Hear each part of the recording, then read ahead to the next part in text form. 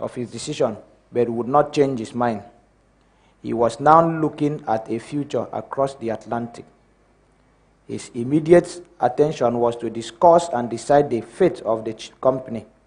As the CEO and chairman of the board of directors, Owen called a meeting of the executive directors and board members of Owen and Associates LLC to inform the members of his decision so that they could decide the future of the company without him. Owen had decided to divest completely from the company as a majority shareholder. He would, however, recommend that his sons Ben Owen and Bassey Owen be taken on board as directors.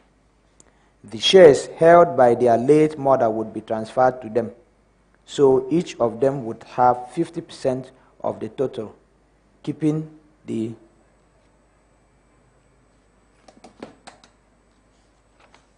name of the company, which he believed was good for business, was purely the decision of the board members. Owen reckoned that it would take some months for everything to be worked out before he left the country. The children had to be settled, too, in a place of their choice, since Owen was going back alone. By his calculation, end of the year might be an appropriate time to leave. He began sorting out his personal affairs to be able to meet his deadline. He believed he would be able to tidy up and finally leave by third week of December. He chose this time when he could slip in quietly while the Christmas festivities were going on in the city. He knew that Christmas time at home was a time of festivities when everybody was concerned with having a good time. Besides, it was the time of year when most people living outside the state would go home. He would arrive and slip into the city without attracting any special attention. The tidying up of his affairs was harder than Owen had thought at first. He had to go through volumes of paperwork to sift out things he needed for his future work. He traveled quite a lot to many cities to meet personally with people to discuss variety of issues, many of them in connection with the severance from his company and others in connection with his future plans. By the middle of June, Ben and Bassey were at home with their father to begin the long summer vacation. Ben would go back to Harvard in September, and Bassey would join him as a freshman in the same university, but in a different faculty. It was a time for the father to fill them with what they did not know about the May 3 deaths of their mother and sibling. It was a time for the father to brief them about many other things. They needed to know much about the family, especially now their father had decided to go back to Nigeria and leave them alone on their own in the United States. They were not just visitors, as their father used to refer to himself. They were citizens. For some time, Ben and Bassey would live together in Boston, Massachusetts, in a house purchased and paid for by their father until they decided on what to do and how to live their lives in the future. In another 2 years, Bassey would be 18 years old. Ben was already 19, who was already 19, would officially be Bassey's guardian. Owen assured them that everything would be fine while he would be away. Everything worked out as planned. Owen would be leaving the United States for good on December 17, 1999, 7 months after he lost his wife and 2 children in that deadly tornado. At 51, he believed that he would still be able to start all afresh at home and get to the height he always dreamed of. He had always decided on what to do when he got home. He knew that with some adjustment to suit the economic and social environment, he would function properly and profitably. Owen had gotten the important tools he would need to take off in business. He would not depend on any financial assistance from the bank that may limit what he had in mind. The capital would come from the proceeds of the sale of his shares in his former company. It was substantial and ran into hundreds of millions of dollars. In his calculation, he would be financially self-sustained for many years before any expected income. With this in mind,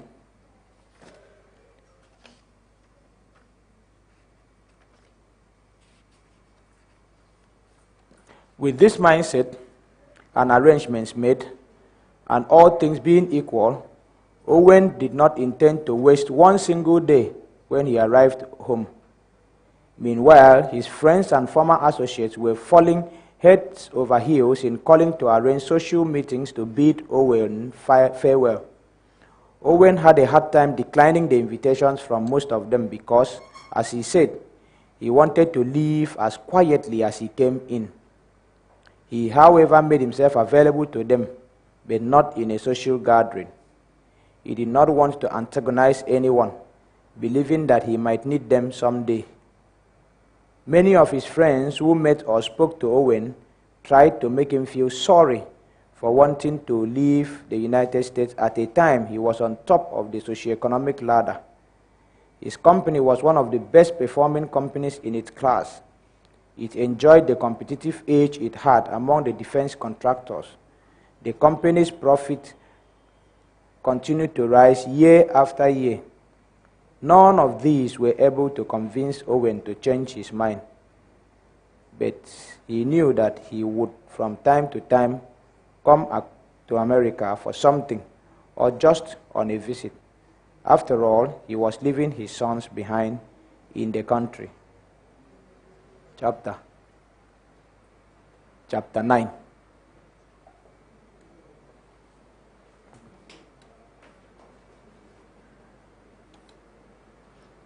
One thing was sure.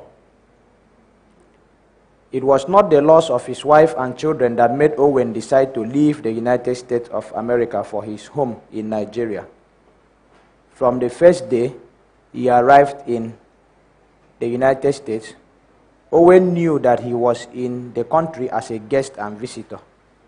It did not matter how long he stayed and how good things were going for him.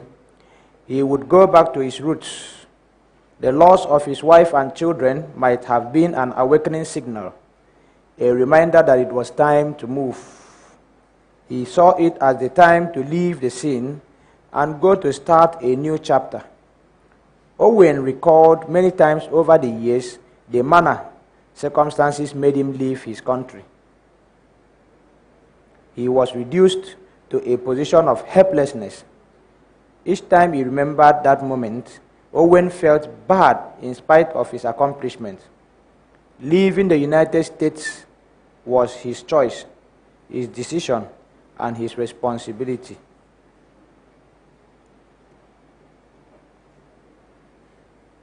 Owen had turned down all proposals by his friends who wanted to see him off at the airport.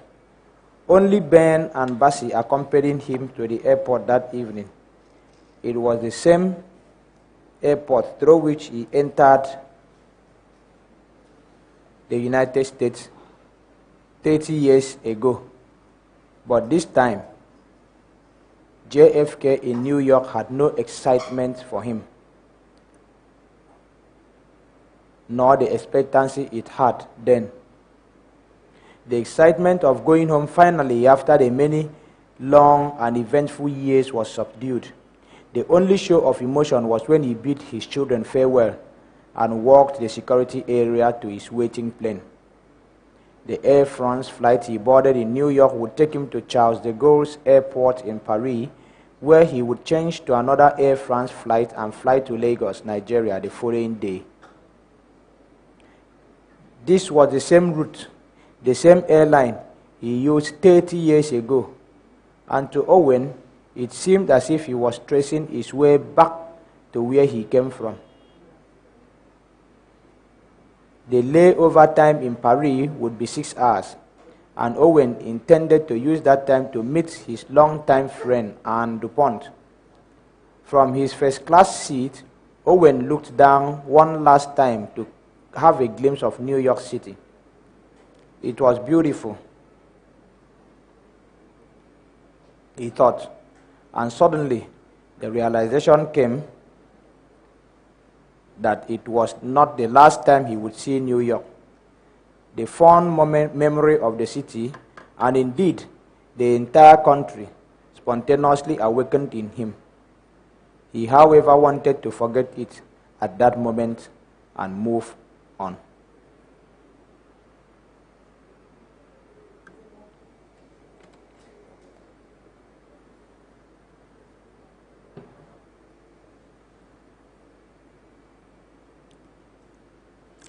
A few minutes into the flight, as the plane gained altitude and stabilized, Owen put up the "Do Not Disturb" sign, leaned back on his seat, and dozed off. He was really tired and needed some rest badly. The last 48 hours were hectic for him. Streams of visitors and endless telephone calls gave him no opportunity to enjoy the luxury of sleep. He admitted all visitors and accepted all calls, but turned down all wishes to see him off at the airport. He thought his 2 children were enough company. Owen woke up after 2 hours of sleep and felt refreshed. A flight attendant was at hand to serve him some refreshment and dinner. He then spent the next few hours reading a book he picked at the airport bookstore, a book he had always wanted to read, The Exodus by Leon Uris. He was still reading when the pilot announced preparation for landing. The plane landed at 5:30 a.m. local time. After the immigration formalities, Owen went to the VIP lounge to wait for his flight connection. He had 6 hours layover time. He had planned to meet Anne during the time. Anne turned up at 8. Anne, now Madame Anne Dupont, married with 3 children, was in her early 60s. She had been a friend of Benjamin Owen for 31 years. She stopped working for Médecins Sans Frontières 15 years ago. They met in the airport restaurant for breakfast.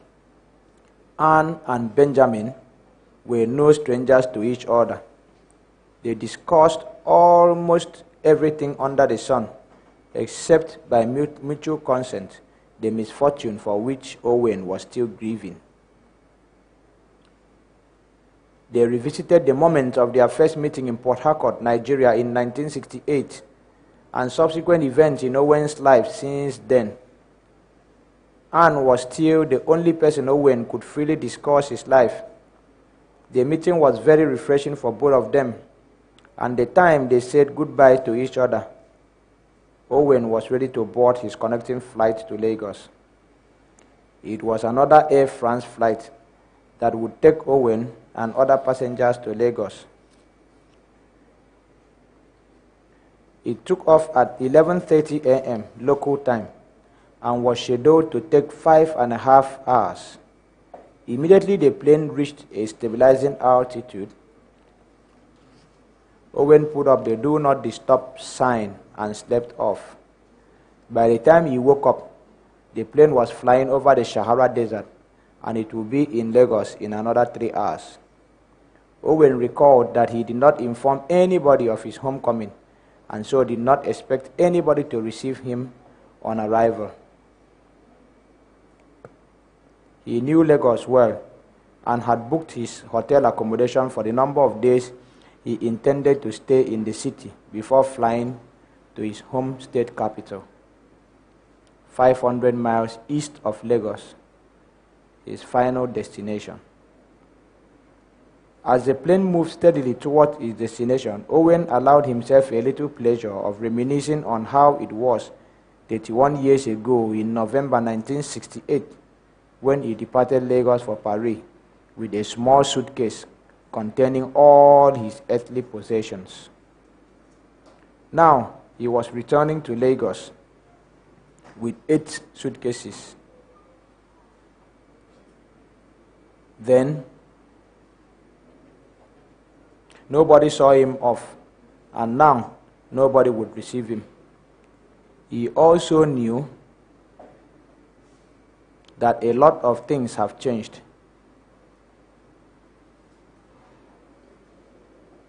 He left as a 20-year-old young man full of dreams, which seemed to have temporarily halted, and now he was returning a 51-year-old man with renewed dreams. For all those years, he had been shown kindness, and he reciprocated in kind. Will his society show him that same kindness now that he was back home? He rhetorically asked. Many other things crossed Owen's mind as the plane was landing. For the first time, he wondered if he would have survived the war in the circumstance he was to be able to pick up the pieces again. Might be he would have survived, and might be the war would have completely transformed him as it did to so many people. He was sure, he told himself, that he would not have been the same person who was now coming back home for good. The landing of the plane cut off further thoughts and brought Owen to full awareness. He was now in Lagos International Airport, Ikeja. Owen went through the immigration formalities with little problem, but spent 2 very uncomfortable hours to collect his luggage. The air conditioning system in the airport had broken down, and he labored under an unbearable heat to get his luggage from a manually operated conveyor belt. That was not a kind welcome, but simply a sign of the things to see at home. The taxi took 90 minutes from the airport to the hotel, a distance of 16 kilometers. By the time Owen reached the hotel, it was 10:30 p.m. For a flight that landed at 5:45 p.m. local time, that was unimaginable. Owen, however, heaved a sigh of relief because it could have been worse if he had missed any of his luggage, which was not an uncommon and daily experience of passengers arriving the airport. The hotel was quite a contrast to the chaos at the airport and on the road. The receptionists were kind and humane. The rooms were comfortable. The environment was serene, and the entire atmosphere was inviting. It seemed to have belonged to a different world. It provided the little comfort Owen so badly needed. Owen spent 3 days in Lagos. His stay in Lagos was not just a break on his journey. He wanted to establish contact with some business people he would need in connection with the business he intended to start as soon as he got home.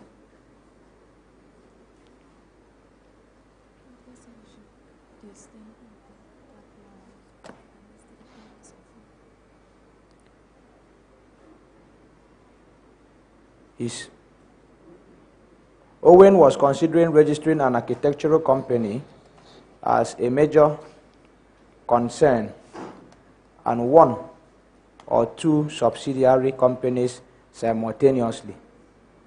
The few contacts he made were invited to his hotel room for discussions that he found very useful. As an intended newcomer to Nigeria, into Nigerian business space, he believed that he needed to discuss the people who had been on the scene for some time, and there was no better place to do that than in Lagos.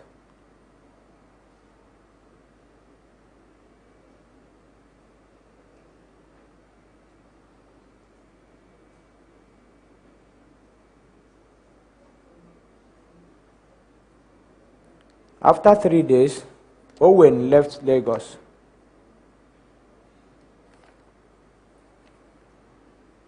The flight to his home after The flight to his home state took 1 hour. It took another 30 minutes to pick up his luggage. Go ahead. He did not fail to notice the different atmosphere at the airport in Calabar, where he landed. Everything was orderly. Owen could still feel the friendliness in the air. Owen had hoped to land incognito, but it turned out not to be the case. He forgot that he grew up in that town and still had friends who might recognize him, although they were at the airport on their own business.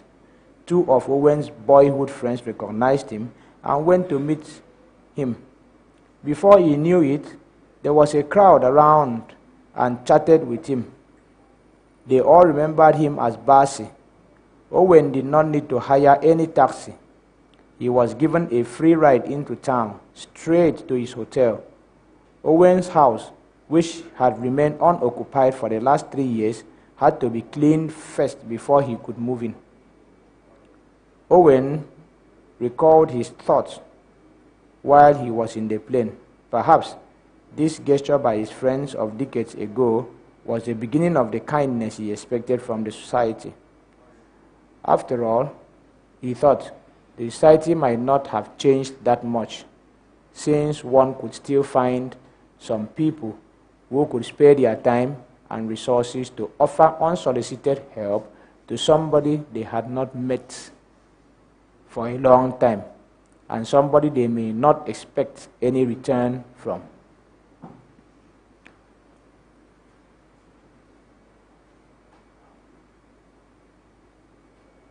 Owen might have jumped to conclusion because his contact with people in the coming weeks proved to be completely different.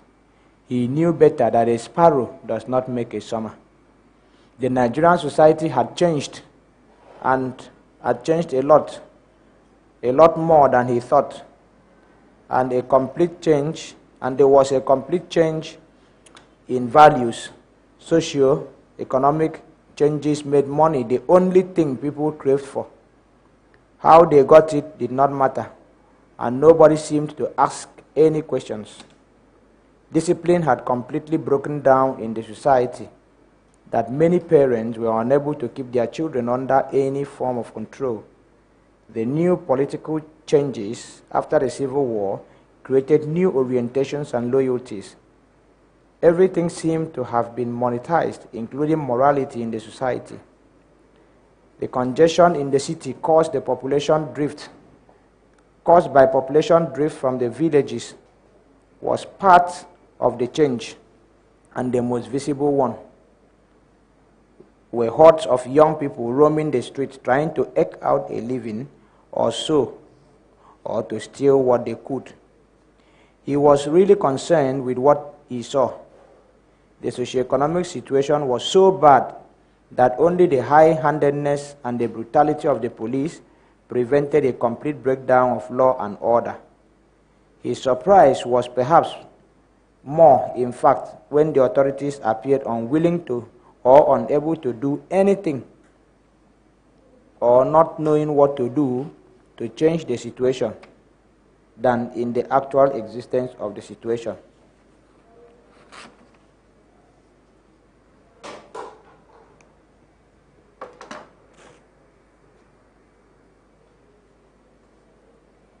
What Owen saw was actually a tip of the iceberg. Police seemed to be the only thing that mattered. Politics seemed to be the only thing that mattered. It became the source of ill-gotten wealth. By it, the society was exploited and rendered impotent.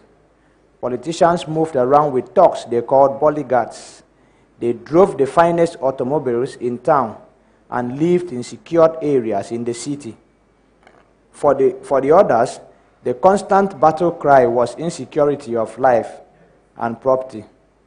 They were trapped in the cycle of poverty and insecurity. Owen did not see anything wrong in change. After all, the only thing that is constant in the world is change. But what he saw was disorder, and chaos in the society, and a deep divide between the neglected many and the favored few. As the saying goes, a government that cannot provide for the many who are poor will be unable to protect the few who are rich. This was the society Owen saw as he came back home and prepared to settle in. Owen saw what many people could not see in that society. He did not see just the chaos and disorder and a disgruntled population. He also saw solutions to these ills. There were enormous opportunities for investment in the society. There was so much work to get the youths off the road and gainfully employed. What appeared to be lacking was the ability to harness the abundant resources for the productive society. Owen believed that he would make a difference using the resources and the experience he had. Chapter.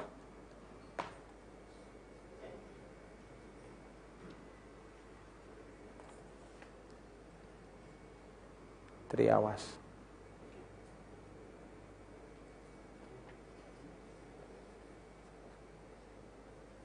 From 3:55.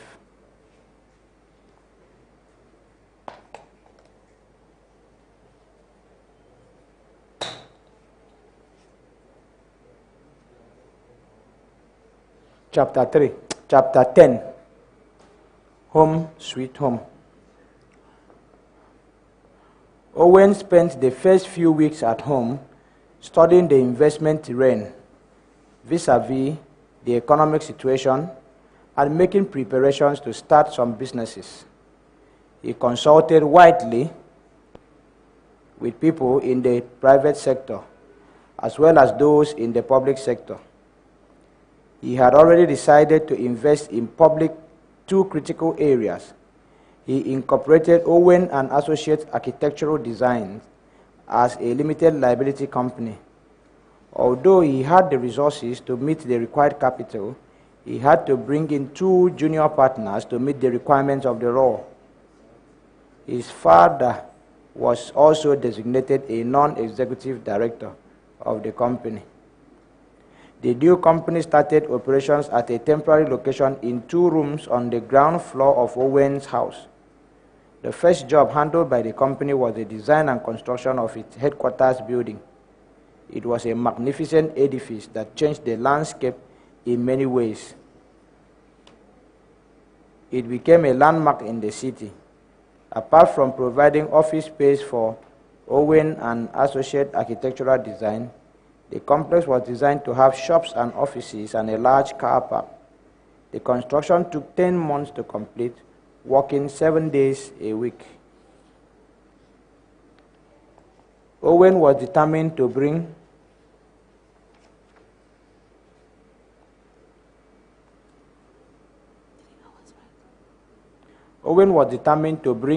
his theory of how good architecture can lead to a positive social change in people and the society. He worked on it in the United States and saw the successful effects, and he thought it could also work in his home. His office structure and car park were the first imposing projects in the area. He became a landmark in the city. He planned 2 small housing projects with separate and independent infrastructure for middle-class dwellers. He wanted to make them models of how people should live a modest, comfortable life. The greatest tool Owen had in the development of the company was his American experience. Owen had to develop his manpower, change the attitude of workers from work as a means of getting paid every month to commitment to work. He started a crusade to change people's work ethics. His employees changed from the work can go to hell attitude, as long as I can get my pay. It was not long before word spread that there was a company that paid and treated workers very well. but would fire workers without notice if they did not perform. Owen started the company with 10 permanent workers. 2 of them were professionals with university degrees in architecture. 4 had some working experience in related fields, and 4 of the 10 had no work experience at all. Owen was prepared to teach and train them into what he wanted workers to be. To him, hard work, loyalty, and commitment were the prerequisites for development and success in the workplace, and that was what he demanded and got from his workers. The company, in return, provided for the workers' welfare and paid them more than living wages.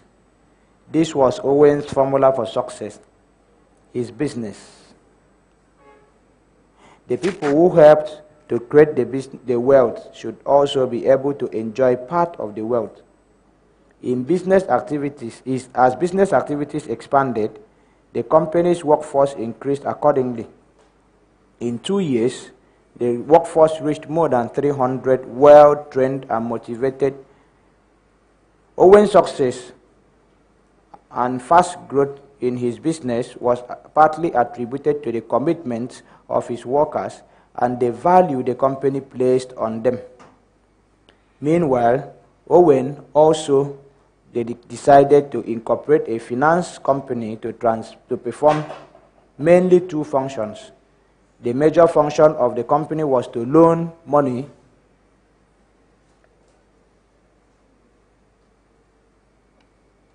to small business people and traders, mainly women, at low interest rates. Besides, no collaterals were needed to take a loan. The only condition was to identify the business the applicant was engaged in and the ability to repay the loan. The company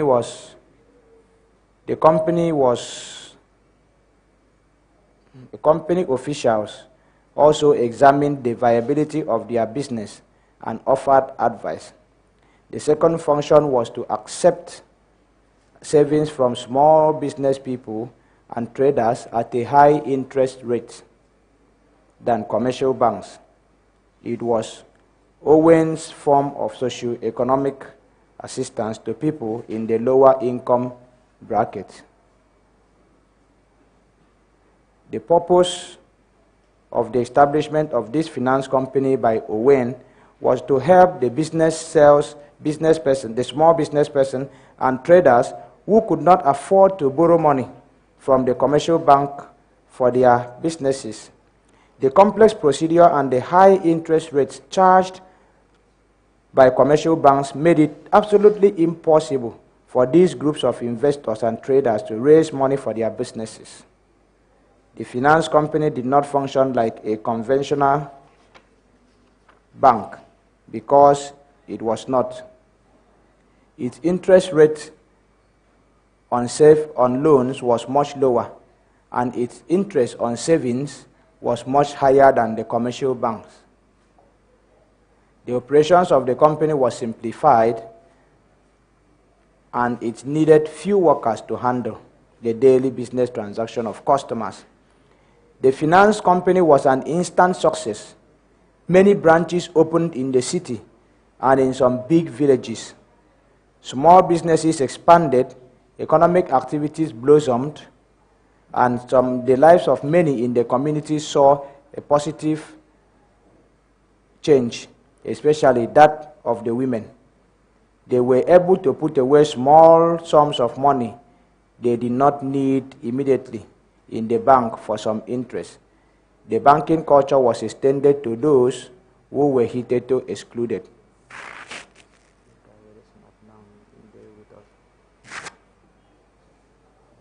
It was not long before the public started to notice the rise of Benjamin Owen as a special kind of businessman and his contribution to his community.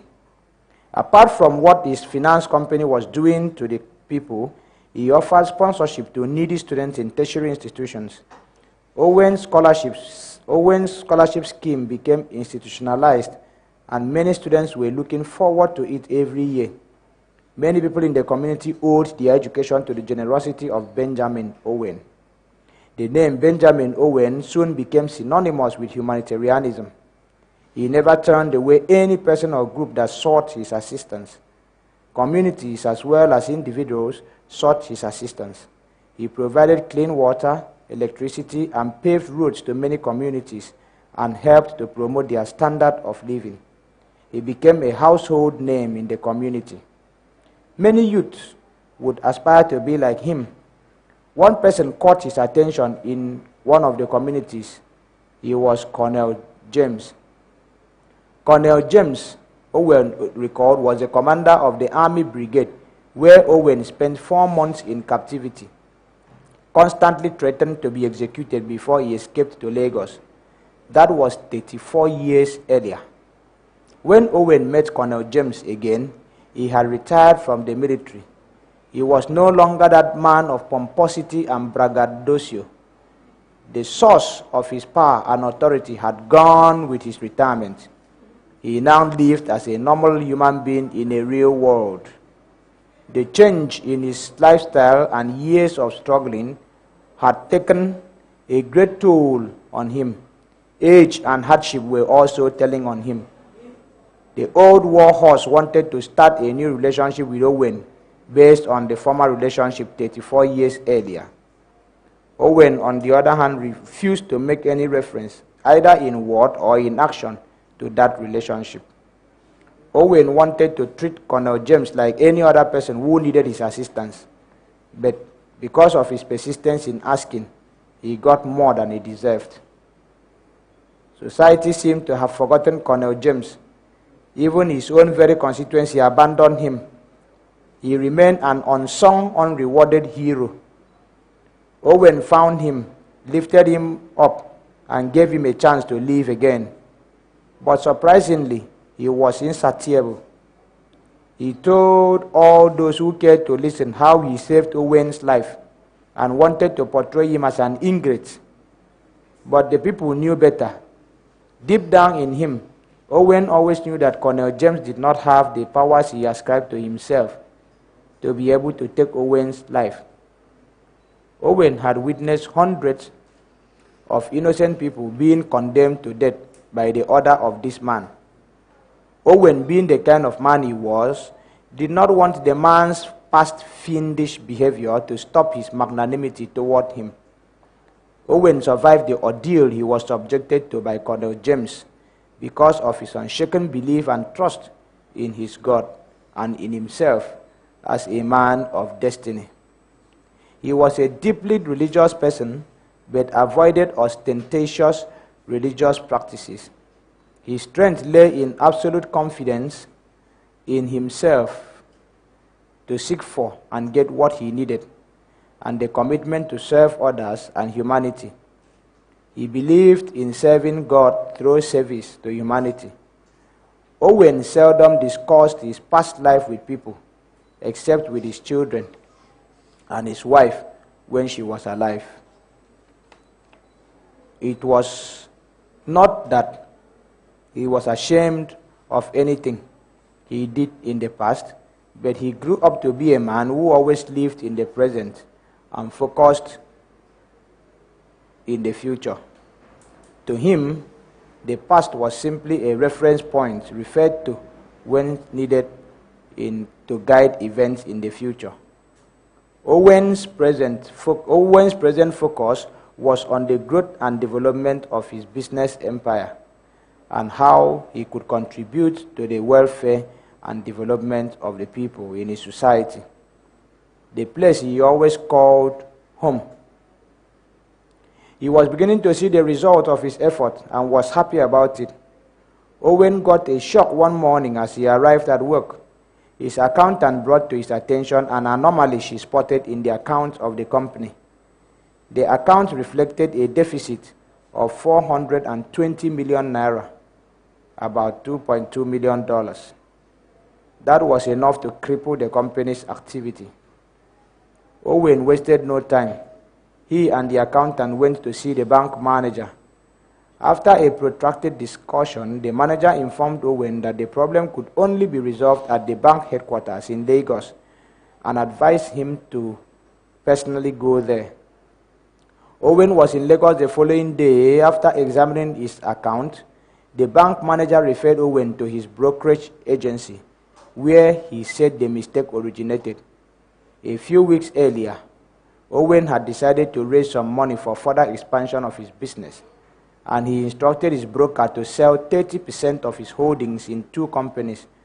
According to the broker, the amount raised from the transaction was 420 million naira, but nobody, neither the bank nor the broker, could explain why Owen's company account was debited instead of being credited. The issue became more complex than Owen thought at first. He simply wanted his account reversed. But from the bank's point of view, the 420 million naira represented a loan to his company, though no request was made for any loan and none was granted. The bank demanded interest on the amount. Owen made a counterclaim that he had to be paid interest for the period he was deprived of the use of the money. However, in order to resolve the problem, Owen was prepared to forfeit his claim if the other party would do the same and credit his account. Instead, a further complication developed. The problem was now viewed as a case of fraud, and to start with, the account had to be frozen. Owen did not know what to make out of this. The 2 days he planned to stay in Lagos had run out. It was now a legal issue, and Owen was involved as a witness. Owen sought a legal advice. He would sue both his broker firm and the bank for fraudulently depriving him from the use of his money, and would seek remedy. It became a ding-dong legal battle that kept Owen for another 2 days in Lagos. The parties finally reached an agreement out of court with the help of their lawyers.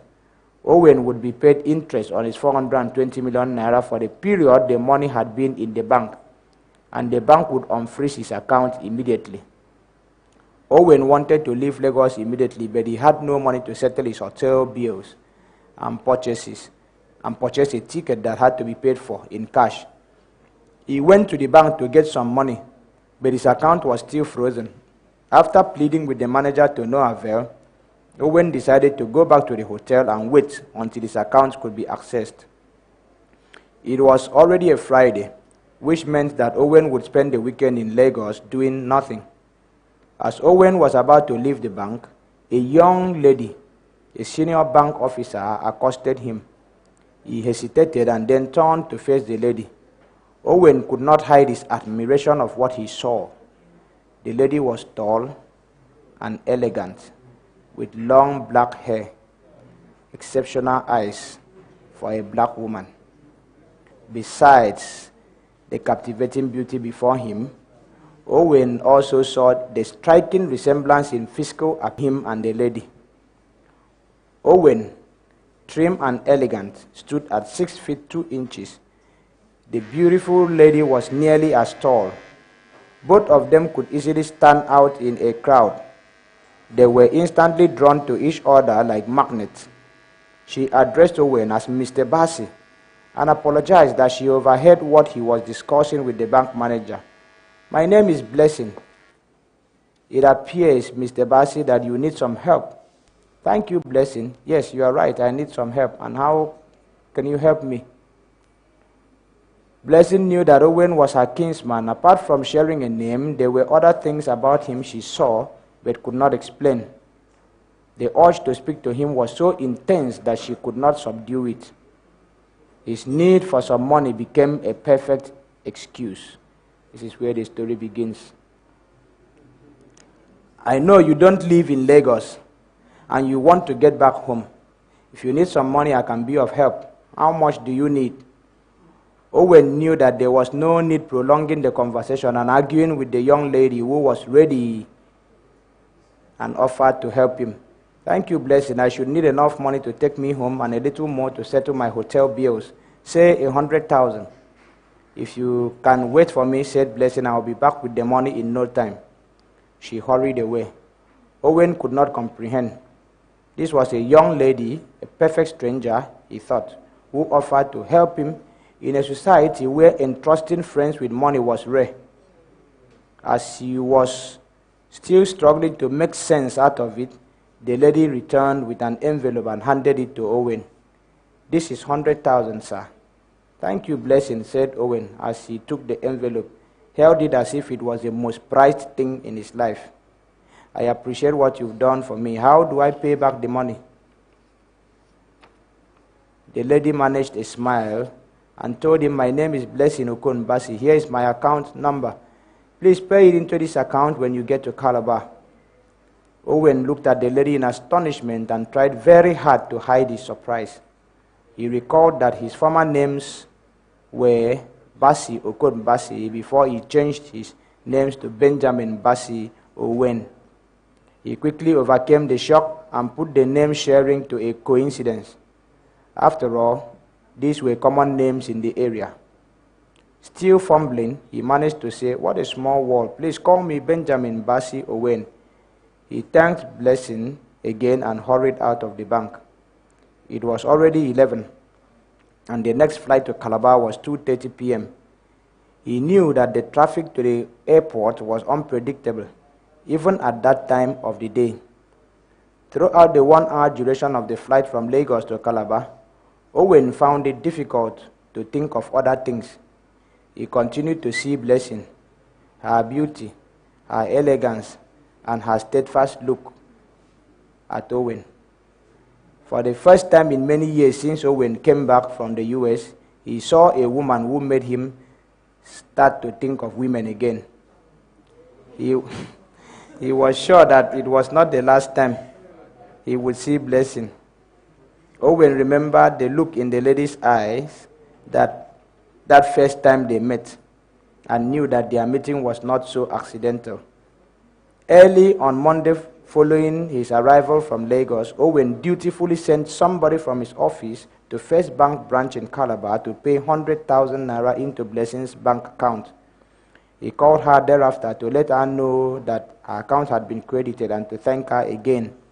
It was also an opportunity for Owen to speak to her, referring to her intimately as "my beautiful angel," and he asked her to let him know if there was anything he could do for her in Calabar. It was the beginning of a relationship. Contrary to what Owen would admit, since the brief meeting with Blessing in Lagos, his emotional life changed drastically.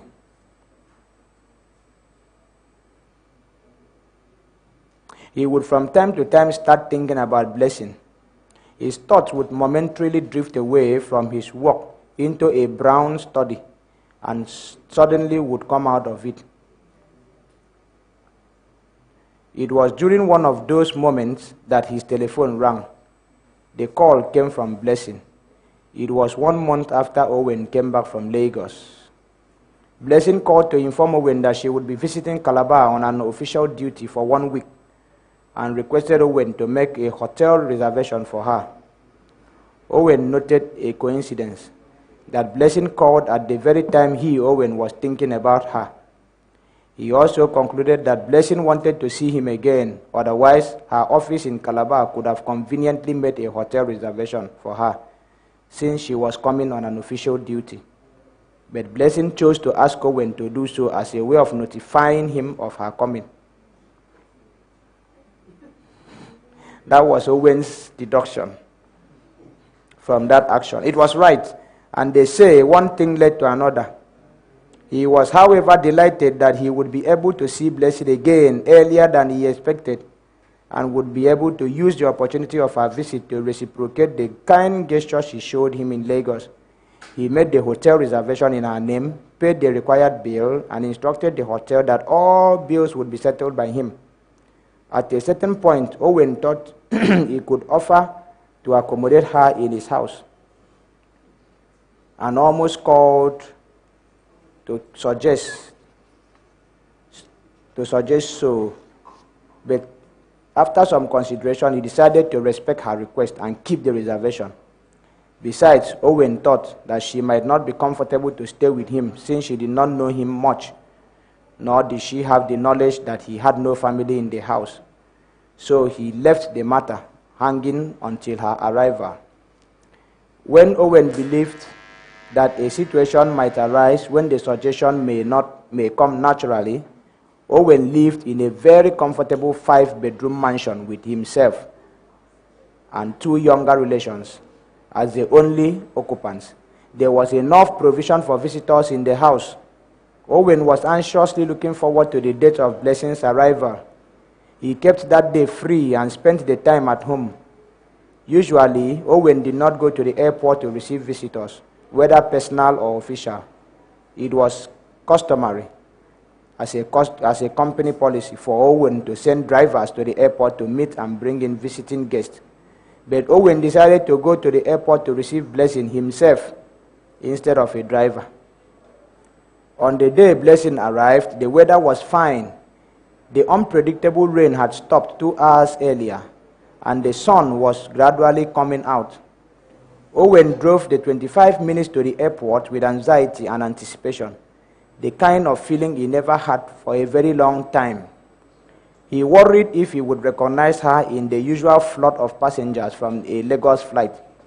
He tried to recall her face, her elegant features, and her beautiful smile, and reassured himself that he would not miss her. He was at the airport long before the plane arrived and took a conspicuous position from where he had a command view of the single gate which all passengers would pass through. The plane arrived in time, and within minutes of its arrival, passengers started to stream into the arrival hall. It was not long before Owen saw a tall, gorgeously dressed woman Owen recognized as Blessing. She walked majestically, with majestically measured steps. As Owen started moving towards her, their eyes met, and a smile lighted her face. Owen missed a heartbeat. There was no mistake. She was indeed his Blessing. Blessing, Owen called with a returned smile and raising his voice as if he was not sure who she was. "Oh, good afternoon, Dr. Bassi," Blessing greeted, preferring to address Owen by the name that reminded her of the father she never knew. "Thank you for coming to receive me. You are welcome to Calabar," Owen replied. "I hope you enjoyed your flight." As Owen stretched one hand to take Blessing's hand luggage and the other hand to give her a handshake, Blessing ignored it and instead opened her arms in a warm embrace. Owen responded and kissed her on the cheek. The welcome ceremony was complete, and they moved toward the parking lot. Blessing was surprised to see that Owen drove the car himself to the airport to meet her. It was the usual practice that people of his socio-economic standing in the society would send a driver to pick up their guests from the airport. She did not mention her observation in their conversation, but simply noted it. Maybe she thought Owen wanted to have a personal relationship with her. On the way into town, Owen asked Blessing if she really needed to stay in a hotel, that he could offer her a place in his house if she would accept to stay there. Blessing asked Owen to take the decision and count on her to abide with whatever decision he took. The two acted as if they were already lovers. Owen announced that the decision was that she was not going to the hotel. They both applauded the wise decision. The drive from the hotel took only 30 minutes. Blessing was shown into the guest quarters on the first floor. It comprised of a bedroom and a living room. Owen had instructed the place to be made ready for occupation in anticipation that Blessing would agree to come to the house, as it indeed happened.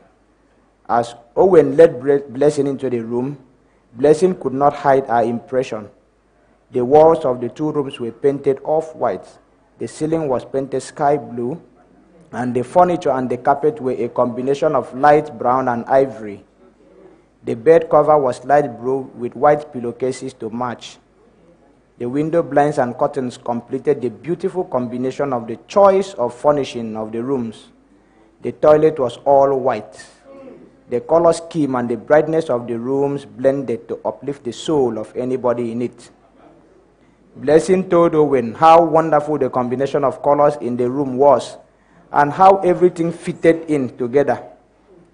It reminded her of her own house, how everything was immaculately clean and in its right place. She wondered how Owen could have imagined that. It could have been a coincidence or a meeting of minds, she thought.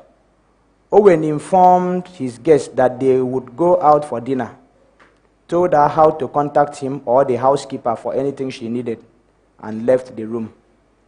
Blessing felt excitement since her arrival.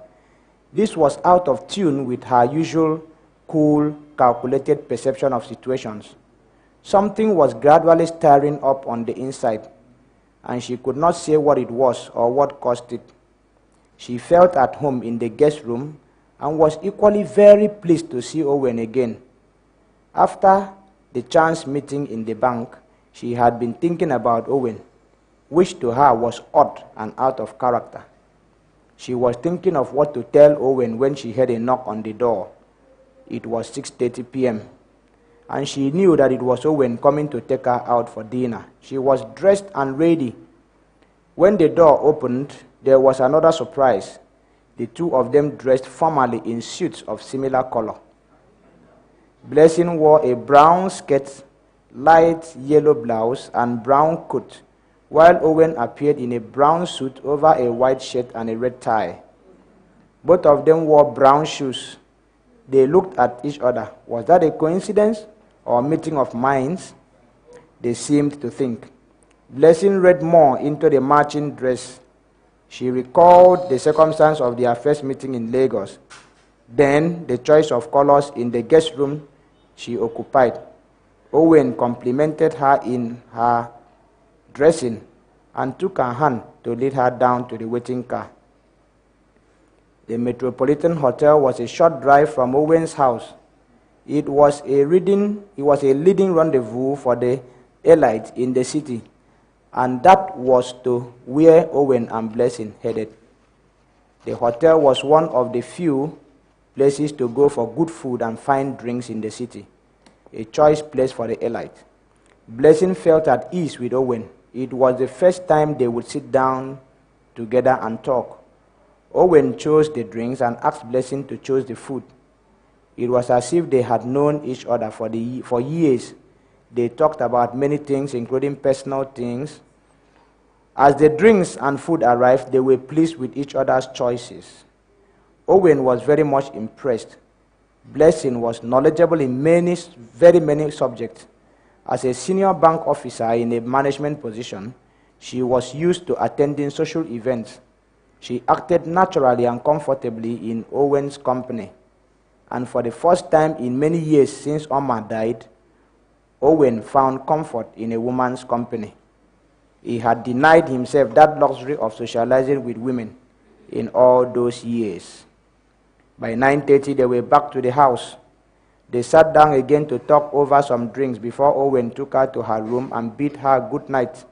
She went to bed satisfied and very happy about the events of the day. For the first time in her life, she felt something differently. She tried to recall the feeling she had after seeing Owen in Lagos about a month earlier. That feeling was spontaneous, and the more she tried to suppress it, the stronger it became.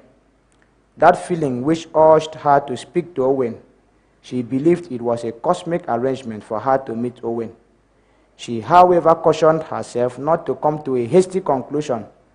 After all, she had 1 week to stay with Owen. Getting more interesting. Chapter 11, Turn of Events.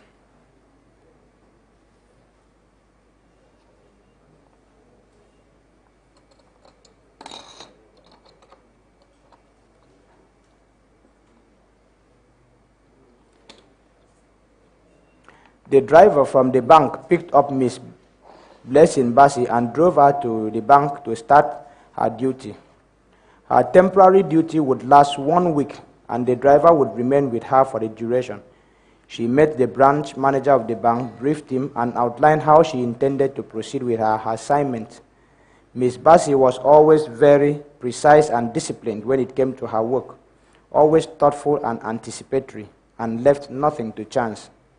Surprisingly, She did not make any demands on the manager, which was most unusual with a visiting officer. She accepted a courtesy dinner to be hosted by the bank that evening. Following usual practice, she could invite a non-bank staff as her guest for the dinner. She immediately called Owen to request if he would be able to attend. The answer was spontaneous. He would go with her. The dinner that evening went on well.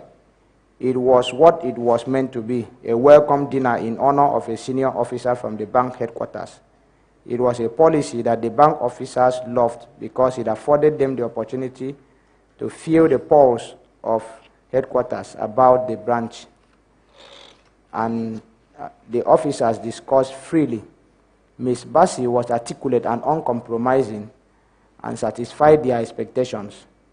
When it was over, they all felt happy that she was the one who was sent. They were also very happy to see her company. Dr. Owen was the most prominent customer the bank had in the city and one of the most respectable citizens in the state.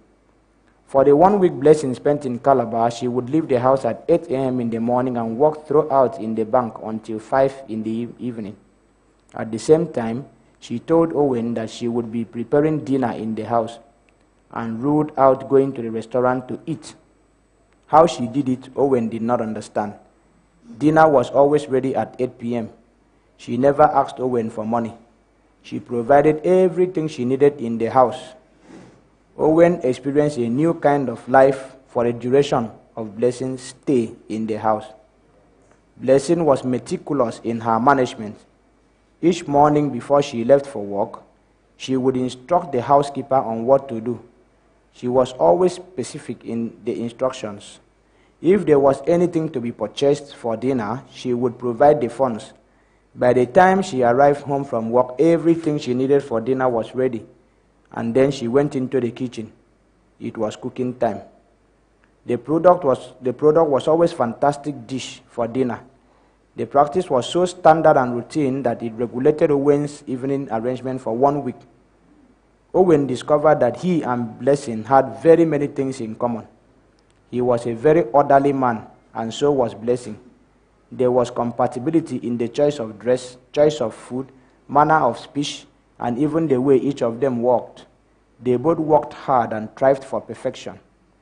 During the little shopping she made before going back to Lagos, Blessing always went for the best, and Owen did not fail to notice that. They had talked enough to conclude that they could live happily under one roof, but neither of them mentioned anything close to that. One thing was sure, they were two friends just waiting to meet, and destiny brought them together. Destiny, indeed. Owen believed in destiny. There was one thing Owen saw that was missing in Blessing's life. She was a lonely woman. For all the time they were talking, she never mentioned anything about her family or relations or friends. Owen avoided asking her specifically about that, but wondered how such a beautiful, well-educated, well-groomed, and apparently well-to-do young lady could stay without friends. Was there anything she wanted to hide? Definitely, that was not the case. Blessing finished her assignment in the bank in Calabar and returned to Lagos. She returned to Lagos a changed woman. She believed that she had found what she had been waiting for all her life, a man she could love and live with. But did she make a mistake not to ask him for something she only assumed he would give her? But that was not her nature. She always believed that she could get anything she needed without overtly asking for it. Blessing never talked about her family. According to her, she had no father, not even a stepfather. She was not yet 5 when her mother told her that her father was killed in the Civil War, which started about 6 months after she was born. Blessing grew up in her grandmother's 1-bedroom house, where her mother also lived. Things were difficult with them, and the grandmother made a lot of sacrifices to provide for her minimal needs as a child. Life became much tougher for her when the grandmother died by the time she was 6. Since Blessing was 4 years old, her mother had no gainful employment and no means of providing for her. She used to work in the big cement factory in town, but was laid off among many other workers when the factory could no longer break even. There were no known relations to help the mother, as was the culture among the people. Melody, Blessing's mother, started the business of sex for money, to fend for herself and her child. First, there were 2 or 3 men who visited her from time to time, but later it became a regular flow of men of all characters, coming in and out day and night. It soon became talk of town. For little Blessing, the men were too many for her to notice any of them as the father figure she needed in her life. She started to resent their presence in the house. Her resentment created some problems for the mother in her business. Little Blessing had to be sent to the village school immediately when she reached age 5, 1 year below the normal age. She was able to stay away from home most of the day, and that allowed her mother to do her business uninterrupted. As a concession, as it were, the mother regulated the number of visitors in the night. Blessing was a gifted child. In spite of the handicap in her upbringing, she did extremely well in school. Her teachers were astonished in the number of things she knew. At 7, she could solve mathematical problems for 11-year-old students. She could write and discuss issues when her classmates were still struggling with the construction of their first sentence. Blessing was 7 years old when one day she refused to go home after school. She said that she did not want to live with her mother anymore. Because she could not be forced to go home, the school headmaster accepted the responsibility to keep her for a few days until a permanent home could be found for her. An expatriate Methodist Reverend minister offered to keep Blessing in his family. She was taken away from the village and the crisis averted. Blessing never returned to the village since then. In retrospect, one could see why Blessing had no known family relations. Reverend Wilcox was the only man she knew as a father. She revolted against the kind of life her mother lived and rejected her. She never turned back to look for the mother again. She did all her education outside where she was born. She made new friends and relations and had no need to search for relations other than those she knew. It was not long after Blessing was taken in by Reverend Wilcox that Wilcox was posted to a new station in Umuahia. He took Blessing with him. Meanwhile, Melody was forced to leave the village.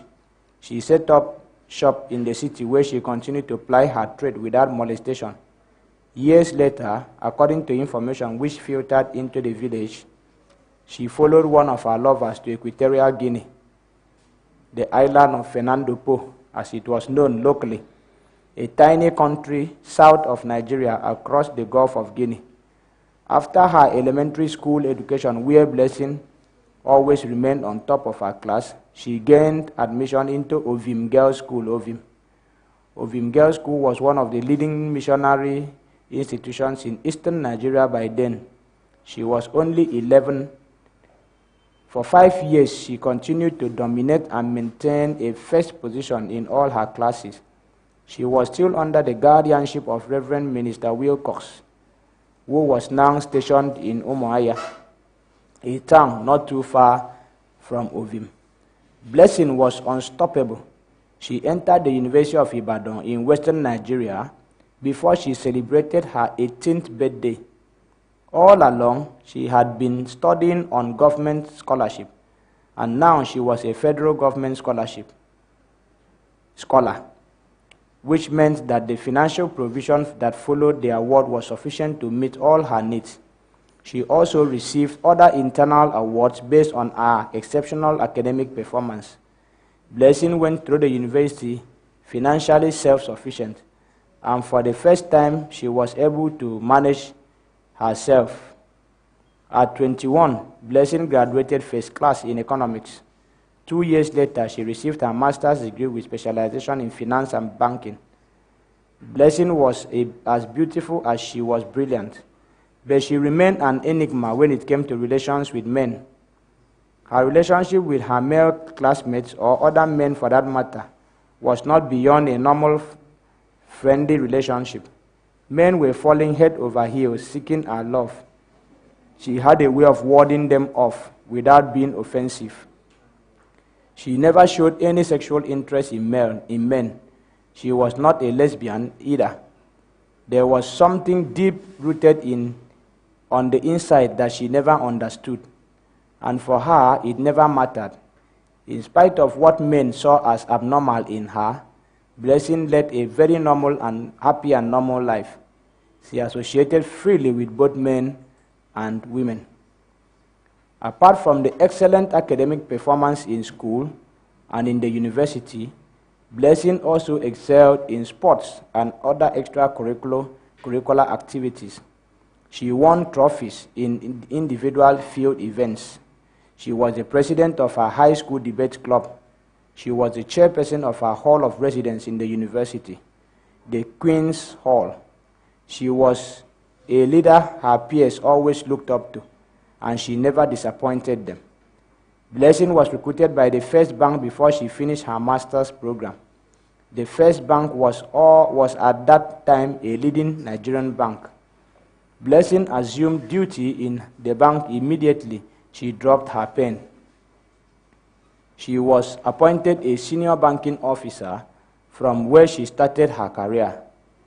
At the time Owen met her in the bank in Lagos, she had risen to the rank of a senior manager in charge of operations. Back in Lagos, Blessing settled into her work, but she was a different woman. Life seemed to assume a different meaning for her after the one-week official trip to Calabar. That afforded her the opportunity to meet Owen again. She was always on the telephone with Owen every morning before she started work, and the last thing before she went to bed. They remained in constant communication.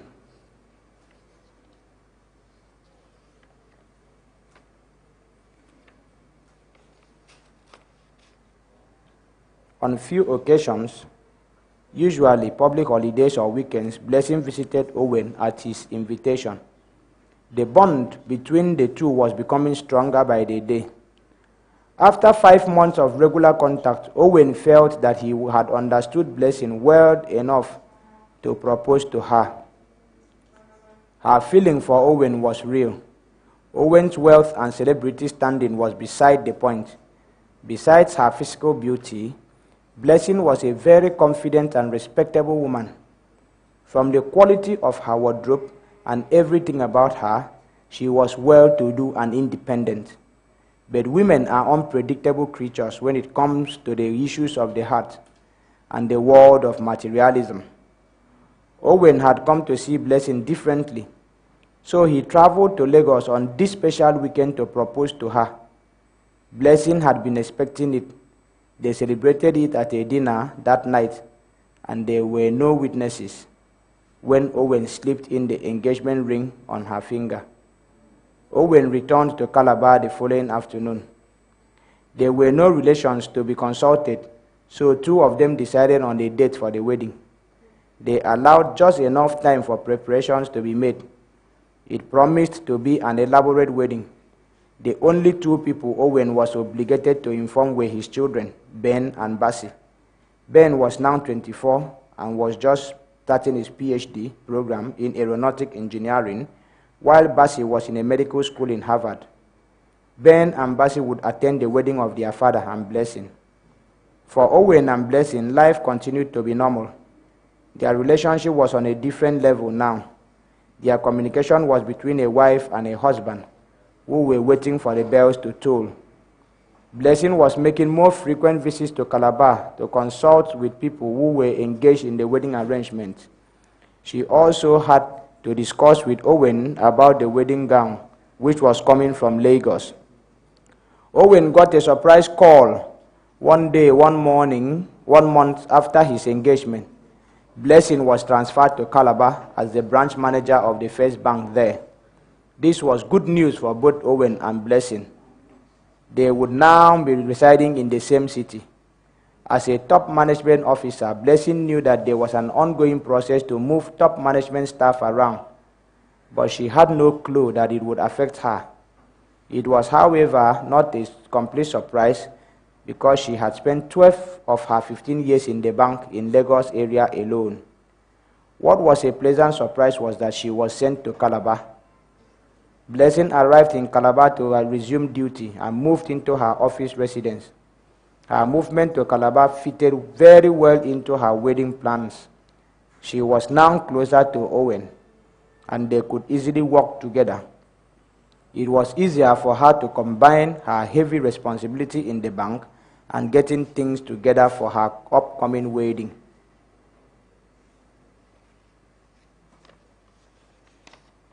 Chapter 12.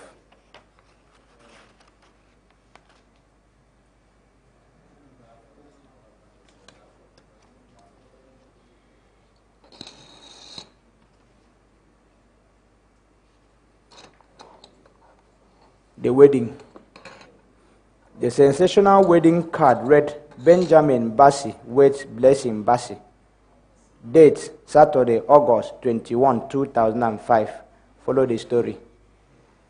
The omission of Owen was deliberate. In the locality, two events usually pull large crowds, weddings and funerals. This one was not just a wedding, it was Benjamin Owen's wedding. The bride was also a woman of substance in the society, a wealthy businessman, a philanthropist, and a social crusader, and a bank manager were getting married. Preparations for the wedding went into full gear as soon as Blessing arrived in Calabar. Experts and professionals in the business were consulted and engaged. Every detail was taken care of, and rehearsals were conducted. The wedding gown came from Lagos. The groom's suits came from the United States. The decoration for the maidens and the flower girls came from China. The wedding was a blending of the modern society wedding and the rich cultural wedding. Their wedding day is usually a special day in the life of the couple. This was a special day in Blessing's life, as was expected. Thousands descended on the town. It was a roll of who is who in the state and beyond. Bank officials were in attendance to witness the wedding ceremony of one of their own. Members of the community trooped out in their numbers to be counted. It was an opportunity for the many beneficiaries of Owen's humanitarian activities to show their solidarity with him. Their town stood still. All routes led to the town cathedral where the wedding was conducted. The town folks illuminated the cathedral in their Sunday best. The VIP competed in their fancy tailored suits and traditional attire. The cathedral was filled to capacity. The overflow watched the ceremony on a big television screen mounted outside the cathedral. The atmosphere was serene as the nuptial train moved into the cathedral. Owen, accompanied by his best man, Ben, first went in. The son of Reverend Minister Wilcox escorted the bride and stood in for the father. Blessing never knew. Later, he would give her out for marriage according to tradition. The bride appeared in a white satin wedding gown with blue stones. Her head was decorated with multicolored traditional beads. She used a very light makeup from a traditional camwood mixture. The bridesmaids almost stole the show in their blown blue dress above the knee and the legs covered in beads. The flower girls were dubbed little angels. The uniform of multicolored fabric would make them be mistaken for the Chinese Muppet show. They were admirable. The bell boys came in with their own uniqueness to add color to the scenery. Owen and Blessing were joined in a solemn matrimonial ceremony watched by thousands of friends and well-wishers. They were declared husband and wife. From the cathedral, the guests converged at the reception venue. It was held in an open space to accommodate the thousands who turned up. The reception program was elaborate and strictly followed. Prayers were offered, speeches were made, others sang and danced in celebration, and soon it was time for the new couple to perform their first dance. They danced to the melody of the music, to the admiration of the guests. By tradition, this was the time for guests to show appreciation for the beautiful dance performed by the couple. That meant showering them with money and joining them in dancing. Everybody was on their feet as the guests showed that they came prepared to celebrate with the couple. There was enough food and drink for everybody. The reception continued late into the evening before it finally ended. This was the wedding of the century. Among the wedding guests was one person Owen specially invited with all expenses paid. He was Captain Buhari, by now a retired colonel.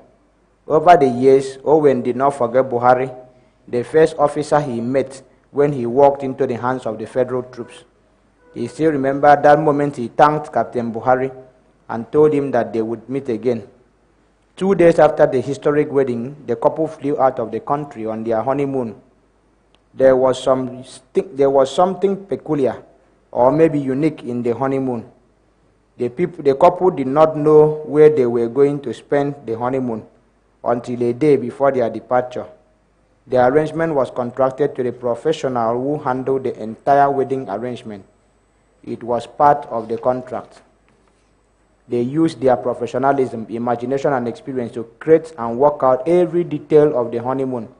The couple had fully paid for it without knowing anything about it. The choice of the places was as surprising as it was meant to be. Quite far away from what they were thinking, the couple was built to go to India, Nepal, and Bhutan in Asia. They were not places they had imagined they would go to spend their honeymoon. That was the surprise and the fun. India could be in the realm of possibility, but certainly not Nepal and Bhutan, which were the main focus of the trip. The couple would spend 2 nights in India, 3 nights each in Nepal and Bhutan at the foot of the Himalayas. Honeymoon is a time to relax after the hectic period and anxiety of the wedding. Apart from the relaxation, the places chosen for them would teach them a little something. Geographically, culturally, and socioeconomically, Bhutan and Nepal presented them with something uncommon. Bhutan is described as the land of festivals, where the national development is measured in the happiness of the people. Other countries talk about gross national product. In Bhutan, it is gross national happiness. The people live one day at a time in a seemingly life of contentment. There appears to be no animosity among the people. Everyday life seems to be without fear or anxiety. The infrastructure is not the best in the world, but everybody moves around happily, making a living. Religion appears to influence their lives. In Nepal, shadowed by the great Himalayas, people struggle and live with the hope that there is always a tomorrow. Kathmandu, the capital, is home of the divine, residence of the living God, and the garden of dream. When the people arrived at the monkey temple, they concluded that Nepal was a land of wonders. In India, the couple went straight from New Delhi to Agra to see the famed Taj Mahal, an inspirational, hypnotizing white marble palace, an emblem of love. They enjoyed their ride on elephants and the wonderful sight of road sharing by animals, human beings, and everything that moves on wheels. Every inch of India represented something unique to the couple. They saw the old and the new blended together in a seemingly perpetual competition. It was a time for Mr. and Mrs. Owen were in the 3 countries. Everywhere in the 3 countries they went, there was a tourist site. It was a well-planned trip, from the food they ate, their accommodations, and the things they saw, to the people they met, and the first-hand experiences they had in a land so different from what they had known. They were full of admiration for the professionalism, expertise, and imagination of the agents who organized it for them. The couple returned after 10 days of bliss and life in Wonderland. The couple settled into their new life of husband and wife. Blessing continued to serve in the bank as the manager while Owen focused fully on his flourishing business and service to society. By now, Blessing had moved from her official bank quarters into her matrimonial home. They were comfortable.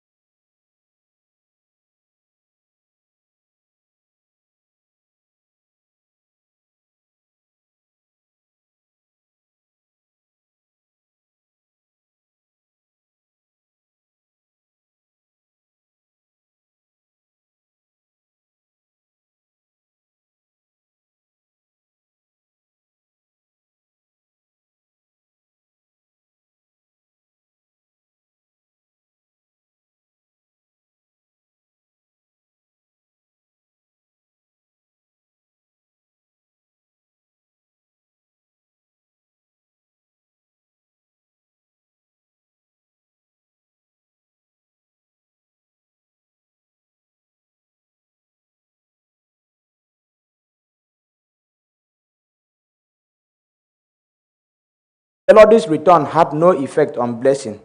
As a matter of fact, the mother had long ceased to be a factor in her life. For all the years, Blessing never knew where she was, or never cared or even remembered that she had a mother.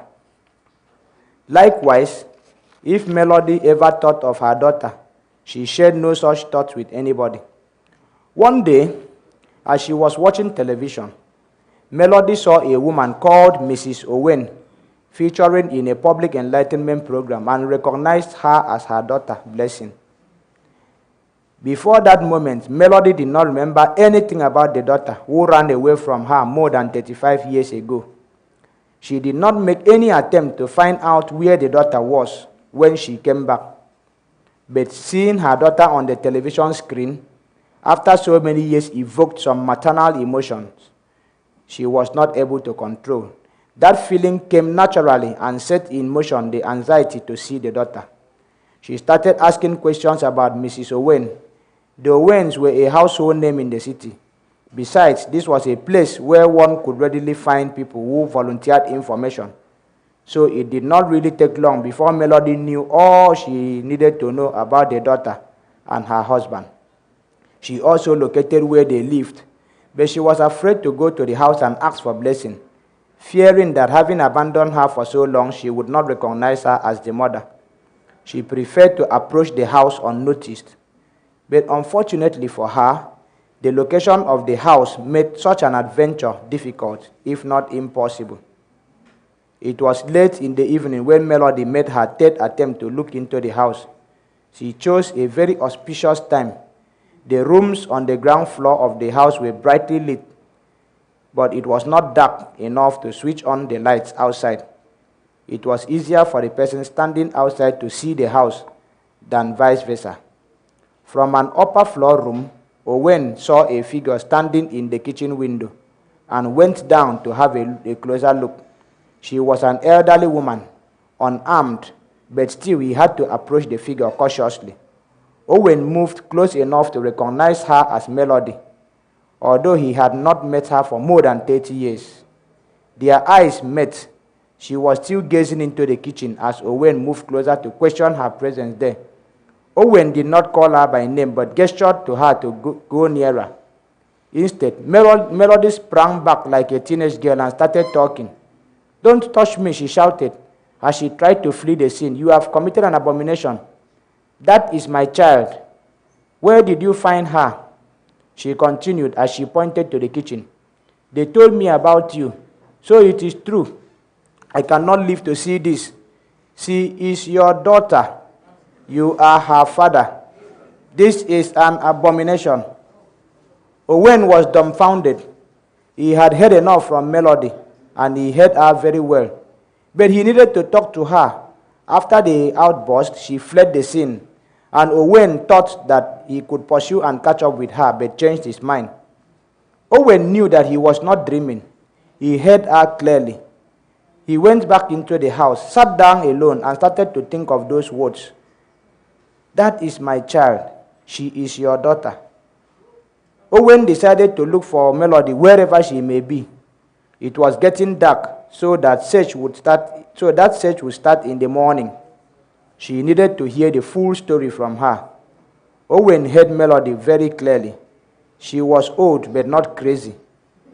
Was it the ranting of a jealous old woman? Owen pulled himself together as he went through the memory of relationship with Melody. He promised to look for Melody the following day. That was not to be. The next day, some fishermen sighted a floating body off Henshaw Town Beach and called the police. The lifeless body of a woman was pulled out of the water. The body was that of Melody. It was not identified until 2 days later. Meanwhile, Owen had been quietly trying to find her until he stumbled on the news of an elderly woman who got drowned. Melody had told Owen that she could not live to see the union. Owen confirmed that the dead woman was Melody. Melody was laid to rest without any fanfare, paid for by one of Owen's charity organizations, since she had no means or relations to pay for her burial. She was not identified with Owen in any way. Neither was she traced to Blessing. Luckily, the drama between her and Owen a day before her death was not witnessed by any person. An event moved so fast that Owen had no time to tell anybody about it. Melody lived an inglorious life and died an abominable death. If there was any truth in what she said, it meant that she lied to a man who would have probably married her and also lied to her child. She was old enough to understand. Those words continued to ring in his ears. "I cannot live to see this. She is your daughter. It is an abomination." Owen tried to dismiss them as mere rantings of a desperate, jealous old woman who had wasted her life pursuing worthless ends and had decided to take her own life in frustration. Melody was not known for her honesty or integrity, but her waywardness did not make her crazy. What would she have lost if she had gone to take her life without telling Owen that his wife was his daughter? Owen was emotionally disturbed and physically shaken. As much as he tried to conceal his feelings, Blessing knew he was not fine. But instead, He was all that was, but insisted that all was fine. He tried to keep out of the wife's way in the pretense that he was very busy.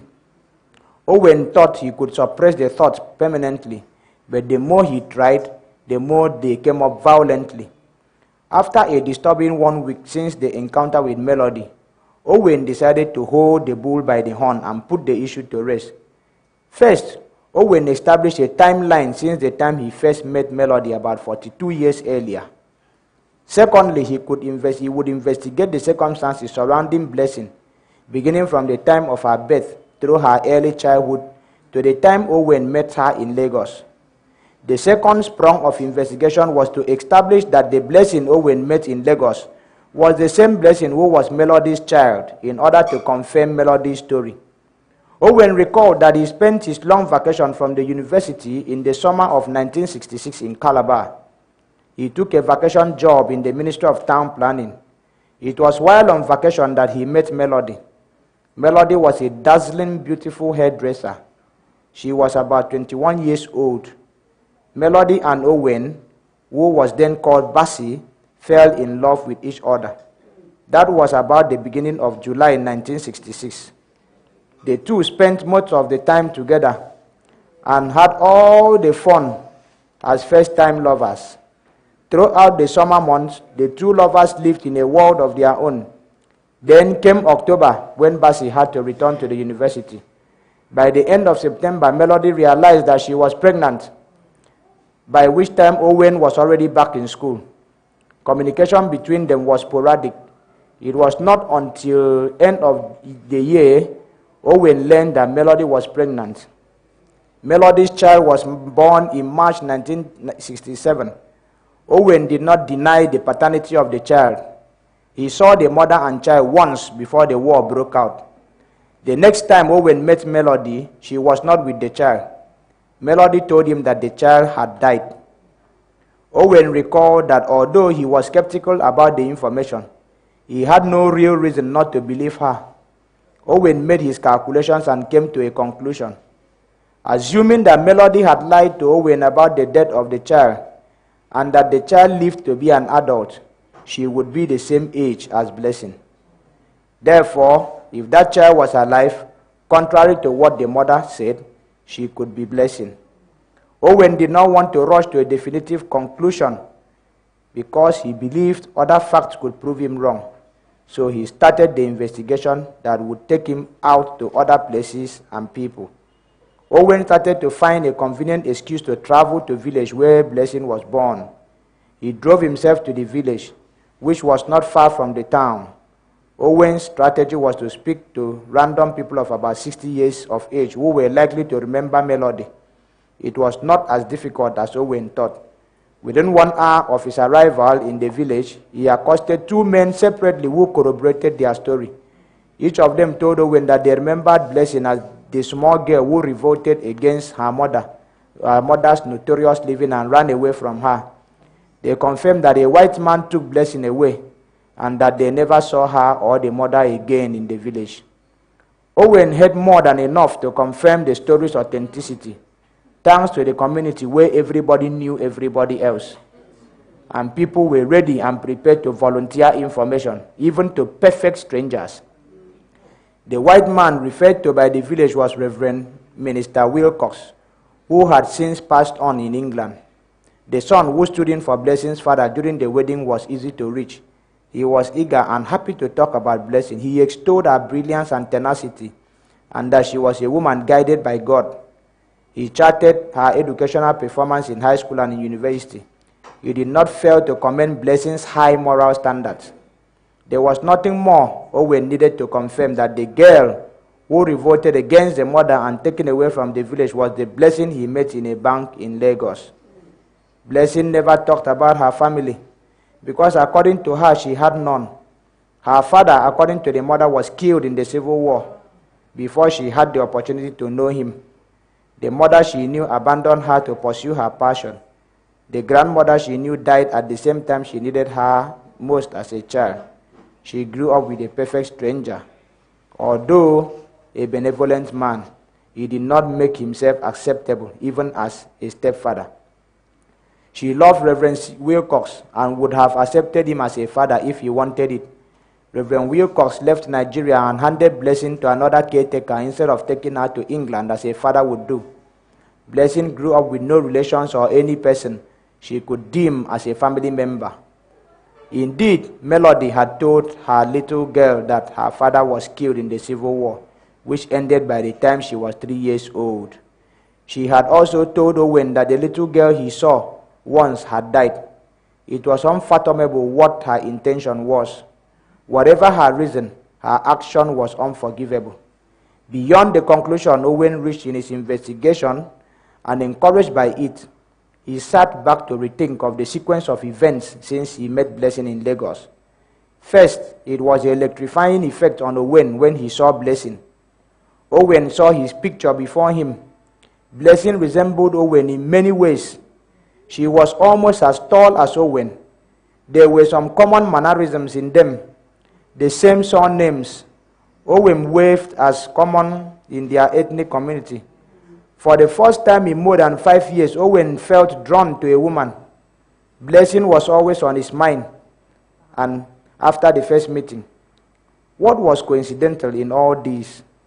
Owen asked himself. Owen recalled many other things like the choice of colors, dress, and food, which he usually attributed to the meeting of the minds. He sat there buried in his thoughts and realized that there had been too many coincidences, too many meetings of the minds to be ignored. The two had been attracted to each other like magnets. There had been that overwhelming evidence that the little girl, Blessing, who revolted against the mother and left the village, grew up to be the Blessing Owen met in Lagos on that fateful day. Owen looked again into the chain of events in his life. He did not follow his instinct when he left Norfolk and relocated in Oklahoma and stayed longer there than he had planned. He remembered the cool night in May 1999 that he sat and passed out on the debris of his house with his wife and children buried under. Were these other happenings part of the scheme to lead him home to unite with his lost daughter? Why did he have to lose his loving wife and children in order to discover his daughter? Were their lives worth nothing? Was his life spared so that he could continue the adventure? Was there no other way for him to have discovered his daughter without marrying her? Why did Melody appear on the scene to spill the beans? Owen did not have any answer to all these intriguing questions. He knew he had an issue to contend with. Owen could no longer pretend that Melody was wrong. He had accepted the paternity of the child 43 years ago, and now that child was his wife. Unfortunately, he remained the only person who knew this fact. Melody died with it. Owen could not turn back the hands of the clock. The problem for him was how to relate the fact to Blessing, or not to let her know at all. After a long thought, Owen came to a conclusion that Blessing had the right to know, but was doubtful how she would receive it. For that reason, he decided to tell Blessing. For Owen, it was remarkable. For that reason, he decided not to tell Blessing. For Owen, it was remarkable the way he handled it. He showed no sign that something out of place had happened. He still loved and adored Blessing, whether as a wife or as a daughter. Nothing changed in the relationship. They continued their life as husband and wife.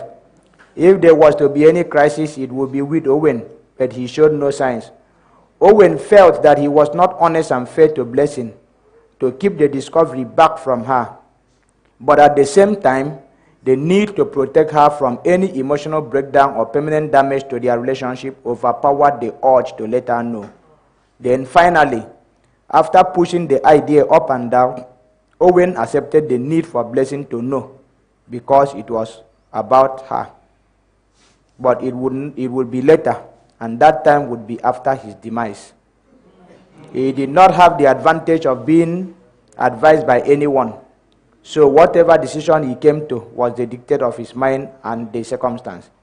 He therefore planned to address a letter to Blessing in which he would tell her the story in full.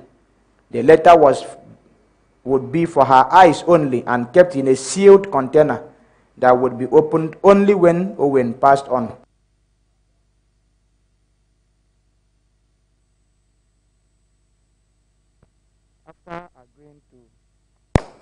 After agreeing to, he therefore planned to address a letter to Blessing in which he would tell her the story in full. The letter would be for her eyes only and kept in a sealed container that would be opened only when Owen passed on. After agreeing with himself, Owen got to work on the letter. It read, "My dear Blessing, I loved you from the day we set our eyes on each other. I never turned back since then. You were everything and all I needed in life until it was my time to depart. There is only one thing I hid from you, for which I am apologizing. Many years ago, a woman drowned off Henshaw Beach. It was actually a suicide. That woman was Melody, your mother. She was at our house the day before she died and saw you through the kitchen window. I saw her, recognized her, and went to talk to her. She said many things and ran away, things which I tried very hard and kept away from you.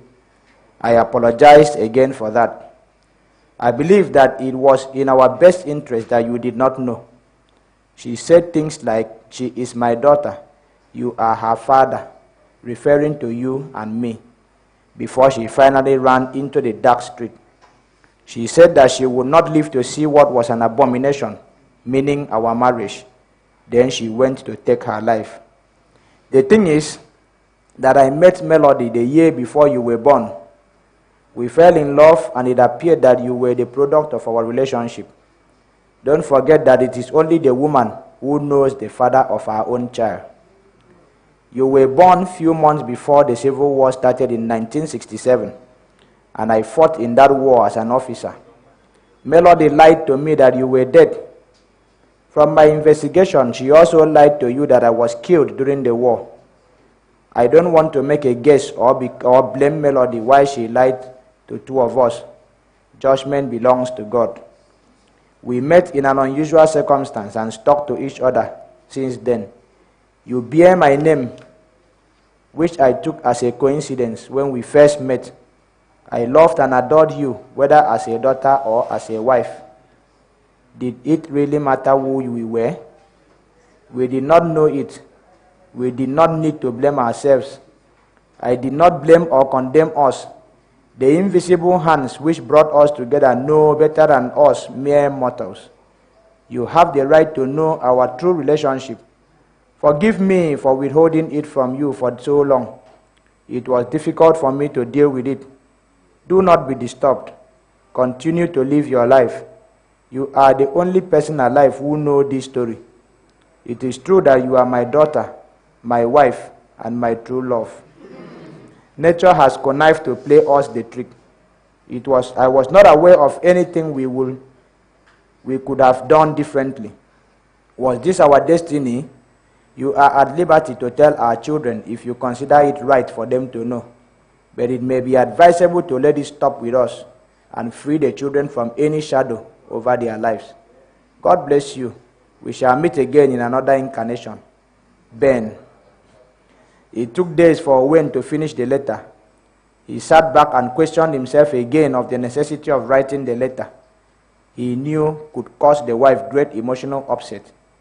He believed that there was a reason for everything that happened in his life, always overrode his reason. Destiny was a good explanation for inexplicable actions or events in life. It sometimes justifies the laissez-faire attitude to life events. Life was not normal anymore with Owen. Whatever he thought, the knowledge that his daughter was his wife constantly haunted him. He knew that was not normal in modern civilization, cultural arrangement. a modern civilized cultural arrangement. He accepted it as part of his destiny, but his inner mind revolt was still troubling him since that time.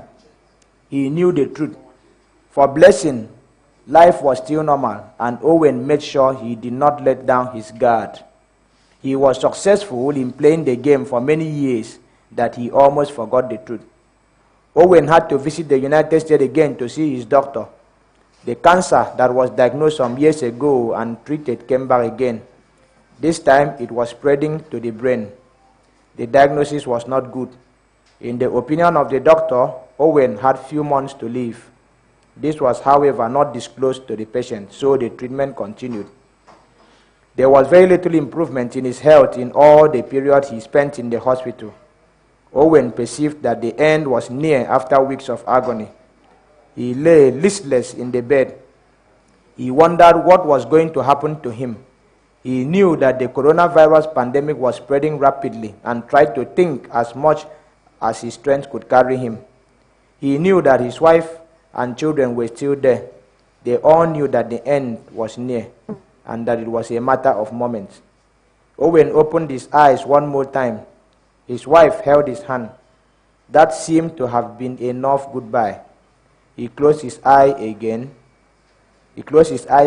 and with it went his last breath. There, Benjamin Owen passed on peacefully.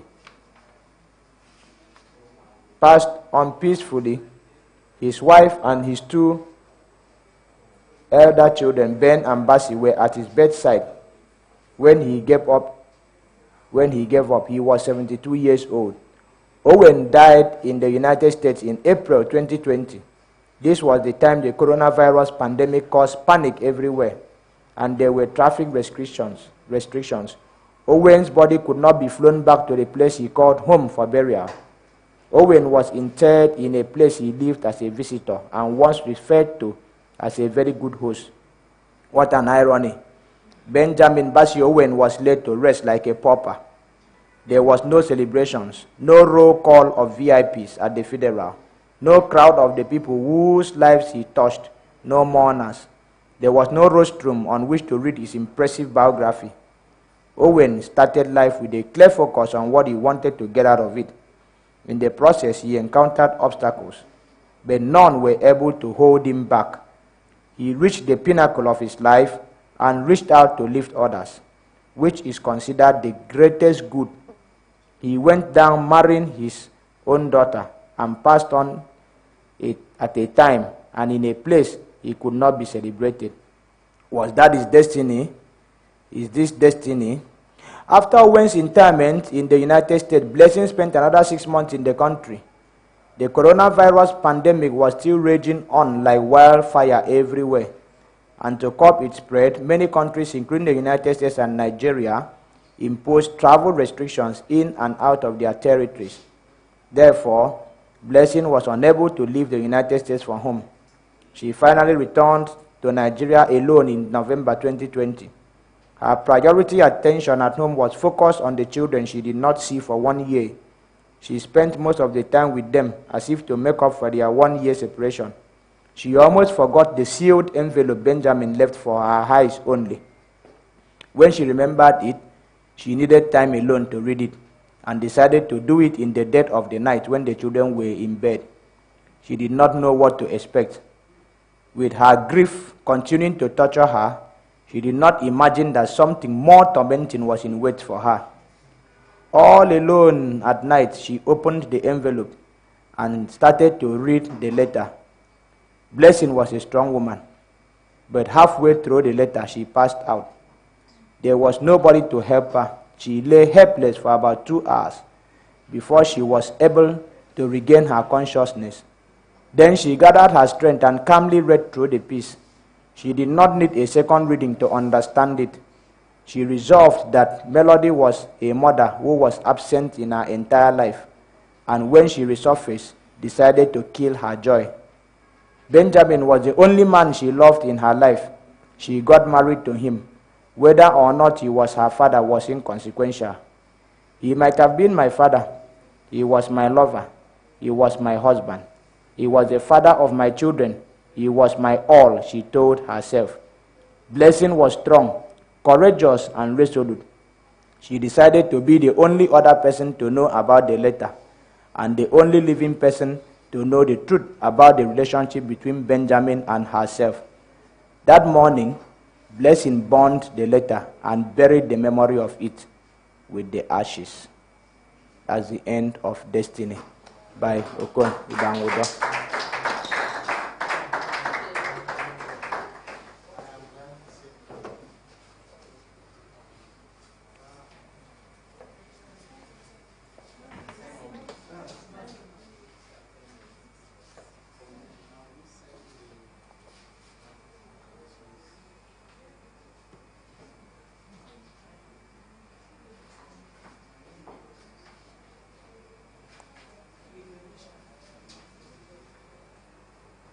Yes, this book.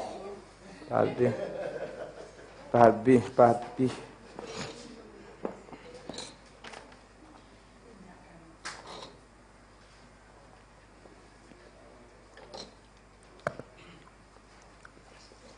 It's a Bibionation, History and Culture by Otobong Owa.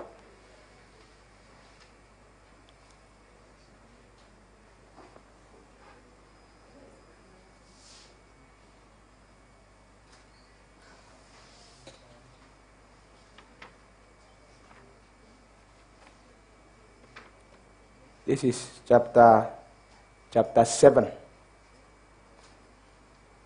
Chapter 7. The book is in two parts. It's in section 1 and section 2. So we are reading section 2. Yes, section 1 is academic exercise. Yes, section 2 is what we really need to know for information purpose. Biblioculture and Sociology. Part 1, Introduction to Biblioculture and Sociology. Culture and Sociology Overview. Generally, the concept of culture has always been subject to the varied interpretations of the historians who seek to define it. It also has a lot to do with the parts of the culture known to the person describing it.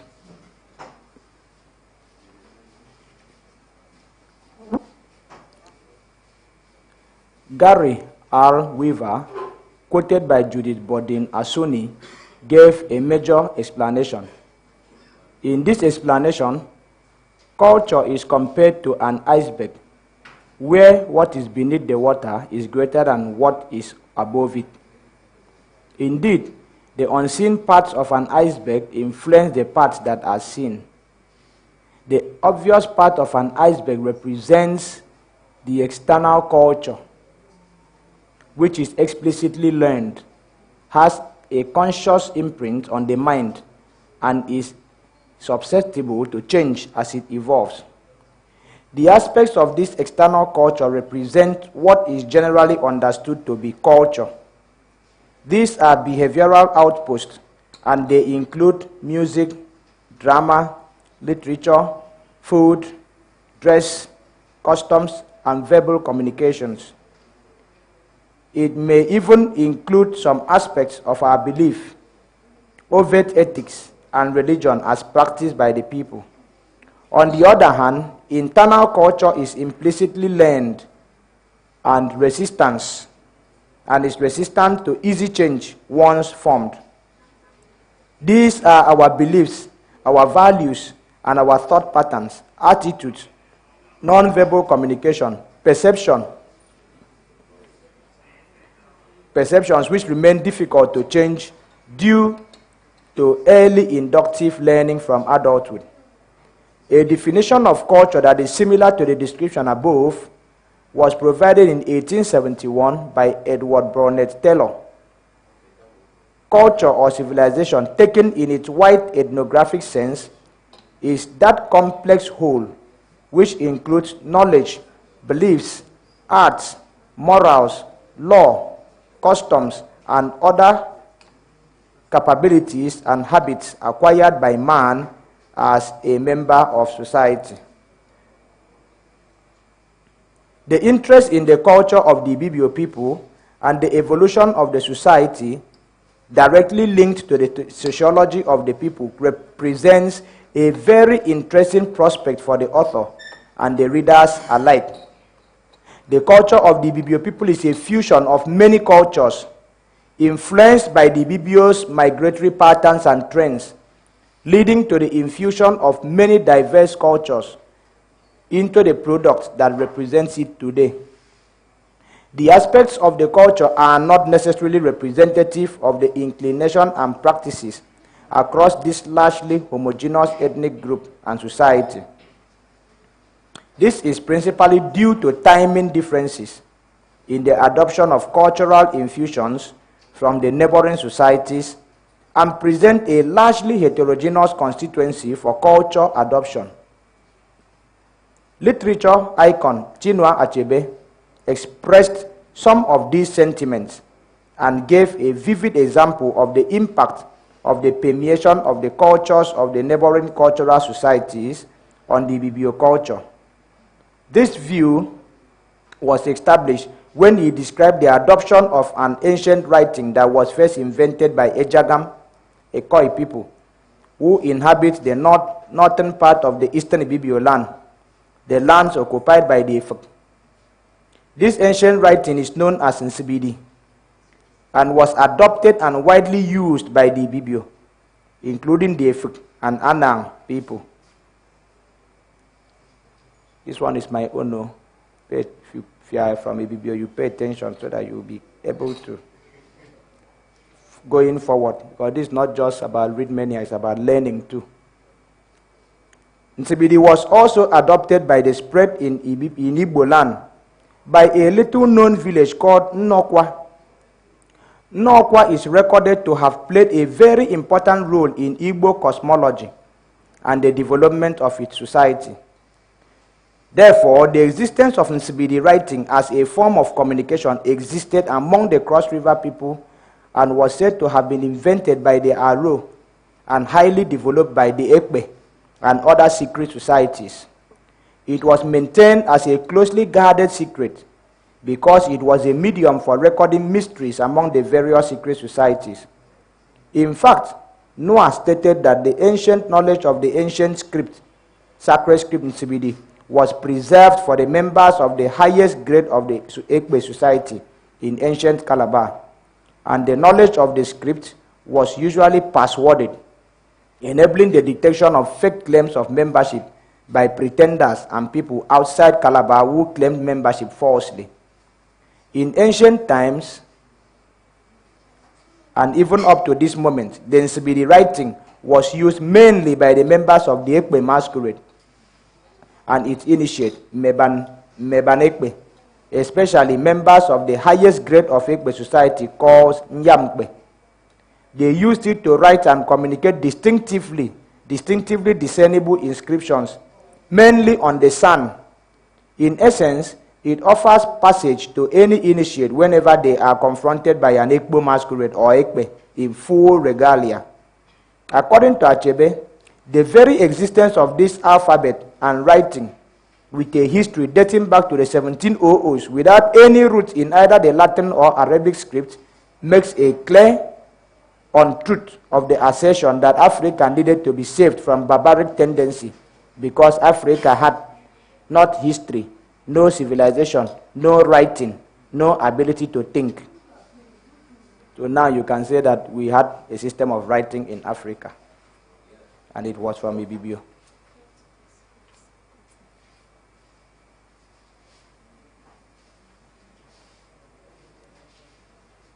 So Ibibio, culture and traditions.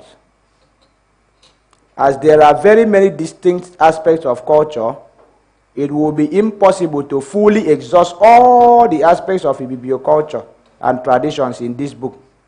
However, some aspects of these two important components of the socialization of the Ibibio as a people are expressed here and freely discussed. They include but are not limited to inheritance practice and all of that. We know we'll go into it, so I'm going to take a brief 10 minutes break, and then when I return, we will now go into what you should know about yourself if you are an Ibibio person.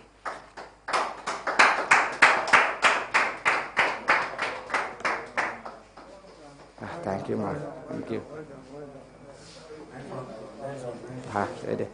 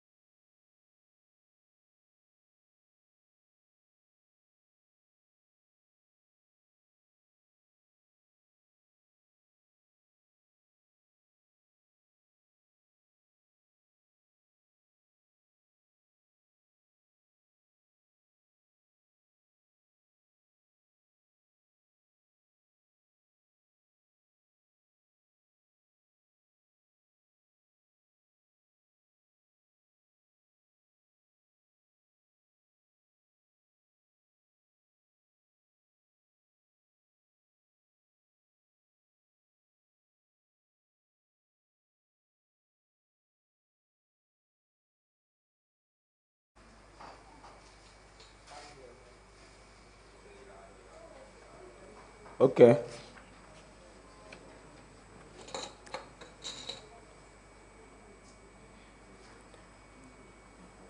Ibibio culture and traditions. As there are very many distinct aspects of culture, it will be almost impossible to fully exhaust all the aspects of Ibibio culture. However, some aspects of these two important components of the socialization of the Ibibio people as a people are x-rayed here and are fully discussed. They include but are not limited to the following: inheritance practices. Daryl Ford, in his article that reviewed ecology and social structure, made a very salient observation of most traditional societies as it relates to kinship and inheritance. He stated thus: the basic tendency for lineal inheritance of rights over property and succession in social roles derives, of course, from the quasi-universal rearing of children in nuclear families and their incorporation from birth in domestic groups, which are significant units for the control of relevant resources in both production and consumption.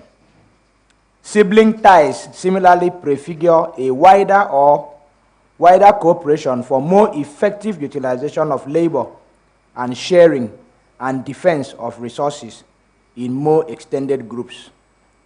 In the present context, our interest lies in consideration of exogenous factors which promote or inhibit further extension of the association of heads of domestic groups through lineal and collateral ties that are theoretically capable of indefinite extension.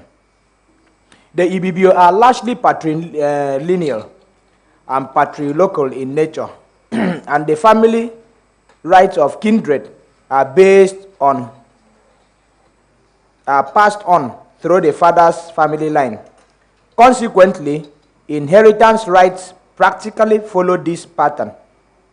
Thus, women were not basically entitled to an inheritance, whether as wives or as daughters. This practice was also prevalent in most parts of the Niger Delta of Nigeria. An example of this was contained in a newspaper advertorial sponsored by the concerned beneficiaries of High Chief O.B. Lulu Brick's generosity, where they highlighted that in certain societies, aggravating patriarchy still held sway, and thus it disenfranchised wives from inheriting from their late husband's estate. However, there are slight variations in this rule, like in the Eastern Ibibio clans of the Efik, whereby prominence is given to first daughters at the Arufok in the affairs of their fathers' houses, even after they may have been married out. Consequently, they actively took part in the inheritance of the shared wealth allotted from their father's estate. In fact, Noah cited Simmons, writing in an ethnographic sketch, stated that Efik structured a different inheritance formula in which female children were entitled to part of their father's possession.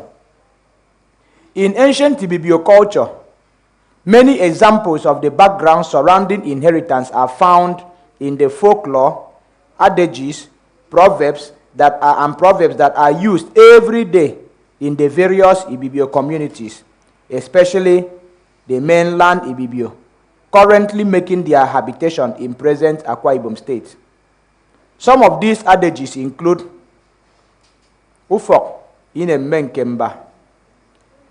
Ufok in a Menkemba. This literally means that the house is not welcoming a second time. If interpreted in the very narrow literary sense, it makes very little meaning. At best, the depth of the saying is lost in the translation and understanding of the adage. It is, however, a farewell admonishment to a lady who is getting married, that her father's house will no more be welcoming and interesting once she was married out. Once married, the girl is expected to stay loyal to her husband and his family. She was only expected to come to the father's house as an interested bloodline observer, whose decision-making powers were impaired by the dual reason of being a female and being married out.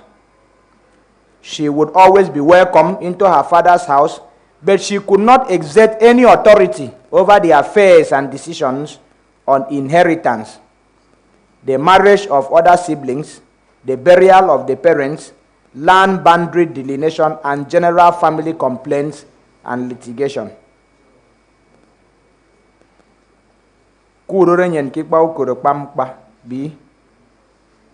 The literal interpretation of this adage is that one should not rest his or her hope on inheriting the shoes of a dead close relative.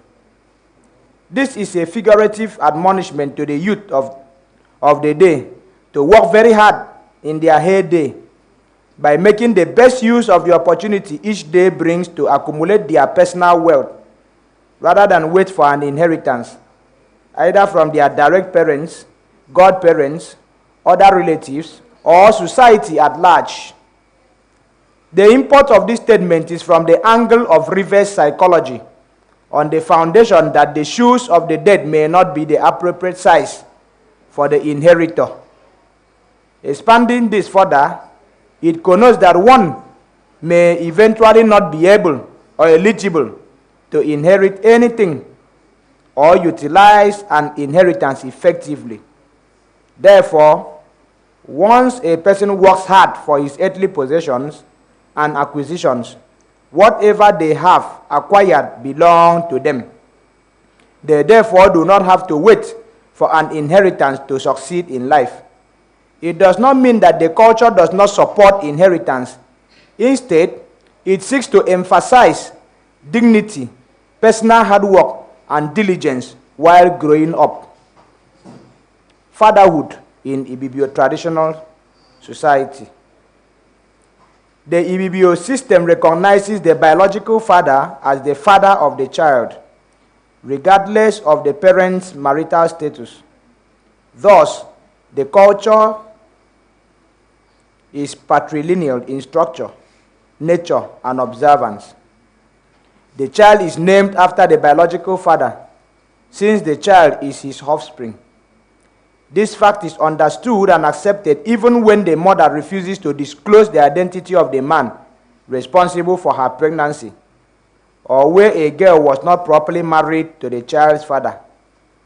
This is at variance with practices of the Igbo, some parts of Anang land, and some other parts of central Ibibio land, who consider the child born in such circumstances as belonging to the girl's family. The child would bear the girl's family name if the father did not pay her bride price. An interesting Ibibio adage that supports recognizing biological fathers of children is Eyen Irogo Abun Amenedo, loosely meaning a parent is not expected to sire a child and also subsequently take her hand in marriage. It means that a mother that bears a child, even out of marriage, must name him after the biological father, since naming the child after her own father seems to suggest that her father sired the child in the first place, which would be deemed incestuous. Inheritance rights for widows. Widowhood is a very fearful and unhappy prospect for married women, as the companion with whom they shared their dreams and aspirations passes on and leaves them behind. In ancient times, in most parts of Calabar country and some parts of the hinterland, there were very many harmful widowhood practices meted out to widows. This was on the assumption that they most likely had a hand in the late husband's death or neglected him, resulting in his death. During Hope Masterson Waddell's stay among the people of Creek and Duke towns, he saw firsthand a lot of unfair widowhood practices. For example, widows, along with sons and slaves, were forced to eat a poisoned portion of the fetal esere beans to prove their innocence. This usually led to the horrible death of loved ones. If the man who died was a chief, up to 30 people could die because of eating the fetal mix. Wardell recorded an example where a widow was required to cry for her late husband and submit herself to various forms of indignity because she let her husband die. He further listed other ancient Calabar widowhood practices to include flogging by Egbo or paying fines to Egbo. In Ibibio culture, when a man dies, his wife is expected to mourn him for 3 months. The mourning period could extend to 6 months if the man was a prominent man, like a chief. Also, in the traditional Ibibio practice, widows were expected to choose a husband from among the brothers or half-brothers of the late spouse, a process known as Unyemmewo. This decision to involve her in a second marriage within the family was especially so if the late husband's family deemed her to have been of good and exemplary behavior as a wife and mother. This was also to continue the family lineage and to confirm that the woman was married to the entire family and not necessarily to the late husband alone. This was a secondary type of marriage known as levirate marriage. It is important to note that the Ibibio culture does not recognize the distinct roles and social implications of brother-in-law and sister-in-law in the literal sense that the Western world recognizes these roles. And as such, the people who were hitherto regarded as in-laws before the death of the husband could contract a legally recognized marriage. If there has been an acceptance of the proposal to remarry, the widow could get pregnant for the new husband, and the product of that relationship belonged to the new husband. Thus, the child of the new marriage was born with full rights and privileges within the family. The new husband was expected to take a strong drink to the woman's house to intimate them that he was now the husband, and subsequently placed an injunction inferring that he was the legally recognized husband of the widow. The children born to the husband, born to the dead former husband, that is brother of the new husband, belonged to him, the dead husband. But the children born after the second marriage belonged to the new husband. Where a marriage was happy, but with the passage of time the husband passed on, the widow was entitled to a share of her late husband's assets, especially if she had a child or children for the late husband. The reason for this was that if she had little children, she was somewhat constrained to stay back in the late husband's compound to look after the children within sight of the late husband's family. This was to ensure that the children were brought up according to the ethos and values of the late husband's family. Also, since most houses were made of mud and thatched roof, she constantly needed a male to change the roof of the thatched house whenever they leaked. If the late husband did not fulfill all the marital rights, the new husband was permitted to pay the bride price and subsequently fulfill all the conditions necessary for the consummation of the new marriage.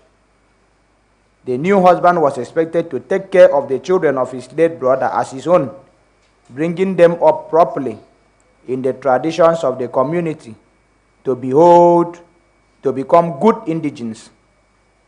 The children of the late husband are entitled to the inheritance of their late father when they come of age, while the children born by the widow for the new husband, that is the sibling of the late husband, would be entitled to the inheritance of a share of his wealth on his own demise. Sometimes the widow refused to remarry from her late husband's family. Such a woman could remain unmarried till death However, the situation of a widow remaining without a new husband was uncommon because men, mostly her husband's relatives, would pester her for love affairs.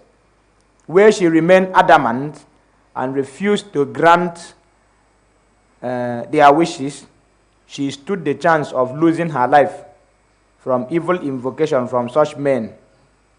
If the woman had no children before her husband's demise, she could leave the family to marry someone else. Children inheritance rights. Inheritance is also another very important aspect of Ibibio culture. When the head of a family dies, his assets are shared among his children. Sometime after the mourning period, the first son was expected to call on the family, Ekbo, to come and assist in sharing his late father's assets. Historically, there was no standard formula for distributing the assets. However, the first son, Akpan, could choose his inheritance first, and the rest will be shared to the other children in order of seniority. After entreating the village council with drinks and food as tradition demanded of the first son, a delegation was sent with the authority of the village head to go and inspect, identify, and produce a list of the assets, mostly parcels of land, to be shared. On the appointed day, the village, that is authority and inhabitants, the village authority came out to witness the sharing of the late father's estate. The first son, Akpan, was by default given a very large portion of the father's wealth. This was so because following the father's death, he automatically assumed the father's role within the family and was the de facto father. Therefore, the extra portion given to him would enable him to take care of the family. Married women were not traditionally expected to benefit from the father's wealth, as they were considered members of their husband's family through marriage and were to get their material benefit from there. Where they were unmarried daughters at the time of the father's death, the expectation of being married in future and benefiting from their husbands was still applicable. Also, being a patriarchal society, the family line was to continue through the male children. This culminated in less regard for the female children by the parents, leaving no inheritance plan for them. It is important to note that the customary rights and traditions permitted a father to bequeath assets to a beloved child, and it could be his daughter, while he was still alive. In this case, he went further to communicate his decision to his other children and kindred. However, cases exist where the male children challenge this inheritance upon the demise of their father. First son, Akpan. The sharing of assets after the death of a father was undertaken in the customary manner of the Ibibio. The assets of a demised father was shared to the male children, with a larger share given to the first male child, Akpanufok, a typical name given to the first son to confer social entitlements to the father's estate as the main inheritor of the estate. The Akpanufok naturally got an extra parcel of land and was entitled to his late father's living room. For example, if the father owned a 10-bedroom house, the rooms were shared equally to all sons, but the living room and the master's bedroom were the exclusive preserve and inheritance of the first son, even if he had built his own house and had moved out of his father's compound or family compound before the father's demise. When farmlands were to be distributed, the first son was given an extra parcel of land. Based on tradition, the parcel of land in front of the family house also belonged to the first son, while the plot of land behind the house belonged to the mother of the house. The inheritance was shared as fairly as possible by the family. If a dispute arose, the village council could be called in to resolve the issue and distribute the estate fairly. In accordance with the tradition. In the event that the first son was in the habit of selling the assets of the father or disposing of the collective heritage of the family, the second son or any other son was permitted to institute a case against him at the family or village council. These traditional processes served to intimate the family or village council of the illegal disposal of the late father's assets. First daughter, Adiara. In traditional Ibibio society, women were not normally entitled to family inheritance. Hence, the first daughters, Mediara, were not entitled to inheritance too. However, in some cases, some fathers kept a room for the daughters who had been married out as a temporary place of succor if their marriages ran into troubled waters. No parcel of land was kept for the daughters, but they were allowed to plant in the backyard of the family house alongside their mother. They could continue even when she passed on. Furthermore, if a father dearly loved the first daughter, he could choose to bequeath to her an inheritance, maybe land for farming, in his decision, and his decision stood and was respected. Examples, however, exist in Ibibio communities where nephews or male siblings recovered the inheritance bequeathed to a daughter after she too passed on, or even in her lifetime. The nephews and male siblings relied heavily on the customs and traditions of the Ibibio people to validate such action. It is important to note that the rule of inheritance is gradually changing in Ibibio land. These days, fathers and family heads make provision for their daughters to inherit the residual, provision for their daughters to inherit. So second son, Udo, third son, Ituguro, fourth son, Udofia, and other sons. The residual assets of the deceased were shared among the other sons in order of seniority. Beginning from the second son, Udo, they were entitled to rooms in the father's house except for the master bedroom, which usually belonged to the first son.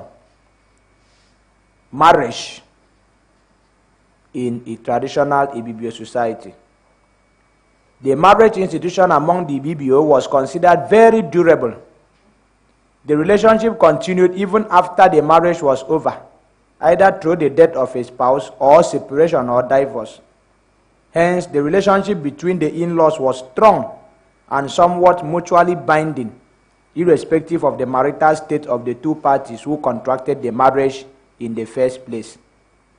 The social institutions, in-laws, parents, community norms, ethos, preference, and judicial bodies were therefore guidance of the marital institution and accorded the institution of marriage great social reverence.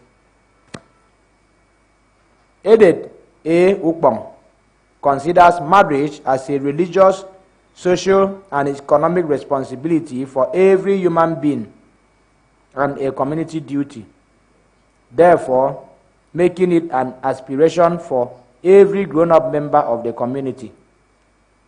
Before marriage, women were expected to be chaste and preserve their virginity. If they lost their virginity along the line, they could not marry a youthful husband. They might end up in a polygamous home to an old or middle-aged man, to the disdain of her family. It is through marriage that the Ibibio, like with most cultures, recognize the proper process of bringing children to the world. Edith Eudo in his account recognized the BBO marriage as an important institution that affects social, political, economic, and religious systems. Edith Eudo in his account recognized that the BBO marriage is an important institution that affects the social, political, economic, and religious systems. The fundamental part of marriage is the central factor of sex and reproduction. Man is a sexual being and cannot avoid the call of sex as a necessity of nature. Therefore, the BBO, like other tribes, had methods of sexual inhibition and prevention with regard to sex and its possible abuse. Some forms of abuse included premarital sex, rape, incest, adultery, etc. The marriage institution was revered and was of far more importance than mating, which is mainly the pairing off of individuals of the opposite sex under the influence of a sexual drive, as not all mating led to marriage.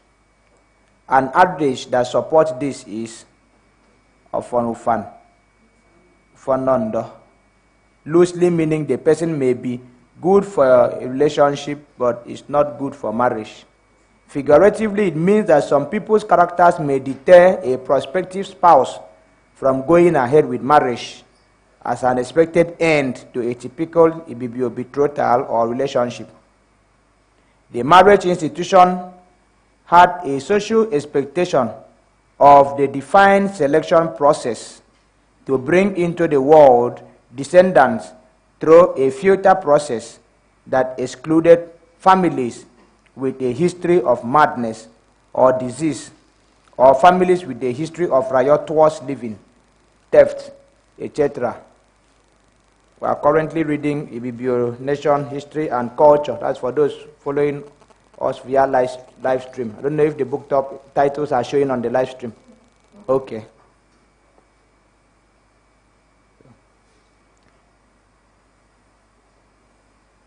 This process was, however, primed to select spouses from prominent families, persons from noble families, aristocrats and blue bloods, families of great farmers and traders, etc.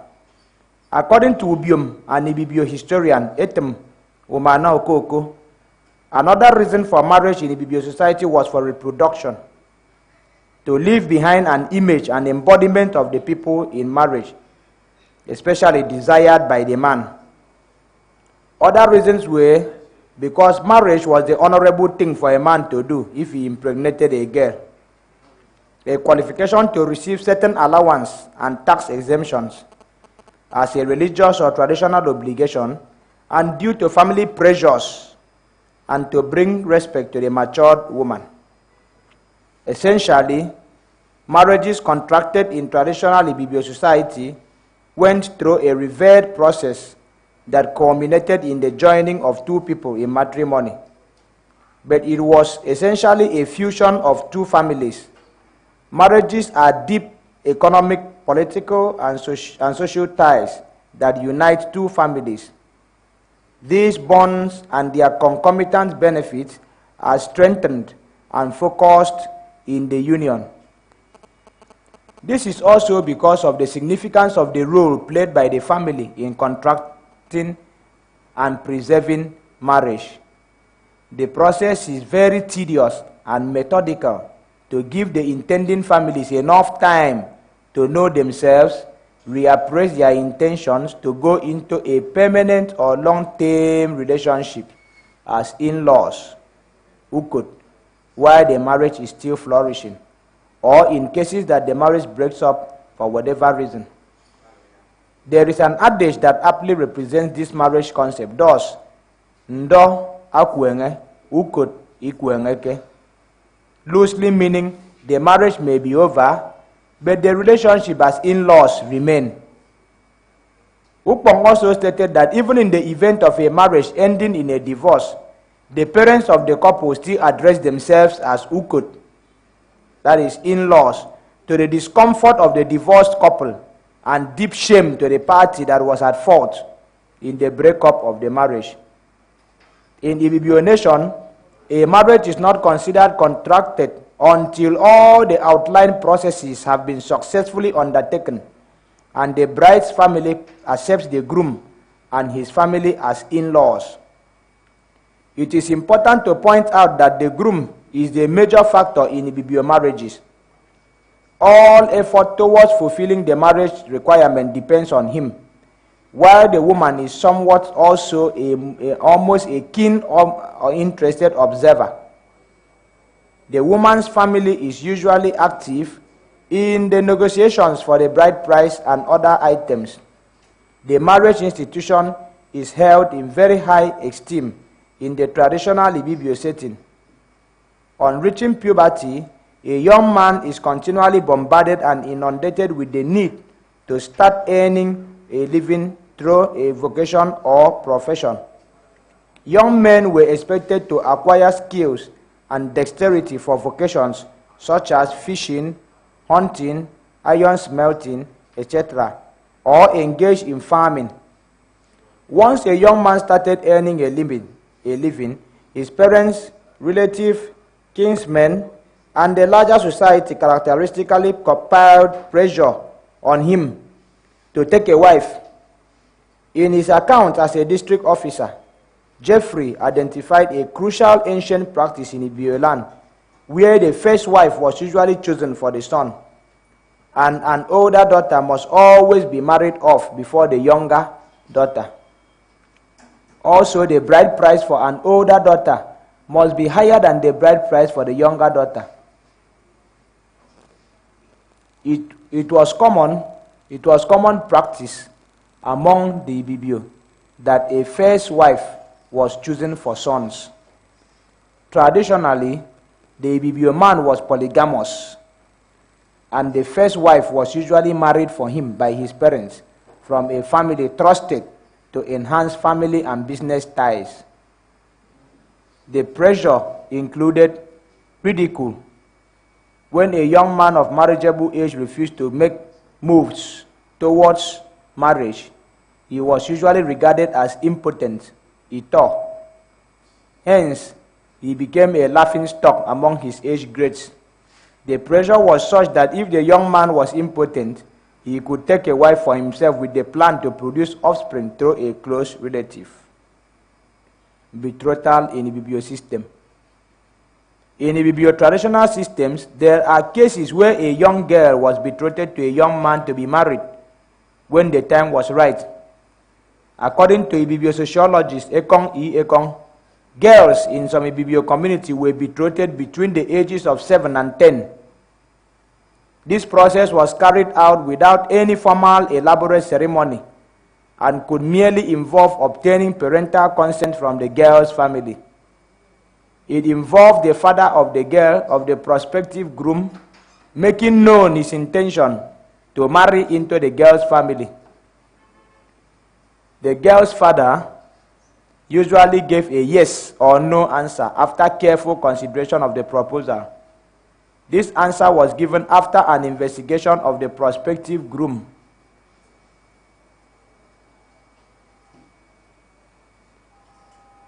If the result of the investigation was positive, then the boy's family was informed through an emissary. After this, steps will be taken to informally introduce the girl to the boy's family. This introduction was usually done by sending the girl on errands to the prospective groom's family house. Nevertheless, the real intentions of these errands will be kept from the betrothed girl. However, among the Anang, girls were sometimes betrothed before birth. This mostly involved a brief ceremony where the intending husband, usually a boy, was made to symbolically rub palm oil on the navel of the pregnant woman as a sign of agreement. If the newborn was a girl, the betrothal was formalized and the families planned for a future marriage. However, this process did not qualify the groom from marrying earlier in his life while waiting for his betrothed bride to mature for marriage. This manner of betrothal was largely due to the scarcity of girls of marriable age, due to multiple marriages of girls by wealthy men in the community, and high cost of the wedding, which required the would-be husband to save and hoard money for years to pay the bride price and other requirements. Bride wealth. Bride wealth is the totality of items in cash, material, or labor given by the bridegroom and his family to the family of the bride in consideration for marriage between the bride and the groom. Aided Ukpong in an inquiry into Ibibio names, differentiated bride wealth from dowry.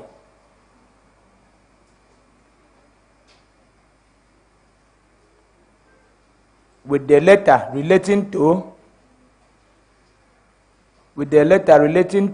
the money, goods, or estate which a woman brings to her husband in marriage. According to Lexicon Webster Dictionary, other definitions are like the one contained in Encyclopedia Britannica, which defines dowry as the money, goods, or estate that a woman brings to her husband or his family in marriage.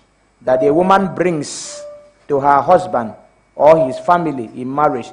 Distinguishing further, Ukpong stated that while the bride wealth moves from the direction of the bridegroom and his family to the parents of the bride and family, the bride moves in an opposite direction from her lineage to her bridegroom. However, in the case of dowry payment, both the bride and the dowry move in the direction of the bridegroom for a permanent habitation there. It is worthy of note that in our everyday Nigerian usage, the word bride price, bride wealth, bride gift, and dowry are used interchangeably. The former three descriptions can be said to mean the same thing or very close to the same thing.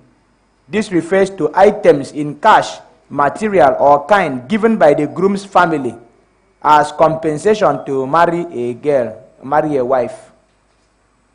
The dowry, however, refers to capital assets brought into a marriage by the wife.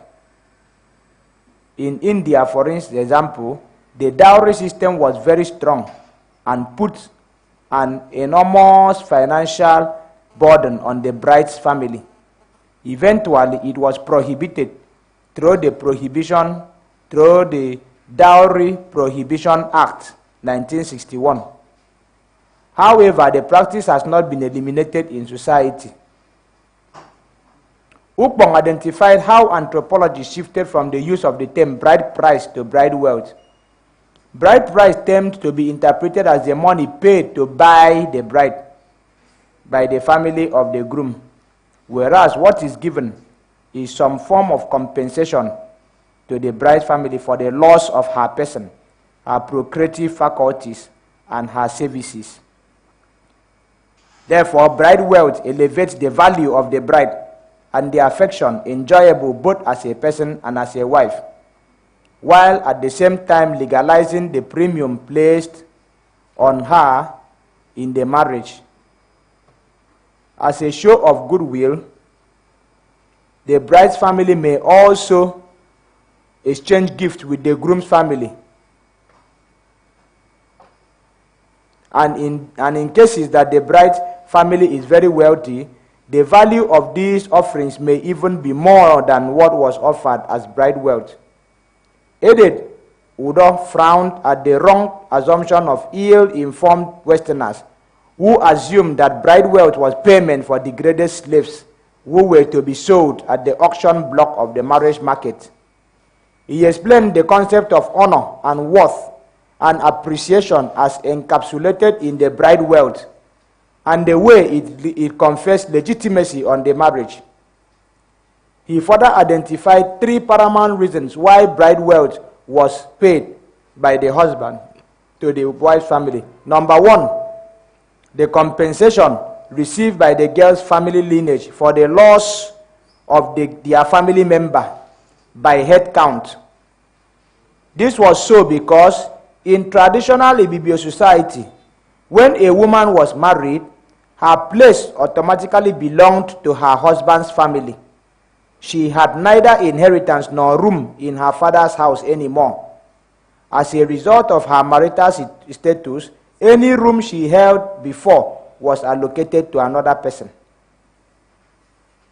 Number 2, the compensation received for the labor she would have given her parents, mostly as a farm hand or for fetching water from the stream for domestic use, etc. It will be recalled that a major reason for polygamy as the default marriage type in pre-colonial Ibibio society was for procreation and siring of plenty children to assist the parents in their farm work. Another reason polygamy was attractive is religion. It was believed that wives made the gods happy because they provided items for sacrifice and other services as the spirits demanded. This view was also shared by Noah, who cited Roland Cohen, who stated that the bride's family was expected to be compensated for the loss of labor force to her family. And then number 3, compensation received for the loss of her lineage suffered in losing the legal claim to the children that she gave birth to, since her children were named after the husband. Consequently, the girl's family felt the sense of loss of this right and therefore sought some form of compensation from the family of the husband during the contracting of the marriage. Udo further stated that the payment of bride wealth was largely to formalize and legalize the marriage between the woman and the man, as the ownership of children in the family was not guaranteed for the husband if the bride wealth was not paid. He also documented that where the bride wealth was not paid, the children produced in the marriage were regarded as belonging to the girl's lineage, irrespective of the fact of them living together, albeit illegally, as husband and wife. However, this view was not practiced in all Ibibio land, as some sections of the Ibibio society named the child after the man because he was considered as the biological father of the children, if not as a husband to the woman. It was also said in those societies that children could not bear their maternal grandfather's name because a man could not sire children by his daughter. That would be considered incestuous. Incest was abhorred in the Ibibio society, and Ibibio adage captured this second view. Eyen iro abun abenedo, loosely meaning a man is not both the male responsible for siring his daughter and at the same time the husband. Types of marriage. The preceding section outlined the importance of marriage institution in the culture of the Ibibio people. There are basically 2 forms of customarily accepted marriages in traditional Ibibio society. As we have already established, marriage was highly regarded among the Ibibio. Edith Ukpong stated that among the Ibibio, a married woman is the property of her husband. The husband acquires both usurical and genetrical rights over her at the time of marriage. The types of marriage are primary and secondary forms of marriage. According to Ekong, these are 1. Primary type. In this type of marriage, the full rights of marriage were expected to be carried out and the processes of contracting the marriage undertaken in full. The bride's parents, after accepting the bride wealth and other symbolic tokens of marriage, give formal consent to the union in the presence of the 2 families. However, a variant of the primary marriage can occur when a man gives his daughter to his very close friend as a token of their deep friendship and a lifetime bond between them. It could also happen when the girl was given in marriage to an influential man to whom favor had been sought by the father of the bride. In both cases, the bride price was not a prerequisite to formalize the union. Secondary type. As earlier stated, in Ibibio marriages, the union was between two families. If the husband died, the widowed lady agreed to be married to a close male relative of the late husband. This type of marriage, secondary marriage form, is known as levirate marriage. At marriage, the new bride was considered as being married to the family of the husband, rather than being in an exclusive relationship with her husband. The difference, however, is that sexual relations are only between her and her husband. Thus, as in most parts of eastern Nigeria, a widow was considered as part of the late husband's estate and an inheritable possession of the husband's family upon his demise. In some cases, if a husband was not virile or impotent, an arrangement was made for the husband's relative to impregnate her on the husband's behalf, and the children resulting from this liaison rightly belonged to the man. The ease of contracting this levirate marriage was because the Ibibio considered families in marriages to be distinct lineages. There was nothing wrong in Ibibio culture for members from these two families to marry, and more especially for a woman to marry her late husband's brother. Thus, Ibibio culture did not recognize the roles of brother-in-law and sister-in-law with its distinct social implication in the literal sense that the Western world recognizes these roles, imposing social barriers to marital relationships among in-laws. In levirate marriages, there was no expectation of elaborate ceremonies.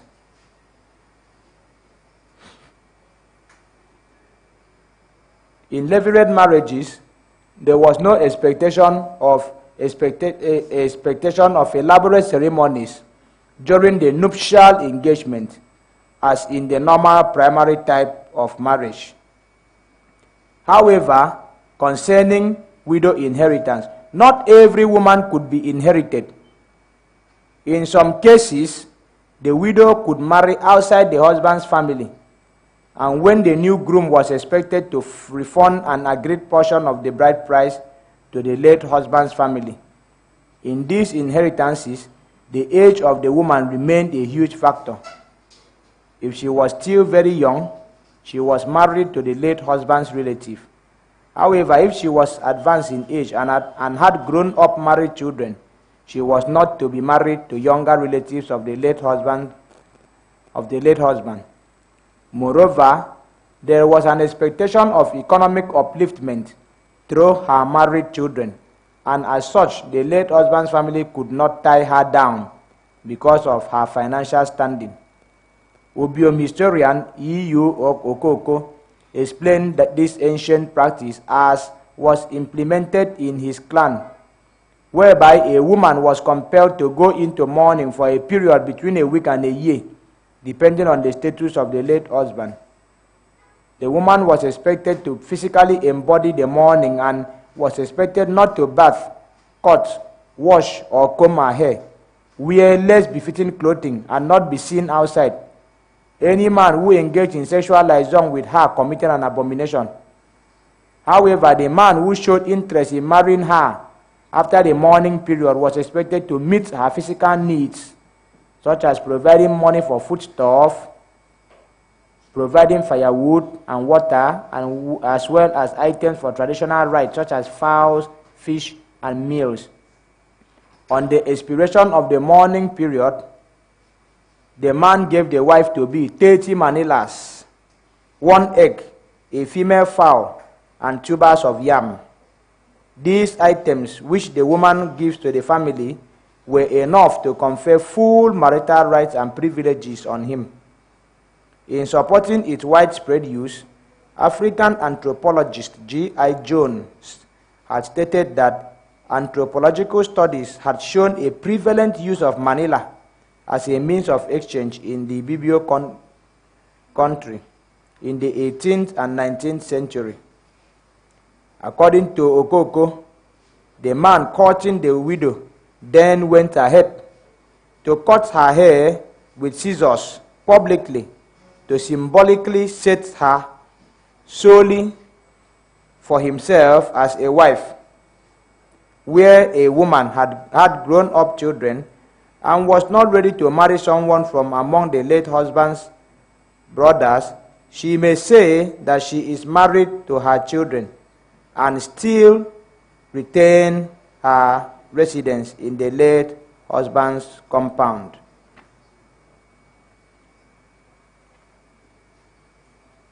Where she was of marriageable age but refused to marry one of the late husband's siblings, she was required to return to her family compound, and from there she could marry another man.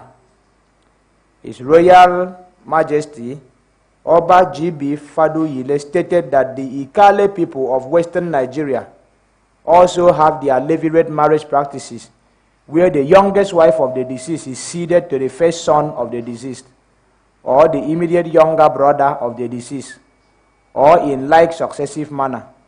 If the youngest wife is also the mother of the first son, women could also elect to stay and take care of their children without being compelled to marry any of the late husband's blood relatives, if she showed the capacity to take care of herself and remain celibate. ORU Antia recognized the levirate marriage, but also introduced another type of secondary marriage called ghost marriage. In this type of marriage, a brother of the dead had to marry a wife for his deceased brother, whose demise occurred before he may have attained the age of marriage. Though in reality he sired a child on behalf of his late brother, the child was named after his late brother to continue his lineage, thus increasing the wives he will practically marry. Bridal preparation for marriage. Traditionally, in the ancient Ibibio society, maidens for marriage were young girls, mostly in the mid to late 20s, and they were expected to be virgins, as the society placed much emphasis on virginity. This culture of virgin maidens is passed on to generations. Mothers in the family were usually saddled with this onerous responsibility. According to Ekong, in the process of preparing for marriage, a maiden is expected to spend some time in the fattening house to gain weight, expectedly around the womanly cuffs. This process is called Usenbopo.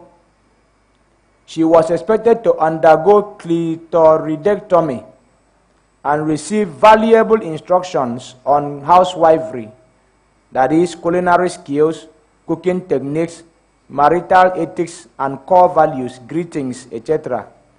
All these are considered very important during marriage and were at the preserve of the betrothed girl, who was necessarily a virgin and a potential bride before she could be considered as a prospective mbopo.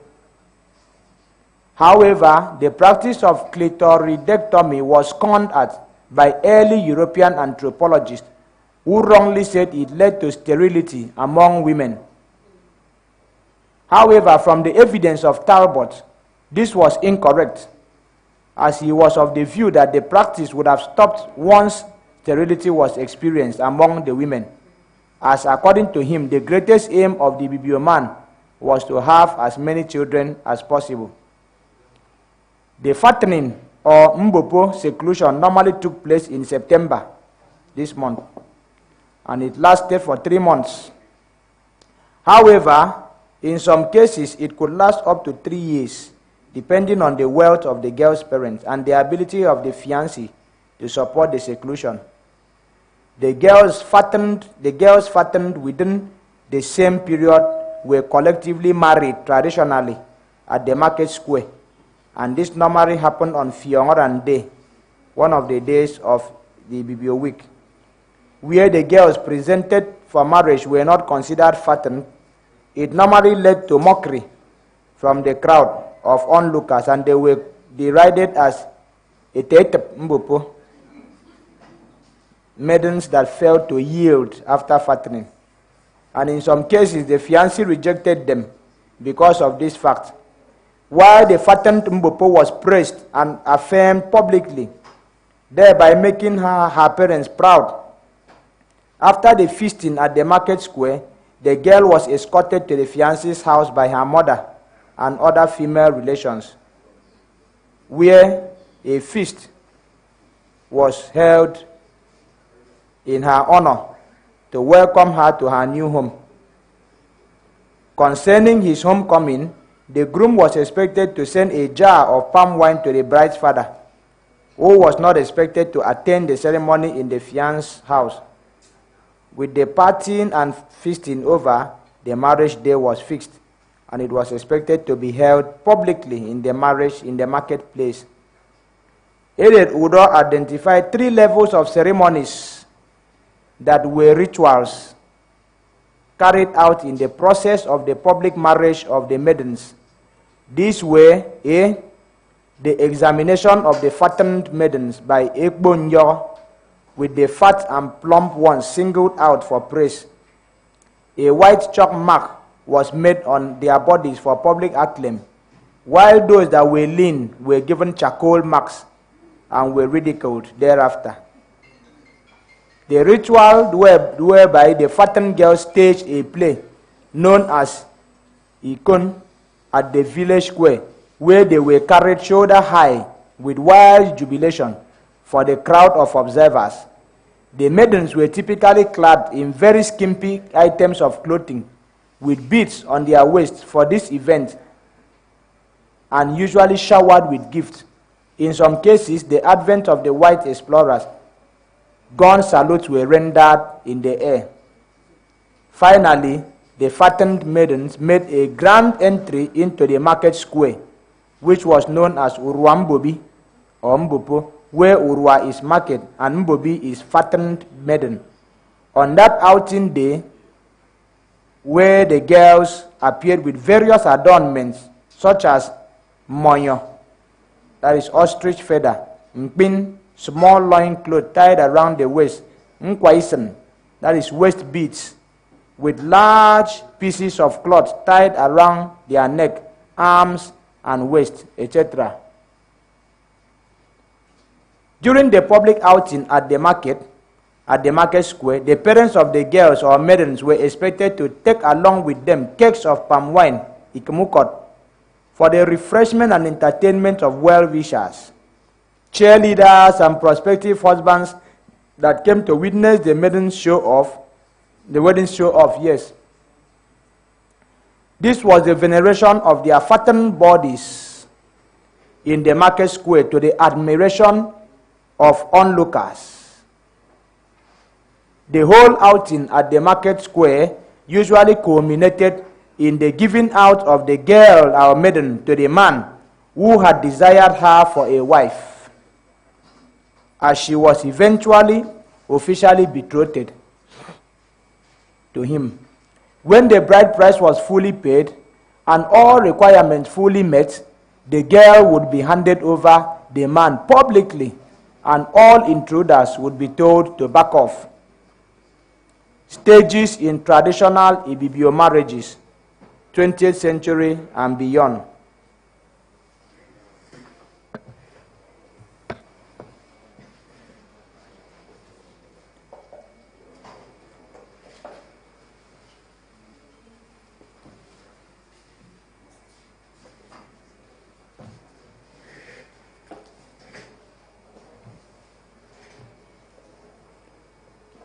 The marriages contracted in contemporary Ibibio society can comfortably be segmented into the following delicate stages. A. Knowing the lady's family.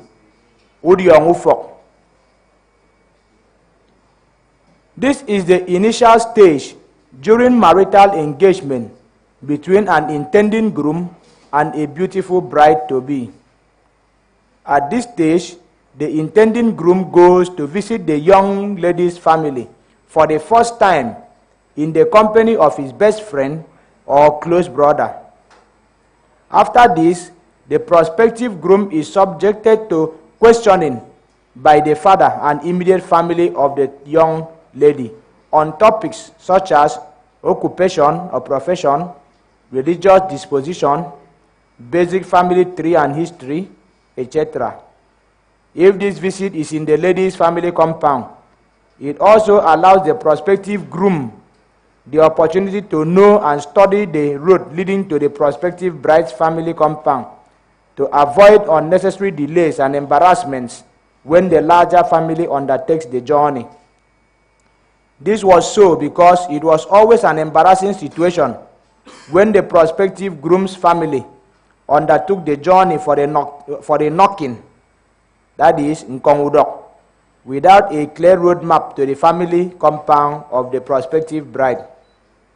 In arriving at this stage, no formal demands are made on the groom by the bride's family, though a bottle of aromatic schnapps may be given out of courtesy by the prospective groom. Due to convenience and economic realities, this stage is more and more being merged with the knocking, but it must be pointed out that this is a distinct step. B.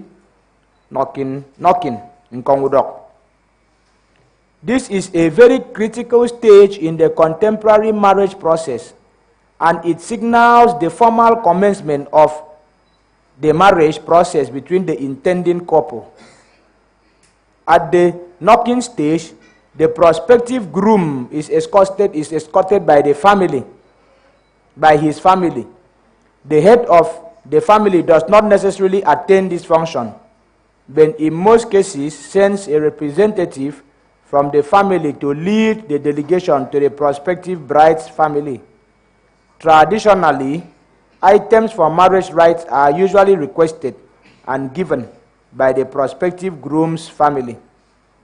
These requirements may include 1 bottle of hot drink, Seaman's aromatic schnapps, a pot of cola, that is Efloribon cake, 5 liters of locally distilled gin, a pot of Ofop cake. During the engagement, each family of necessity appoints a spokesperson and a negotiator.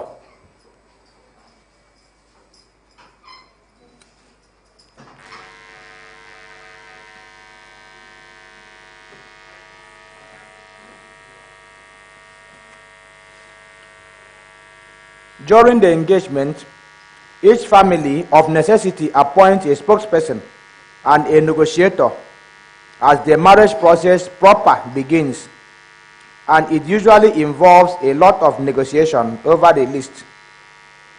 This list is the schedule of items or requirements for the marriage process contracting.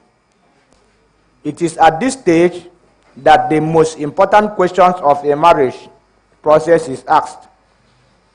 In theory, the knocking process signifies the process whereby the prospective groom's family figuratively knock on the door of the prospective bride's family to inform them of the sighting of a beautiful matured flower in their backyard, which they intend to pluck and take home to the prospective groom's family. At this point, the important question, "Nso ke kedi?" that is, "Why have you come?" is asked by the prospective bride's family. A firm positive response to this question signals the beginning of a lifetime relationship between the two families.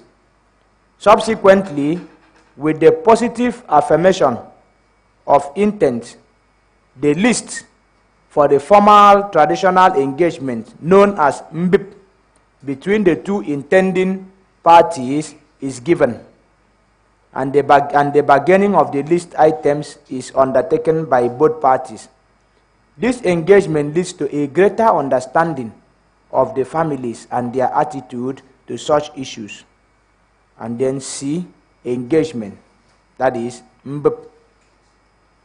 In Ibibio tradition, the formal engagement is the process of betrothal of the prospective bride to the prospective groom in the presence of both families, after the prospective groom's family must have met the conditions precedent in the two earlier stages.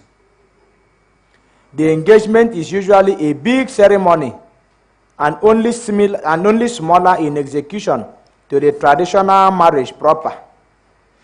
A penultimate stage of this delicate but interesting process, the prospective groom's family is expected to fulfill all the requirements on the negotiated engagement list. The items on the list are typically alike, though they may vary from a subgroup to another or from one family to another. Typically, the items on the list may include: number 1, 3 cartons of beer; 2, 3 cartons of soft drink; 3, 1 carton of hot drink with 1 bottle of hot drink with wrapper; 4, 1 bottle of non-alcoholic wine with wrapper; 5, 1 bottle of hot drink, Seaman's aromatic snap; 6, a pot of cola, that is Eforibon Kate, plus 1,000; 7, 1 he-goat, Akboibot Kate; 8, 5 tubers of yam, Isouria Kate; 9, 20 liters of palm wine, Otuukot Kate; 10, 5 liters of locally discharged distilled gin, Akbo Fofop Kate; 11, ground snuff, that is Okokorunwong; 12, 1 head of tobacco and limestone, that is Iworunwong Kate. At the engagement proper, the prospective bride is usually asked some important questions to which a positive answer is required to allow the process to continue. These questions include, but are not limited to: number 1, do you know this young man? The prospective groom input. Do you know the purpose to which they have come? Have you considered the proposal for marriage to the prospective groom? Number 4, are you ready to marry the young man? Number 5, are you aware that marriage is for life? Number 6, are you aware that the husband is the head of the family and you will be required to wholly be submissive to him without any inhibitions? Number 7, are you aware that once you are married out, you are not expected back into the family as a divorcee? When these questions are answered in the affirmative, a rapturous round of applause is given by the prospective groom's family to express their happiness at the concurrence of the prospective bride to marry into their family. It also signals the authorization of the prospective groom to put machinery in motion for a grand traditional marriage, and a negotiated date between the two families agreed. Food and drinks are offered by the bride's family in the semi-closed event. Traditional marriage, Usorondo. This is the climax of the event, of the series of events that characterize the marriage between the two consenting parties. The traditional marriage is usually a public event whereby all and sundry are invited to come and witness the joining together of the young man and young woman as husband and wife. In very recent times, it involved the hiring of public address systems, local live bands, etc. All these introductions were meant to give the occasion its merited celebratory ambience. This ambience is enhanced with the rendering of sonorous traditional music that creates a proper atmosphere for the event to demonstrate the importance of the day to both families.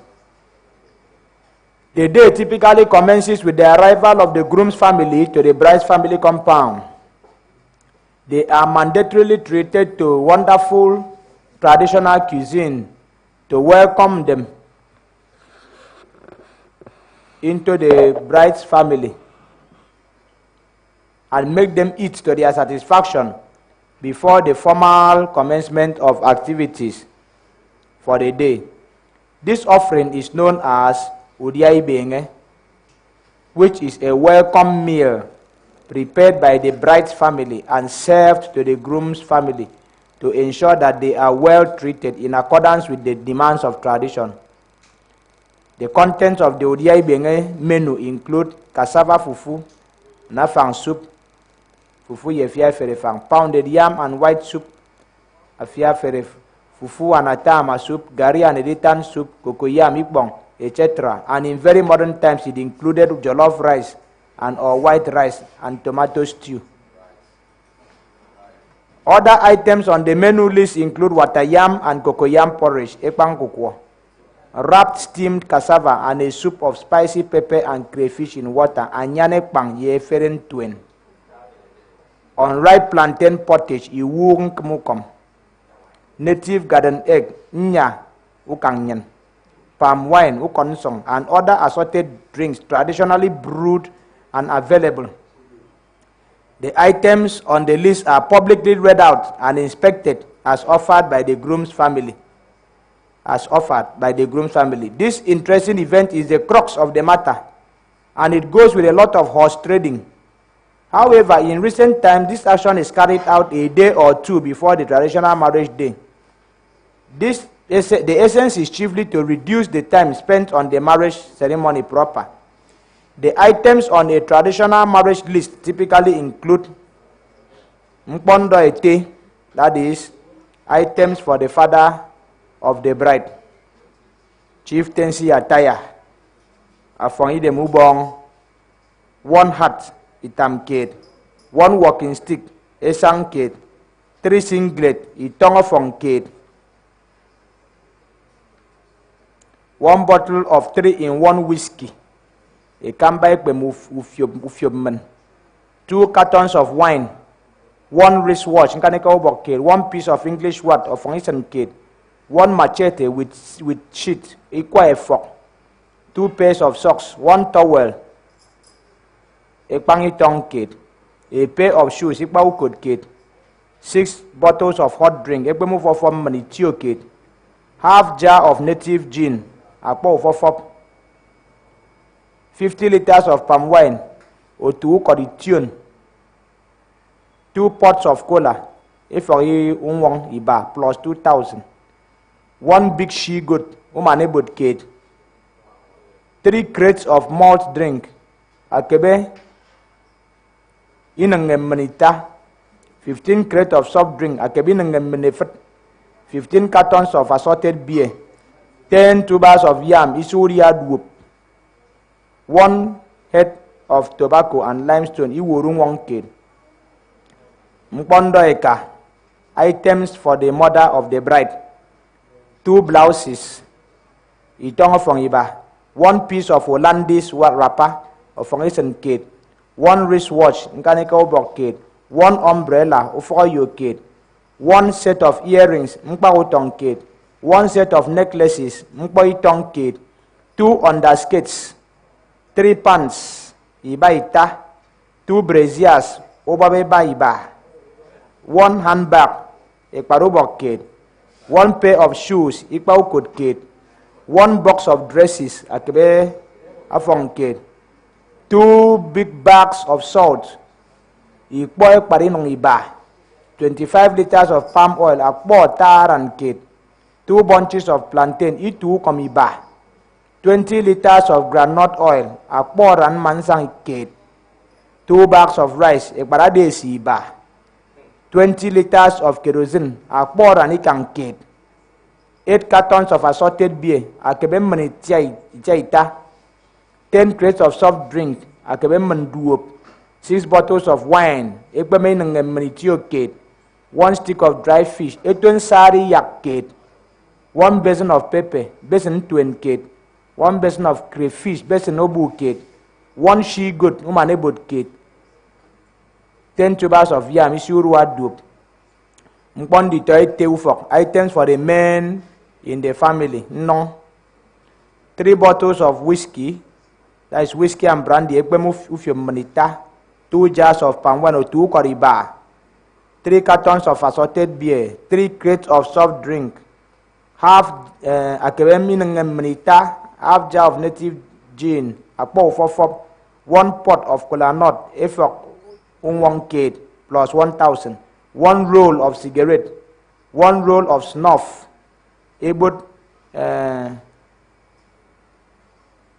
Ebon to cook. 1 head of tobacco and limestone. The above items for the 3 main groups are not exhaustive or fully inclusive of the items required for marriage in various clans or families. Some other groups exist that are also entitled to items during the marriage of a bride family. These groups include Edemeka, mother's side; Nditoiban, women of the family; Iban Dodo, women married into the family; Mparawa, male youth. The bride price, Okundo, is normally not a fixed amount, but it is negotiated between the prospective groom's family and the bride's family. Also, depending on the number of guests expected at the event at the instance of the prospective groom, an amount of money may be required of him for hosting the visitors, that is, Okamisen. The marriage occasion proper typically belongs to the bride, who is expected to be dressed in her most splendid and expensive traditional outfit. The common befitting outfit is traditionally a double wrapper, isaniba, tied around her waist, and a well-sewn blouse. Also, accompanying the dress are other adornments such as neck and wrist coral beads, along with a colorful pair of shoes and unwashed handbag to match. The groom is usually expected to make a triumphant entry into the arena of the marriage in company of his friends and hordes of admirers. This is conducted with the backing of married younger family representatives, chanting songs that elevate the inherent masculinity in the groom and his expectations of assuming leadership of the home as a husband. After the groom is seated, the most dramatic and interesting aspect of the event takes place. This is the period whereby the women representatives or negotiator engages the groom and his family on the means to find the bride and ferry her to the groom at the venue. This entails the groom parting with some money and drinks, which is usually shared among the women in the family. During the search, the women of the bride's family will archetypically bring different young girls and ladies from 3 to 7-year-olds to aged grandmothers to the groom's relative to the transport money that he provided for the search. After about 3 rounds of search, the bride was usually found and flown in an aeroplane to the marriage venue. Money is usually spread on the bride by the groom and his family, the members of both families, and well-wishers as she danced her way to her seat beside the groom. And the marriage rites proceeded therefrom. Once the wine is presented to the parents by the bride and consent given, prayer is offered for the couple, and they are subsequently joined in marriage. After this process, the nuptial dance is staged, signaling the commencement of the closing ceremonies for the traditional marriage. Divorce in Ibibio marriages. The Ibibio believe so much in marriage as a union between a man and his wives, as polygamy was the rule, while monogamy was an exception in traditional Ibibio society. The average man had 2 or more wives, and he made great effort to love them and cater for their needs of their children. This effort was because of his role as the head of the family, under which the original government or traditional Ibibio society spring from, known as Idebete. However, as with every human endeavor with its litany of imperfections, the marriage, which was originally meant to end as a result of the death of either or both partners, could be terminated while both parties were still alive, mostly at the instance of the husband. Even though divorce was an accepted practice among the Ibibio, especially in cases of adultery, the Ibibio man could still forgive his wife and renew their marriage if certain compensation was paid. According to Edith Ukbong, the divorce was very bad for the woman because in Ibibio customary law, everything the woman acquired in the marriage belonged to her husband, and she was entitled to go with the few items the husband gave her at the time of marriage. Also, bride wealth paid to the bride's family is usually refunded where the marriage has broken down, even leading to frustration for poor families that cannot refund it. Where there is an inability to pay up the bride wealth, it becomes recognized debt owed the groom and anybody that has a sexual relationship with the divorced wife before the debt is defrayed is in trouble with the husband. There are many reasons for the action of divorce in traditional Ibibio society, and some of these reasons were documented by Ederudo. They include, number one, barrenness. Since bringing forth children into the world was the major reason men married many wives, the barrenness of a wife was a primary cause of divorce, especially where love did not exist between the couple. This reality is confirmed by a deep Efuk adage, Otoikbong akoyomukok, Odongwan akoyomoyin, which means a person who plants cocoyam once it comes, a man marries to get children. This proverb was proof that a marriage without children was tantamount to a calamity because of the prominence given to the male child.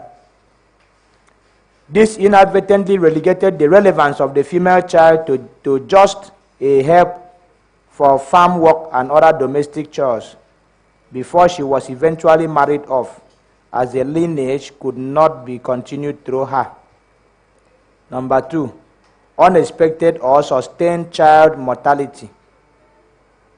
Due to the importance attached to children, especially the male child, the children were expected to live to adulthood to continue their family lineage. However, due to the poor level of hygiene and other reasons in those days, infant mortality was high, and the death of children under 5 years of age was commonplace. Consequently, the attention of the society was on families with high mortality, which was mostly blamed on offenses against the ancestors, non-completion of marriage rites. Unfortunately, the woman was blamed for her inability to nurture children to adulthood, and an unexplained frequency of death led to the divorce of the wife. Number three, insulting language towards parents-in-law. The place of the parent-in-law, especially the mother-in-law, was hallowed in pre-colonial Ibibio society. Therefore, if a wife was caught abusing any of the parents-in-law, it was enough grounds for the husband to institute traditional divorce proceedings. The wife was also expected to extend the reverence of her husband and parents-in-law to leading members of the family. There was a traditional fine of a he-goat imposed on the wife for insulting her parents-in-law. In some cases, conflict with an intrusive mother-in-law instigated a divorce of the woman. Habitual theft, It was usually considered a very shameful thing and a very severe form of social debasement for a person to be labeled a habitual thief, more so a woman. It was considered sacrilegious if a wife was a thief, as she ruined the name of the husband's family and the lineage. This shameful act made divorce inevitable. Number five, bearing of twins. In ancient Ibibio society, before the abolition of the killing of twins, the delivery of twins and the twins so delivered were considered an abomination. Thus, the mother and her children were taken to the evil forest. The children were killed and the woman left to die. as the children were considered to belong to the world of the spirits. The woman was immediately divorced because she was considered to be under a curse which nullified the husband's spiritual powers and also transferred the cursed power of giving birth to twins to other women within the community. Number 6, inability to perform sexual duties. Sex and sexuality were accorded prominence in the bibliocultural practices. Thus, the inability of the woman to perform sexual duties to her husband, or in some cases the inability of the man to perform his conjugal duties to his wife, could lead to frustration of the aggrieved party and eventually divorce. A permanent sexual disability that made it impossible for the husband to impregnate the wife sometimes made her seek comfort in the arms of her man friend to give her children of her own. Since adoption as practiced in the Western world was not a known form of having children in those days. Other reasons: neglect. When husbands abandon their wives at critical periods of sickness, pregnancy, and childbirth, this deeply offended their wives, leading to divorce. Habitual raining of curses. Where a spouse was in the habit of raining curses on the other party, it led to fines imposed on the offending party by the family, and this was, if this unfortunate situation lingered, the couple normally headed for a divorce. Waywardness. The sanctity of the marriage was deeply revered by the society, and adultery, especially by the woman, was abhorred. The act of adultery eventually led to the gods and ancestors punishing the husband with death if he colluded with the wife to conceal his knowledge of the act. The gods and ancestors sometimes killed the woman during childbirth, or they killed the baby that was a product of the act, by their ancestral deity watching over the fidelity of women in marriage, called Ekbon Kawo, unless sacrifices were offered in appeasement. Laziness. If a wife was habitually lazy, it led to the frustration of the husband, and in most cases it led to the man taking another wife. In other cases, the man went further to divorce her. Etimokoko identified two basic ways of divorce in Ibibio marriage. These were: 1, the removal of any of the wife's belongings, no matter how small, even as a token, and throwing them outside, or 2, the physical return of the wife to her father or his representative. The process involves the husband verbalizing the fact that he received their daughter in good health, and he was therefore returning her in good health, and subsequently leaves the place without waiting for a reply. M.D.W. Jeffrey, in his diploma thesis in Ibibio, observed the practicality of initiating divorce proceedings by a husband, usually after a very serious disagreement between the two parties. This was achieved by taking out the wife's eating pot, abangitie, which was placed in the wife's hut when the marriage was contracted. When this occurred, the pot was brought out and smashed into smithereens on the ground. In addition to breaking the earthenware pot, the husband also brought out the wife's personal belongings and threw them to the ground outside her hut. After these steps, he proceeds the processes for the refund of the bride worth consequentially followed. Death practices. A woman once married is regarded as permanently married and tied to the family of the late husband. Derogatorily, a woman is regarded as a property of the man, and as such, she was inherited alongside other tangible assets of the man by his brothers upon his demise. This practice sees the late husband's wife being married to his brother, and they can produce offspring that are traditionally accepted in society as products of a legally binding marriage, with the conferment of all traditional rights and privileges accruable to the children of such a union. In most Ibibio societies, women are not always compelled to go through the humiliating process of drinking the bath water of the late husband's corpse, shaving her hair, or compulsorily made to swear to an oath to prove that they did not kill their husbands. Socialization in Ibibio society. Socialization in Ibibio society could also be seen from the infusion of meaningful proverbs to describe certain circumstances that affects daily living of the people. Some of these proverbs infused into aspects of socialization are reviewed below, and they include bravery, victory, and conquest. Akanawo ikanna abasi, loosely meaning whoever defeats man cannot defeat God. This proverb venerates the place and infallible power of the Almighty God as the all-powerful being, besides who there was no contending power. Hence, the Ibibio man took solace in this proverb when he was bullied or cheated out of his inheritance by a more powerful mortal. Hence, his resignation to the implicit trust in the Almighty God to fight his battles. B. Awo maukan, nyongyemewo kan. Loosely meaning, if you are overcome by a stronger person, look for a weaker person to overcome also.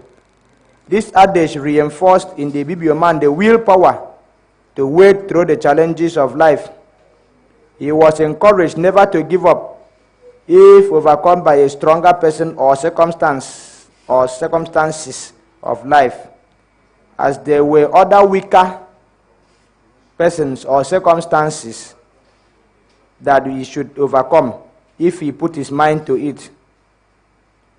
It was a call to always find yourself to be a winner, to rally and overcome life circumstances as they present themselves even after a defeat. See, nam ke nam kisong ami. Loosely meaning, act as you like, because you can only act this way in this ephemeral world.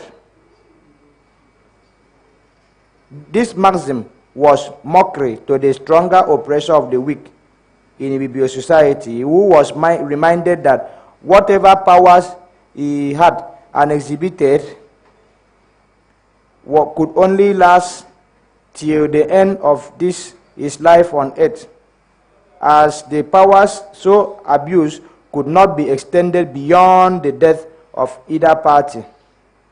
Ultimately, all powers belonged to God. For children and youth,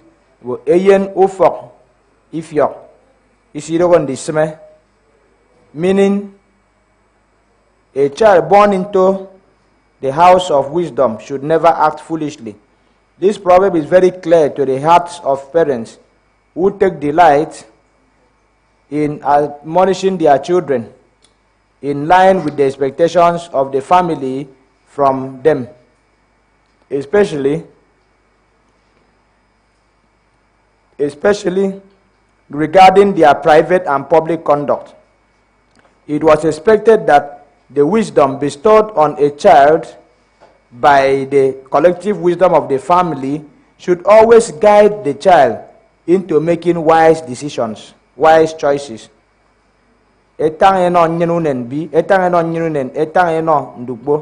Loosely meaning that as you advise the hawk to refrain from preying on the little chick, you should also advise the little chick to avoid straying into harm's way by staying under its mother's cover. As explained in the loose meaning, the expectation of self-awareness, self-consciousness, and self-preservation should always guide a child not to present himself or herself to become prey to evil people that take advantage of their vulnerabilities. C. Loosely meaning as a peer acts and achieves, the other peer should not fail to observe his mate. This was a call to redeem the times and move along with peers as they progressed and achieved in life. This was mostly a comment from the father of the child or from relatives who are well-wishers who did not want the child to become a failure in life. D. Bia yenuwene isitari kang koro anye inye uwak sia etogini anye akapa etogini anye kapa. Loosely meaning the yam of the poor child cannot get burnt in the fire while being roasted because he has but a few. Thus, every short while he turns it over to prevent it from getting burnt. The extension of this adage enforces the need for the child of poor parentage to preserve the little possessions and offerings Providence has given him or her, as there may not be an opportunity to acquire another of such possessions. Kudoronyen kikpa ukura pampa.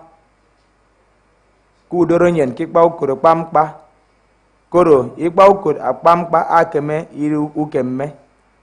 Loosely meaning, do not rest your hope on the shoe of the deceased, because it may not eventually be your size upon inheritance. This adage was meant to be a forewarning to a lazy youth that refused to push his way to wealth in his prime, but rather waited on the inheritance of the father or family. The forewarning figuratively alerts the young man that the inheritance is aimlessly waiting. He is aimlessly waiting for may not eventually come his way, or may eventually come his way but not be useful to him when he tries the shoe on. F. Etogoyenema ama baraka urwa ase ba barayong. Loosely meaning when a child goes to the market early, he will also depart from the market early. The import of this proverb is that when a child prepares for life early, he or she will attain great height early and accomplish his or her life destiny in good time, while peers who did not prepare continue to struggle with their passing time. G. Uwem adugo itong aya kongo nkwa. Loosely meaning, as far as there is life, there is hope that the neck will be adorned with beads. This figuratively means that once there is life, there is hope that tomorrow will afford every living person the opportunity of wealth or a better life. So the youth was encouraged not to despair or lose hope for a better tomorrow. H. Adoetogoyen udogetugutong. Loosely meaning, though you may be a child, however, you do not possess small ears that make it impossible for you to hear. Figuratively, it means though a person may be a child, his or her ears are still big enough to hear and understand instructions. Thus, biblioculture did not give room for indolence on the part of young persons, as pieces of advice were constantly dished out to them towards preparing them for a better future. Okuyen esi benede benwa. Loosely meaning that the money of youth is utilized in the purchase of a cat. The figurative meaning of the parable is based on the understanding that the excesses of youth make a young earner spend his or her money in unwise ventures, eventually losing it. This is symbolized by the pseudo-domesticated cat that eventually finds its way back to the forest after living with human beings in a home. So, whenever a young person finds financial fortune smile on him or her, they were dutifully advised to invest the money wisely to prevent the money from evaporating into thin air like the proverbial cat. Ibibio language, challenges of vocabulary and its naming conventions. Ibibio language has many distinct characteristics and similarities with other languages that have the same Bantu and semi-Bantu language roots. As with every language, there are certain realities and shortcomings that affect the structure, lexicon, spread, and acceptability of the language. This section will attempt to distill some of the factors that may have resulted in these observed shortcomings. A major aspect of the way the Ibibio language structure was intricately woven with its cultural anthropology was in the naming convention of the people. In explaining this sophistication, Ederudo identified the intricate way the names of children originated in pre-colonial Ibibio society. Circumscribing these practices and the language naming convention is the fact that the Ibibio believed in many cosmic realities in the lives of the people. These realities were evidenced in reincarnation, life in the afterworld, the communion of forebears with the living as an extended spiritual part of the family, among other related beliefs. Ibibio historian Justin S. Ukpong also explained the Ibibio belief in reincarnation to be consequential upon human life. Hence, reincarnation was considered to pass through two main cycles in a domain. An adult became aged and passes on to invisible worlds. He is then reborn into the visible world as an infant. Therefore, these realities enforced the concept and basis for the naming of children. In effect, the Ibibio were given names that were symbolic and a reminder of the prevailing conditions of the family as at that time. These conditions could include the circumstance of birth, the day of the week, or the time of the day. According to Ime Ikede, in his foreword to Ederukbong's book, An Inquiry into Culture, Ibibio names have meanings attached to them, either in direct translation from the concept and situations they reflect, or sometimes by implication. For example, the name Ubat is most likely given to a child who was born with a birthmark with very dark complexion, or a child with very dark complexion at birth. Another example is Okon, which is a short form of Okoneyo, meaning mid or deep night for male child born in the dead of the night. The female version of the name being Akun. Namso or Ndueso is the name that comes from a father asking the society a rhetorical question about what he had done wrong to warrant a recurrent misfortune or constant accusation. The misfortunes could be having a line of male children while searching for a female child, or the reverse, and it could be due to misfortune of death recurring in the family.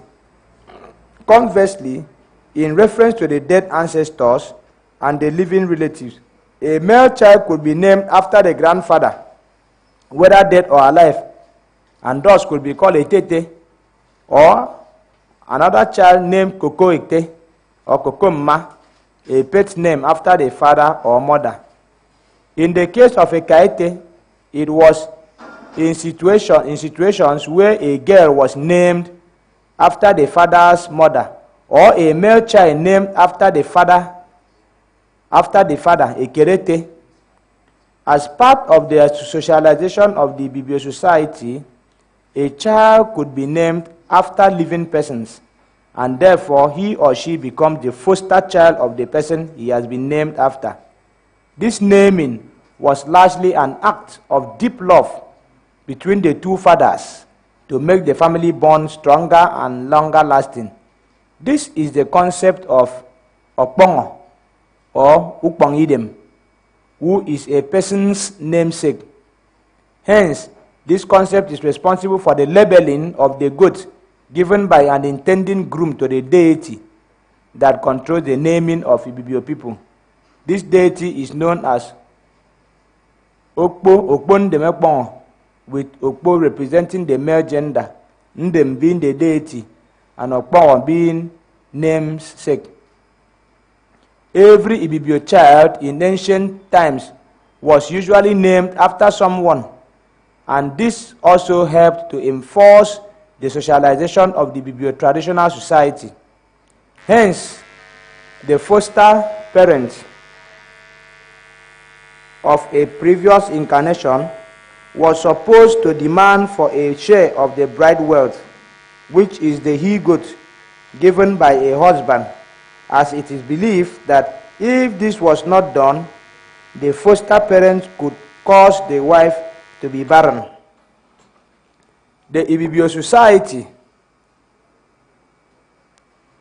though fully patrilineal in nature, had a way of naming children in convention different from that identified by Udo earlier in this book. This was largely due to the polygamous nature of the people, which posed great challenges to fathers who had many children from multiple wives.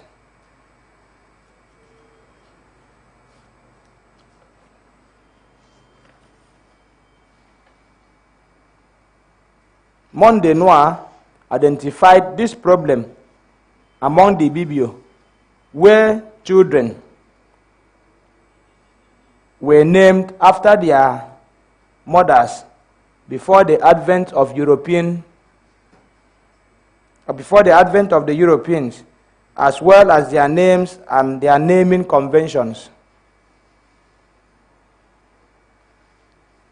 Prior to this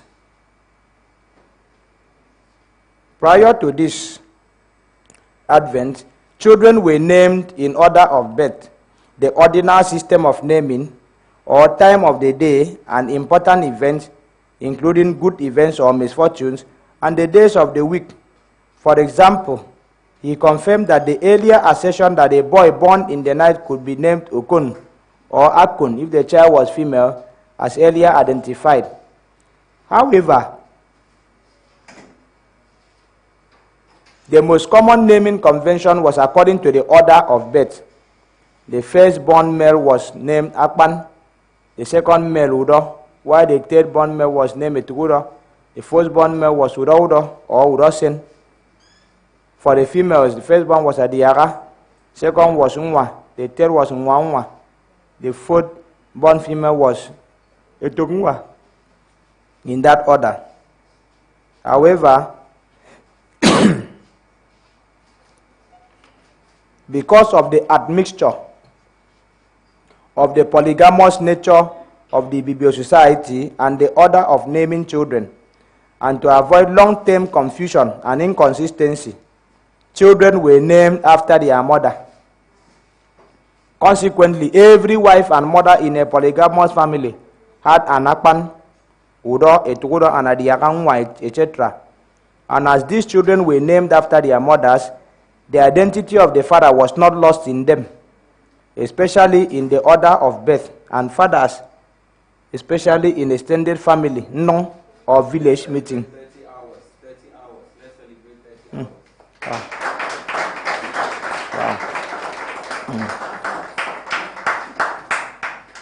Wow. That's great. For example, a child who is the second son of a father named Okun, but the first son of the third wife named Afyong can be called Uro Okun, second son of the father, or Akpan Afyong, first son of the mother. Also, if the father named Okun was the third son of his father, his second son, referenced above, could also be known as Uro Etuguro, which refers to the second son of the third son. In the autobiography of an accomplished bureaucrat, Efyong Isang, he confirmed that children were named after their mother thus.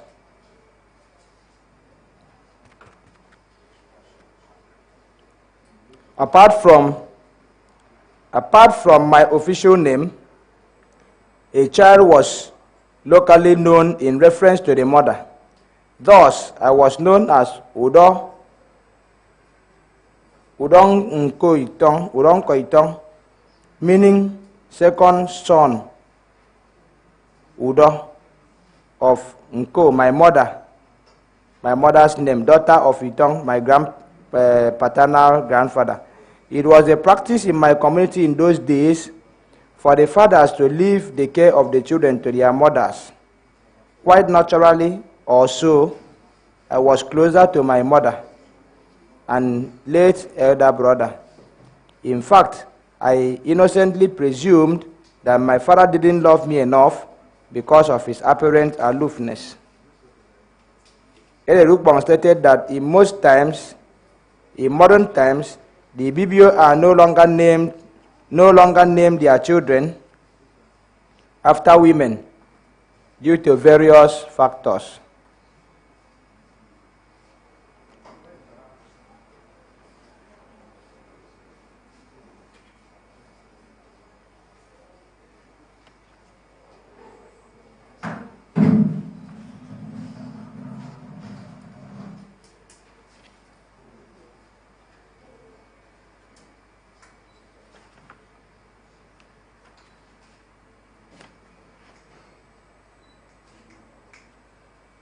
Right. Okay, so we're proceeding to descriptive nature of language. The Ibibio language is structured in a descriptive manner with a not too large vocabulary compared to most languages. For example, the structure of the language is such that a lot of nouns are descriptive of the nature of the subject or possess a best of judgment description decreed by the early persons that named such a noun. It should be noted that the challenge of an inexhaustive or limited vocabulary is not only a challenge to Ibibio language when compared to others, but a problem of almost all Nigerian languages.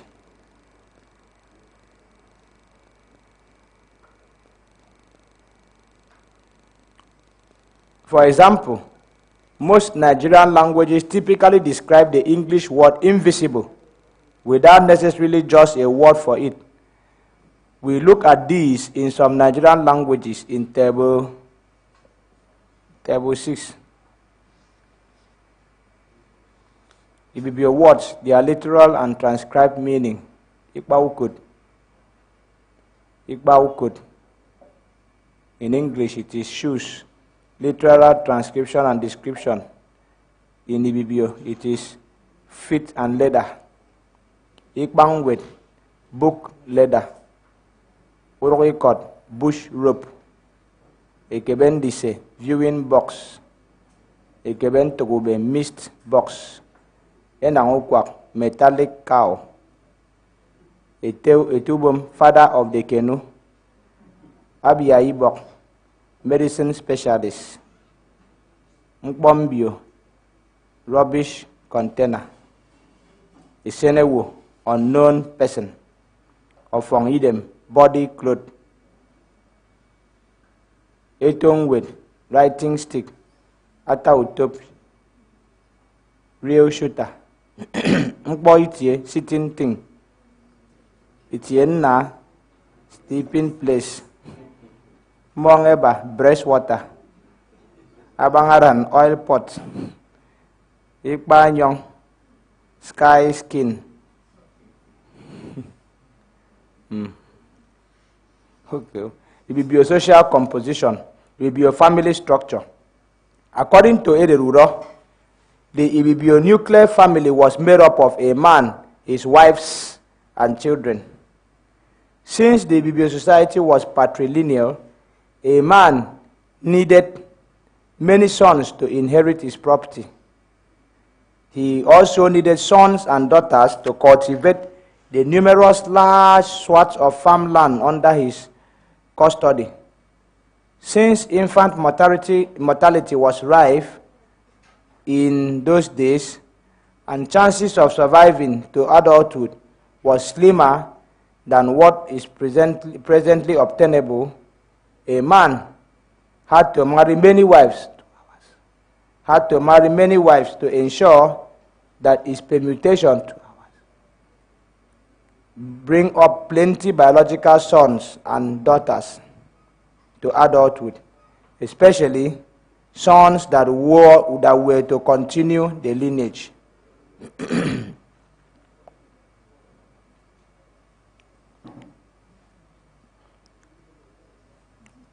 There are two. 9, 10, the housing.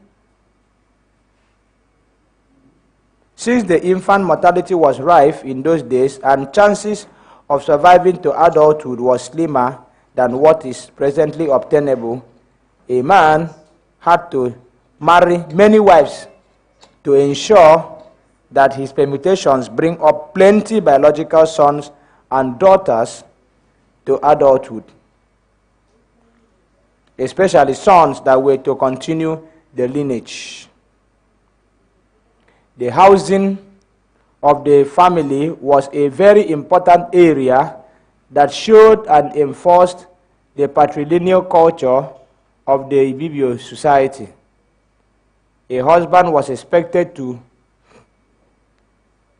have the capacity, financial and otherwise, to take care, that is, ensure adequate maintenance of a woman at the very important periods of her life within the marriage, which were periods of pregnancy, childbirth and sickness. The maintenance of the wife involved heavy investments such as acquiring more arable land for farming, social protection, and provision of separate houses for the husband and the wives for their privacy. However, a husband was not considered man enough if he was not initiated into the various age grades of the Igbo secret society, and the consequence was an involuntary stay at home during the season of the outing of the masquerade. During this period, the woman, children, and non-initiates were expected to stay indoors.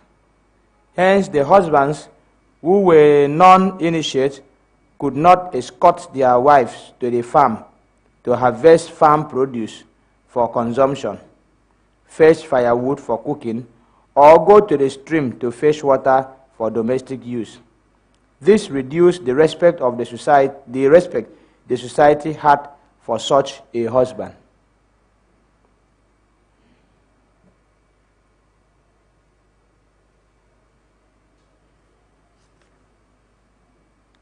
Government and local administration.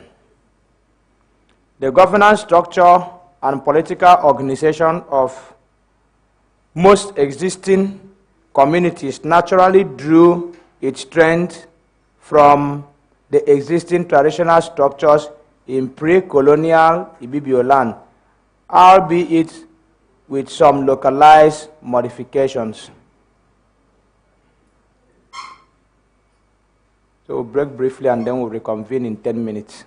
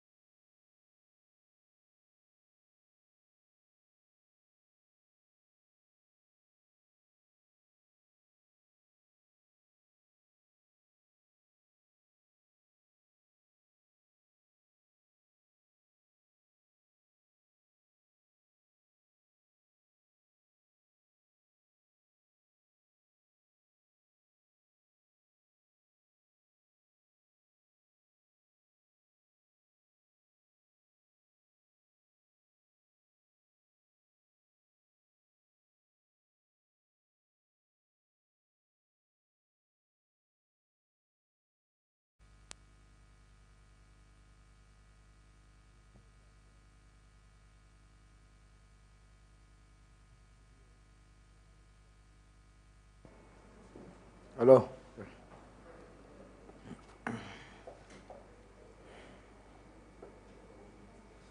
With your family structure, according to Edith Udo, the bibionuclear family was made up of a man, his wives, and his children.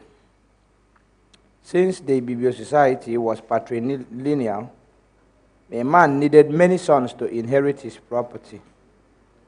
He also needed sons and daughters to cultivate the numerous large swaths of farmland under his custody.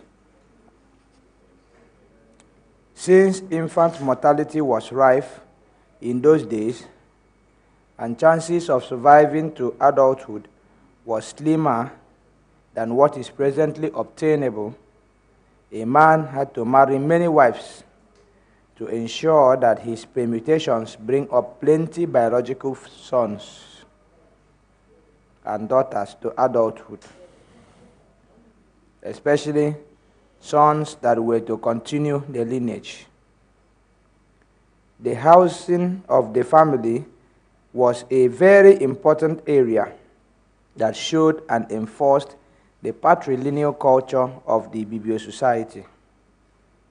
A husband was expected to have the capacity, that is, financial and otherwise, to take care, ensure adequate maintenance of a woman at the very important periods of her life within the marriages, which were periods of pregnancy, childbirth, and sickness.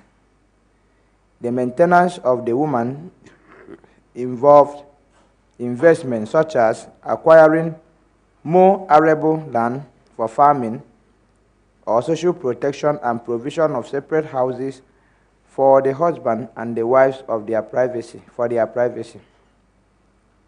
However, a husband was not considered man enough if he was not initiated into the various grades of the Ekpo society, and the consequence was an involuntary stay at home during the season of the outing of the masquerade. During this period, the women, children, and non-initiate were expected to stay indoors. Hence, the husbands who were non-initiate could not escort their wives to the farm to harvest farm produce for consumption, fetch firewood for cooking, or go to the stream to fetch water for domestic use. This reduced the respect the society had for such a husband.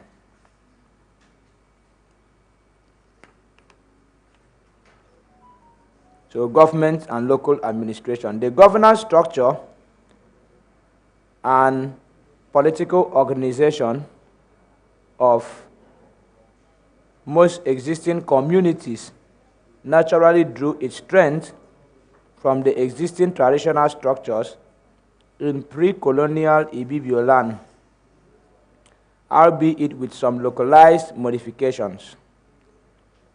Edith Uro and Otto Basi Akpan et al. Identified 5 administrative divisions observable in pre-colonial Ibibio land. These are Idebete, Ufok, Ekbuk, Obio or Irong, Oduk, and Ikpaisong. An understanding of the rules and how these divisions, as mirrored in the local administration structure, will expand our understanding of the interconnectedness of the governance practices of the community and what was obtainable in pre-colonial cultural practices. Another way of governance and local administration of the Ibibio was reviewed by Latham, who identified Idep to be the smallest social unit, consisting of a man, his wives, and children. The next level is the ufok, which is made up of many idep coming together to make up a compound, while a group of ufok made up an extended family called ekpuk, which is a group of patrilineal relatives tracing descent from a single male ancestor. And each ekpuk was self-governing under the authority of a tekpuk, who was a lineage head.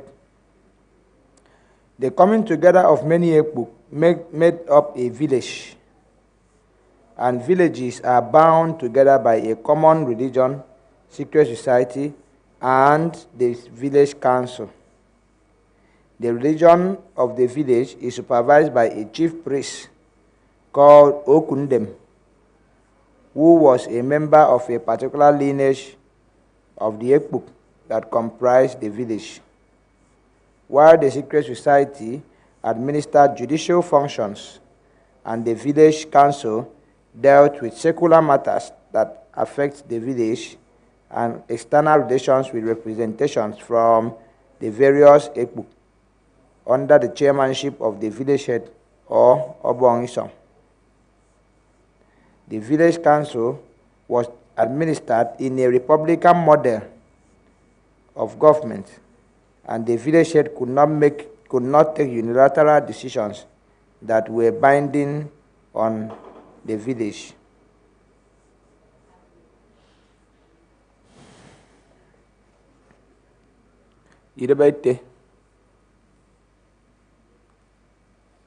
Udo stated that Ete literally means the father's womb, and it contextually means a man, his sons, his brothers, and his half-brothers. Drawing from the foundation of polygamy as the prevalent marital system in Ibibio land, the role of the father as the ultimate head of the foundation administrative unit of Ibibio political structure cannot be contested. The father was naturally recognized as the family head and was permitted to offer sacrifices on behalf of the family to the gods and deities of the family. The hierarchy of this political unit, with the father as head, includes his eldest wife, his brothers from his mother and his half-brothers, etc. The political clan also includes the siblings of the family head and every person living in the family compound and is known as Otong. The family meets mostly in an ad hoc basis to resolve critical issues that arise, especially conflict resolution, marriage education, etc. And where cases were brought to the Otong for adjudication, the meetings were formally convoked. Cases heard from the accused, accuser, and witnesses, and therefore thereafter judgment was given. Where there was a need for sanctions, the persons were fined in accordance with the prevailing circumstances, existing tradition, and magnitude of the offense. These fines could include a West African dwarf he-goat, a boibot ukanyan, a mature rooster, a kikounen, 5 tubers of yam, isodia kid, and an assortment of drinks, while praise was given to deserving members of the public. In most recent times, guilty members of the Idebete in cases of guilty verdict were usually not exiled or sold into slavery.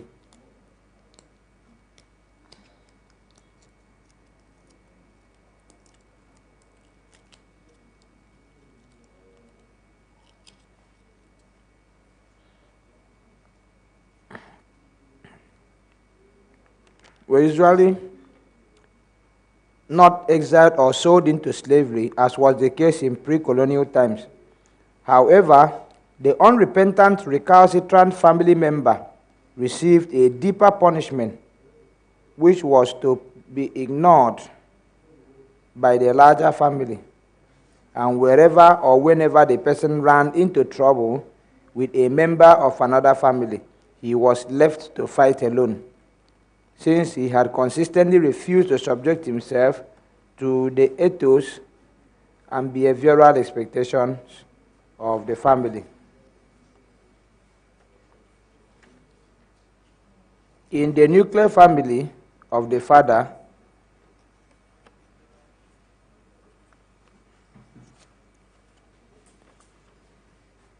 the culture recognized the eldest wife as the alternate head, and the first son, Akpanete, as another alternate. The role of the Akpanete is very critical, and the father had to inculcate fatherly values and give him enormous responsibilities to develop him in leadership, to take up future roles as they arise. This was more so in the event of the demise of the de facto and the de jure head, who was the head of the lineage. Thus, the Akpanete acted in his new elevated role as family head, as occasioned by the demands of the father and hitherto family head. Ufok or no.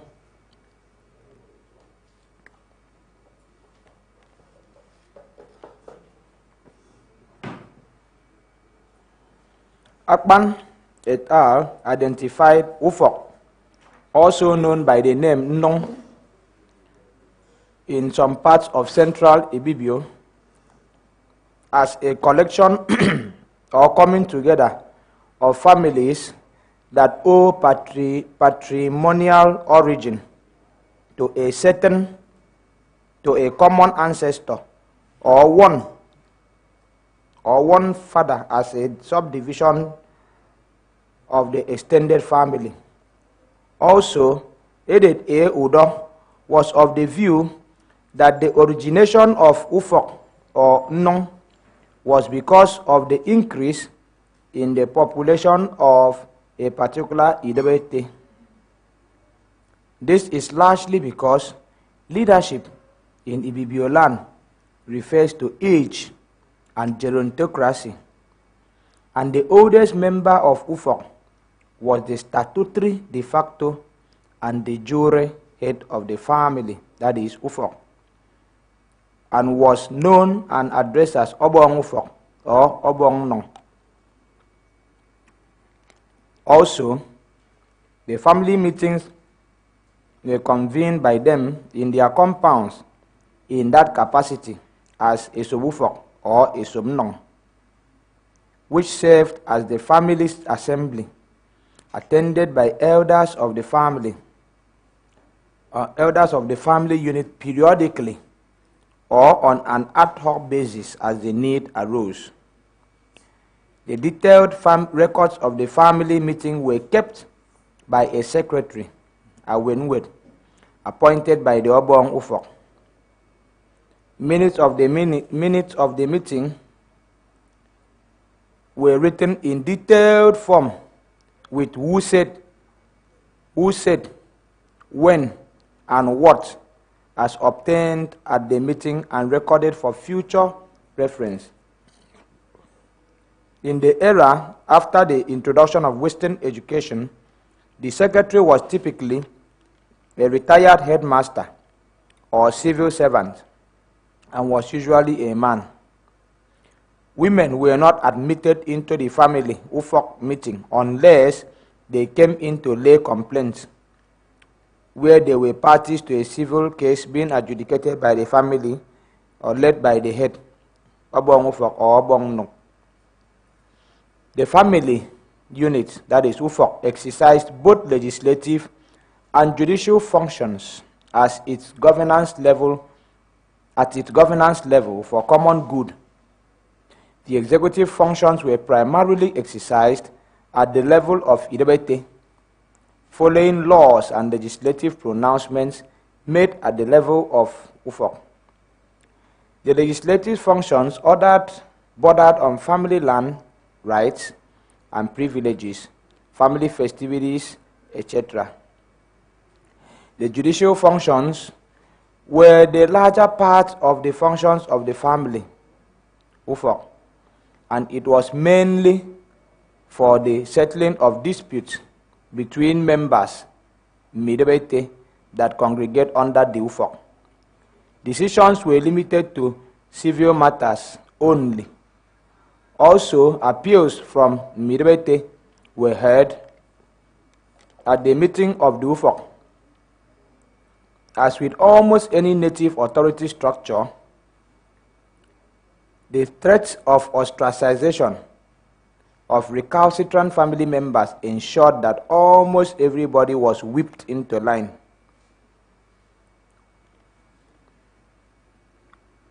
And the communal living ensured social harmony and cohesion, as nobody wanted to live in isolation from his family, Ufok.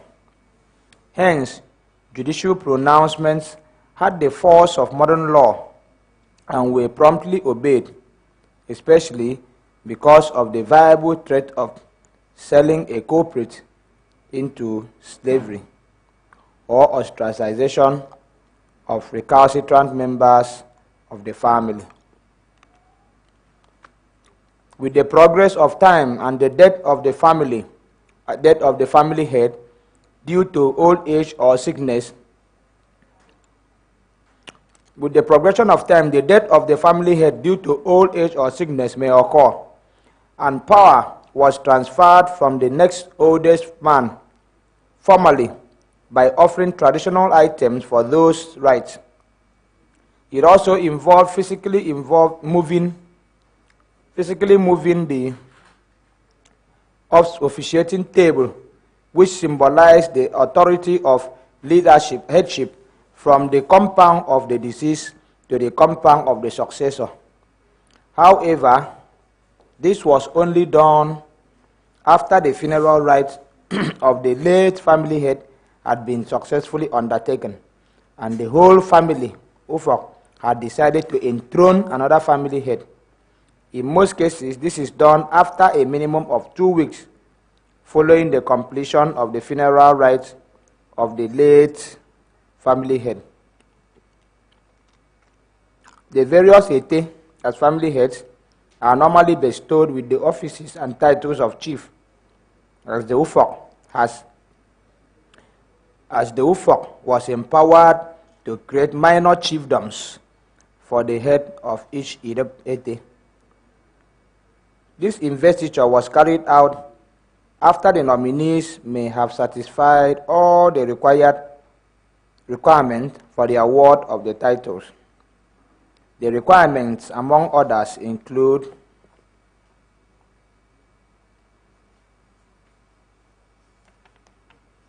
a native he-goat,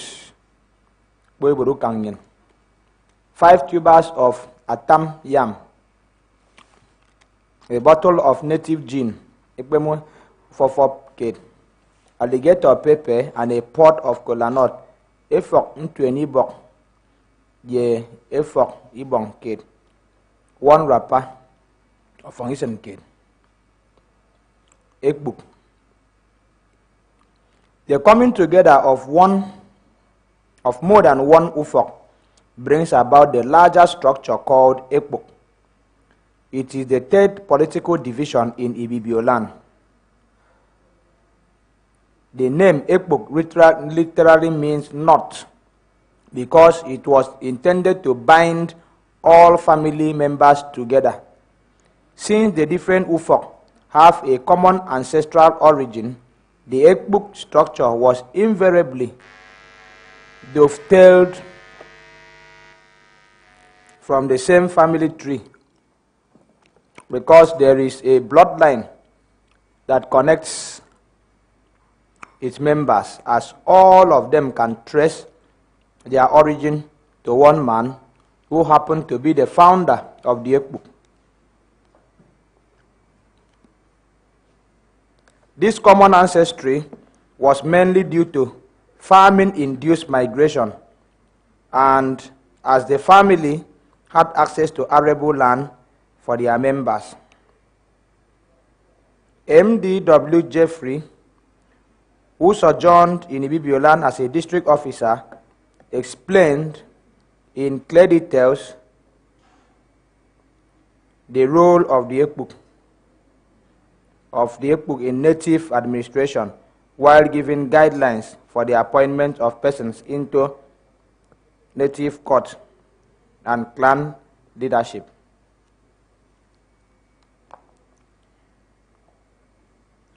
He said that for the appointment of clan heads, such a person must come from the Ekbuk of the chief priest of the clan. He stated that in each clan was found towns or villages that comprised one or more Ekbuk, and each town had an Ekbuk of which the original member was the founder of the town, having been the first person that brushed the bush to build the town. And as such, this Ekbuk was to be recognized as a senior. In fact, to ascertain the ruling Ekbuk from among the plenty, there must be an assemblage, including the old women of community, at a village square. As with social hierarchical structure, the oldest man in the community was the head and was known and addressed as Obong Ekbuk. Considering that the members of Ekbuk were from different Ufok, the congregation of the heads of the various Ufok convoked the Esup Ekbuk Council. However, traditional title holders at the Paramount Rulers Council, Clan Council, and our village could be included as ex-officio members of the Esup Ekbuk. Also, very successful men and women in the various Ufok could be accorded this privilege and admitted into the Esup Ekbuk as ex-officio members too. As with the Ufok, the Ekbuk is involved in major role plays through its council as the organ of administration. The roles could be political, social, economic, and religious, as espoused below. Political. Political. The Esup Ekbuk is a political organ The Esup Ekbuk is a political organ exercised administrative jurisdiction among its members. This arrangement lent a great deal of support to the village administration. For example, they ensured that the women from the Ekbuk accompanied other women from the community for the maintenance of a healthy environment within the community. Also, in times of war, they ensured that the Ekbuk contributed its share of warriors to the community army and had a transverse relationship with the policing organ of the community as represented by the Ekbo Society.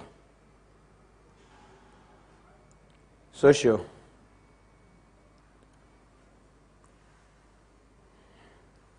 The reality and necessary implication of communal living in Ibibio societies is that there will be conflicts due to misunderstanding between family members. This was the major reason for the need to institute a conflict resolution mechanism among members of the same Ekbuk. The better the conflict resolution mechanism, the greater the social harmony due to a feeling of greater social justice within the community. The system advocated alternative dispute resolution as a sure means of achieving justice and social harmony, as all disputes among members were created within the Ekpuk through its council before taking it up to the village council, where a satisfactory resolution was not reached by the family, that is the Ekpuk. No matter was permitted to be taken to the village council, without being first adjudicated at the family council level. Economic. C. In the economic sphere, the Ekpuk was greatly involved in the sharing of the scarce resources that were jointly owned by the members of the community.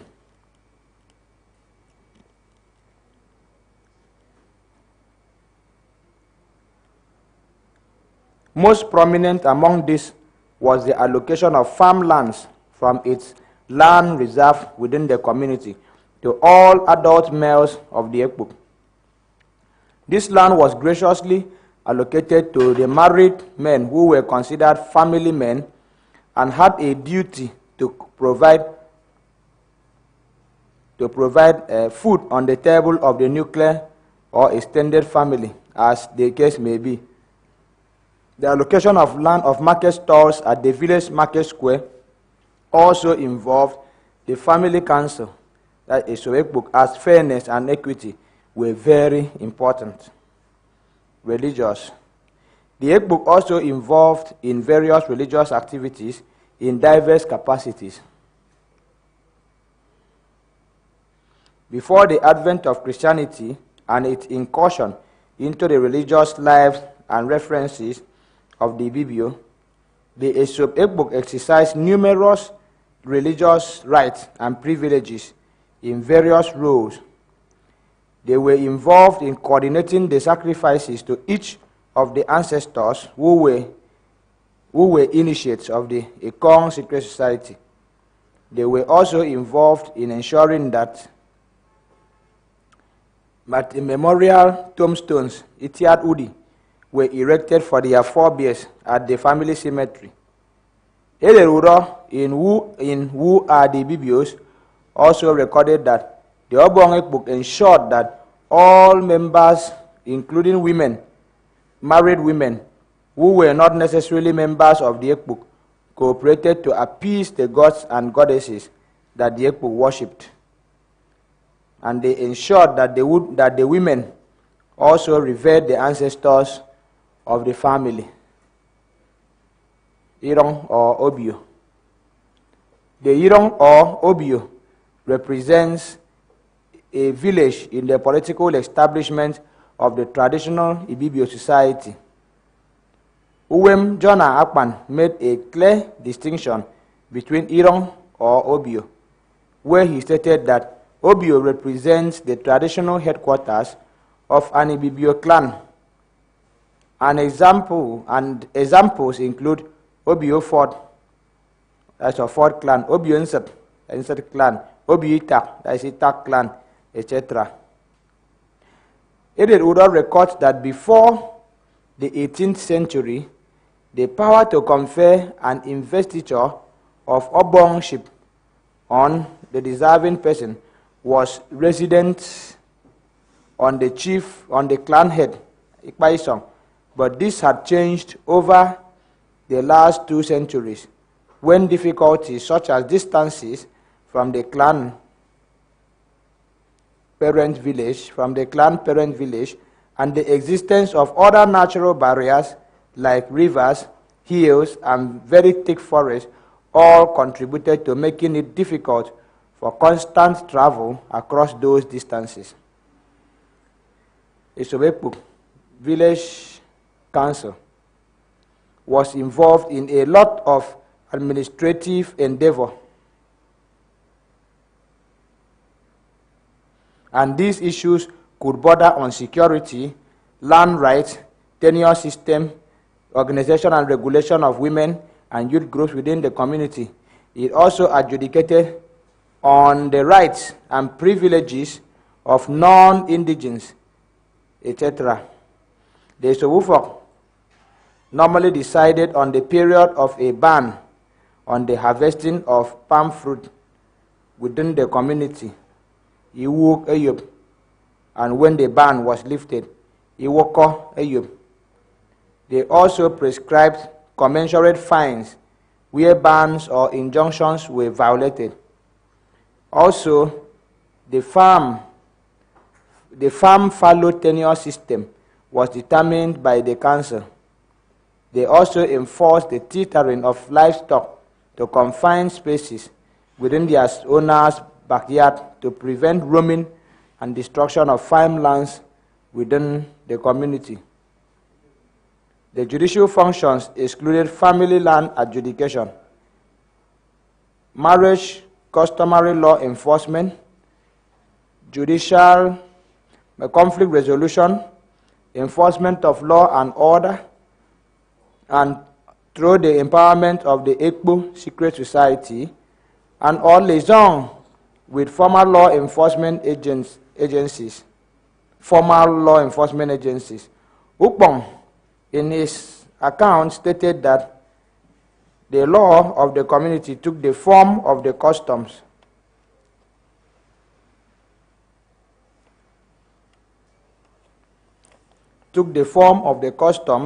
Mores, and ethos, and as such, the village in council made few laws.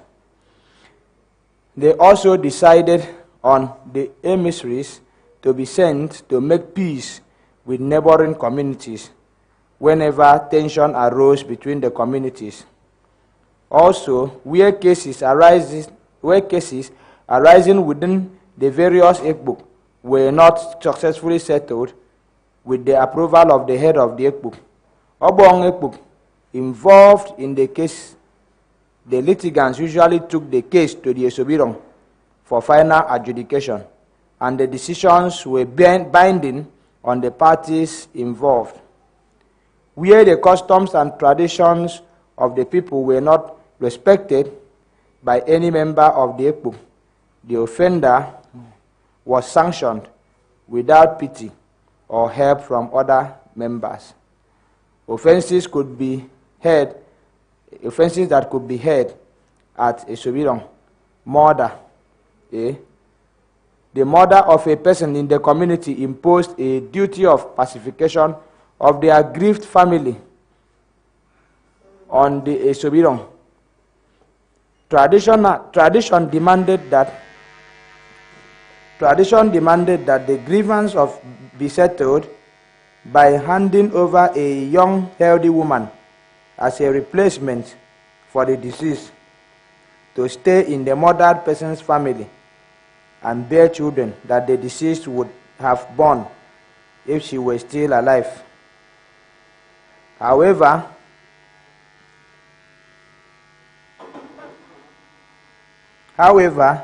if a settlement was not reached, inter-Ekbuk conflicts could arise with many human casualties on both sides. There was no penitence for murder in form of a fine, and in some Ibibio clans, the murderer was either killed or sold into slavery if found guilty, or discharged if not found guilty. Witchcraft, number 2. The witch, Ifot, was a person who made charms that were used in harming or killing others, or possessed evil spirits used in manipulating their victims.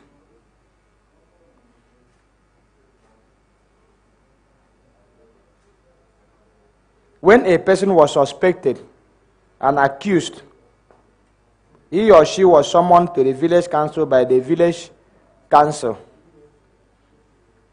That is Esobirong or Esobobio. If found guilty, the person was either killed or sold into slavery. or have his or her property is cheated.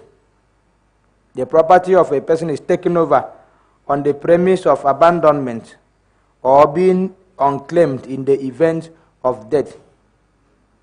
Where the case was still unresolved, the case was transferred to the clan council for final settlement. Adultery with the wife of the village head or an obong ebo. This was considered an abominable act, grave enough to have the offender killed, sold into slavery, or have his asset excheated by the offended obong ebo. The offense and the punishment took its root in deep Ibibio culture and tradition, which frowned at adultery, especially by a married woman. More so, the wife of an obong. Where this occurred, fines for atonement were imposed on the husband of the offending woman, and the items for appeasement of the gods offered at the ancestral shrine of the lineage by the head of the lineage. In fact, when an Ibibio chief died suddenly, the wives were suspected to have been responsible for his death, and they were thus brought before a juju priest and confession extracted from the guilty woman if she accepted culpability. Therefore, as punishment, she was either entombed alive or impaled before the ground of a dead lord, before the grave of a dead lord. Sexual intercourse between a man and a mother of twins. Before the banishment of twins in Ibibio land, the mother of twins was considered as an outcast by members of the community. It was believed that the protective spirits of Ibibio land had departed from her, and she consequently defiled any place she visited, leaving such places devoid of the protection of the spirits. She was believed to drive the spirit of divination from the diviner or seer, abia idiom, or the traditional healer, abia ibok, and consequently transmitting such evil spirits to the husband, who in turn transferred it to his other wives. Sexual intercourse between a man and a woman in mourning.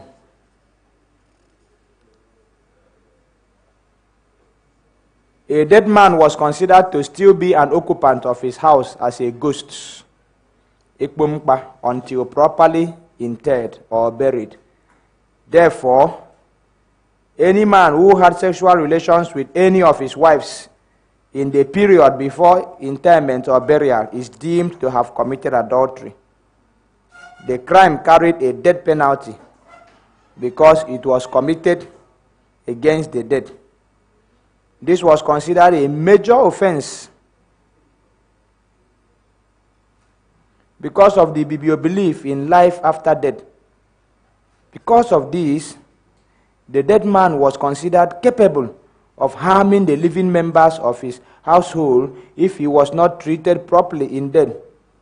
Dead men were supposed to be buried with tools of their trade, and domestic animals sacrificed with the belief that they turned into living animals in the afterlife. They were considered as living dead who required servants in the afterworld, and thus had slaves and sometimes their wives buried with them, as well as household items and articles of trade. A man with a roof, a shed with a roof was placed over his tomb, to protect him from the elements in his new abode, according to Ubiom historian Etemokoko. He also said that the Nwomo was a temporary structure that was meant to house the belongings of the dead that were deposited in the grave for the owner's use. The grave was a sacred location, and cultivation was not permitted around it. Habitual theft. The case of an accused habitual thief was normally held at the village square at the instance of the Obongirong, who summoned the Sobirong. It was to the general interest of all members of the community to have judgment pronounced to free the community from his or her torment. The punishment was somewhat proportionate to the items stolen, but a heavier punishment reserved for repeat offenders.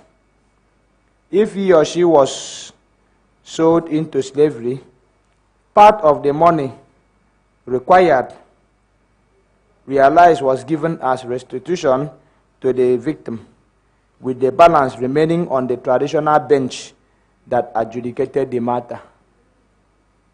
Breaches of village laws, customs, and traditions, and vice versa. Harvesting new yams before time, attempting suicide, arson, and other serious breaches of village laws, customs, and traditions were also offenses that could be heard at a Sobirong. Consumption of new yam before time showed a lack of respect for the gods of bountiful yield, and punishment by death was a likely result. If found guilty in the case of attempted suicide, the person was either killed or heavy fine slammed on the relatives. In addition, in the olden days, this fine could be up to 1,000 manelas. In addition to animals of sacrifice and purification, such as dogs, goats, and chickens, minor offenses were handled at the family level, and fines were imposed on the offenders, while other more serious offenses like arson attracted fines of goats, hens, money, and drinks.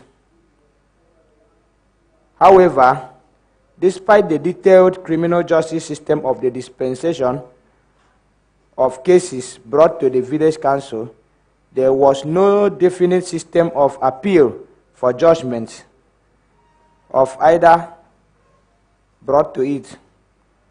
However, the powerful and rich men in society could ask for the intervention of neighboring communities, while the less powerful person escaped from the village and sought solace in another village, since they had no option of appealing a judgment. A case settled within the community ranged from mild to very serious, and the common and could be handled by the family councils, while more important civil cases that required adjudication were handled by the whole village council. Land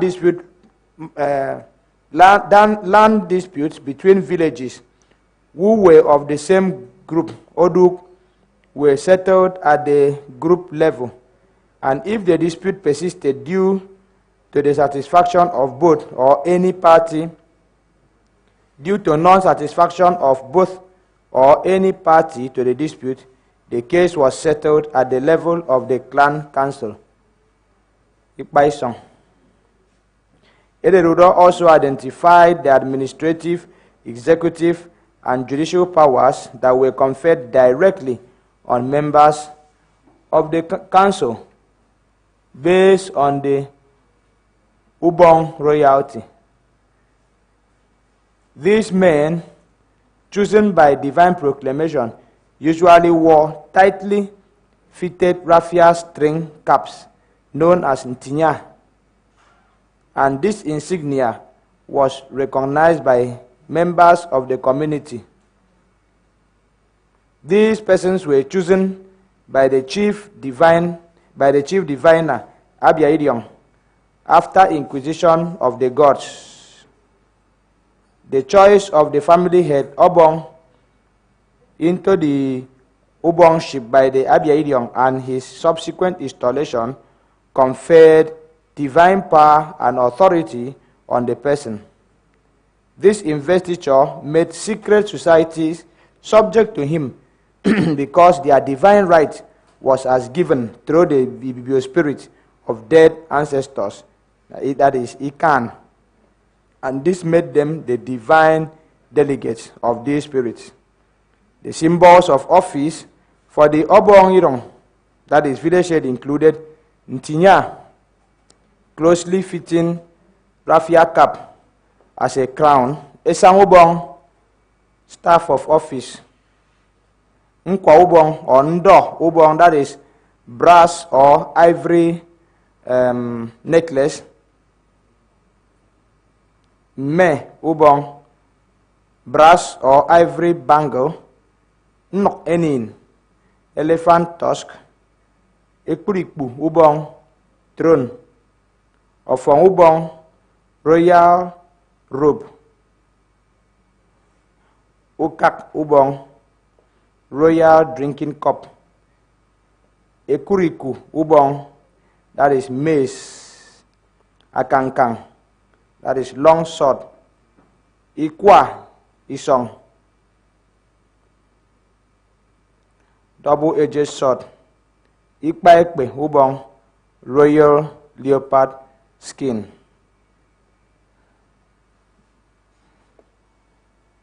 So we'll continue with this on Wednesday.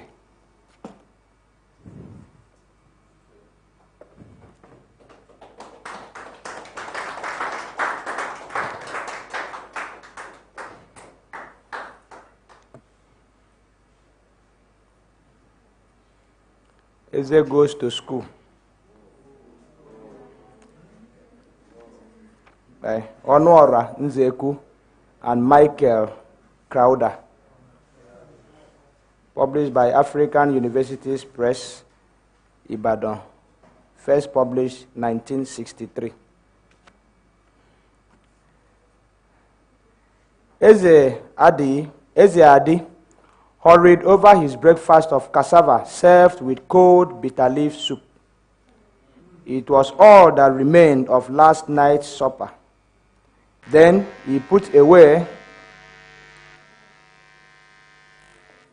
the bowls from which he and his mother had eaten, and set off to the village of Ama, 3 miles away.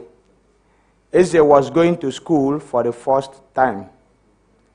That morning, Eze had woken at the first crow of the cockerel, which slept in a coop at the far end of the hut. His mother lit a clear oil lamp, as he raised himself drowsily from his sleeping mat, and rolled it up. He reached for his chewing stick as he went out to sweep the yard. In the grey light of dawn, the hamlet of Oya was silent. But before he had finished his work, he could see dim figures moving busily from hut to hut. Farmers were setting off to the fields. Young girls were going out to fetch water with great clay pots balanced on their heads, and the women were beginning their cooking on crackling wood fires. Eze and his sister, Ulu, collected their water pots and joined a crowd of their friends on the way to the stream. Others met them, asking each other, "I hope you slept well." After a bath and a swim, Eze and Ulu filled their water pots and climbed the slope of the river valley towards home. On their way, they met their father, Okonkwo Adi, with a great hoe over his left shoulder. He was walking to his farm over 5 miles away, where he was going to dig yams. Good luck at school, Eze, he said. When Eze and Olu reached home, they found that their mother had almost finished her housework and was beginning to fill her basket with things to take to the market. She had decided that if she had to make the long journey to Ama with Eze, she might just as well try to sell some of the yams her husband had grown. So she packed yams, corn cobs, and palm nuts in one basket, and some palm kernels and African garden eggs, melon bitter soup, and water leaf into a smaller basket, which Eze would carry. With the money she made from these, she intended to buy salt, meat, rice, and cassava flour for her family. From under his father's pillow, Eze took out his brand new school uniform, a white shirt, and a pair of brown shorts. His mother wrapped them in a clean cloth and put them into her basket. When they were ready to begin their journey, Eze's mother helped him to lift onto his head the basket of vegetables which he was to take to market. His mother took up her long basket, and together they set out for Ama. Eze and his mother passed through Ohia, which stood on the gentle slope of some hilly ground.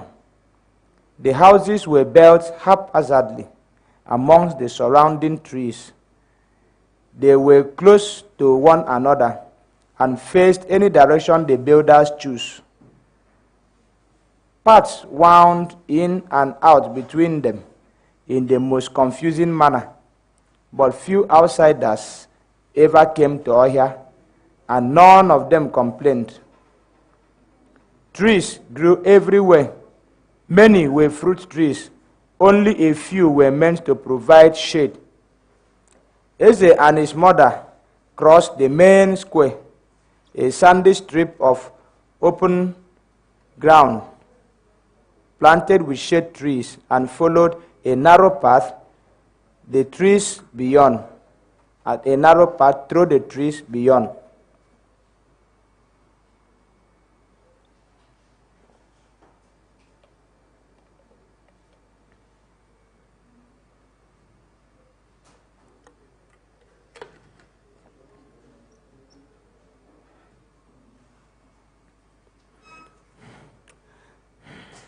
The path passed the other hamlets, separated from each other by stretches of bush and farmland. They met other women and girls on their way to market. Each newcomer exchanged greetings with Eze and his mother as they walked. As they walked on, the women chatted and laughed. The countryside rang with their voices as they broke into songs. Somehow, it made light their heavy burden of country produce and made them forget the distance to the market. Except for a few who were known to each other, all the girls trudged on in silence. Eze, apart from being naturally a quiet boy, would never talk to strangers. He closed his lips even tighter when first he noticed there were no other boys in the group. He could never talk to girls. In Ohia hamlets, boys regarded themselves as superior to girls, so Eze kept his distance from them. Already, the weight of his load and strain of the journey were beginning to tell on him. His neck was bent, and his steps became shorter. There was nothing to divert his mind from the burden on his head and the distance yet to be covered.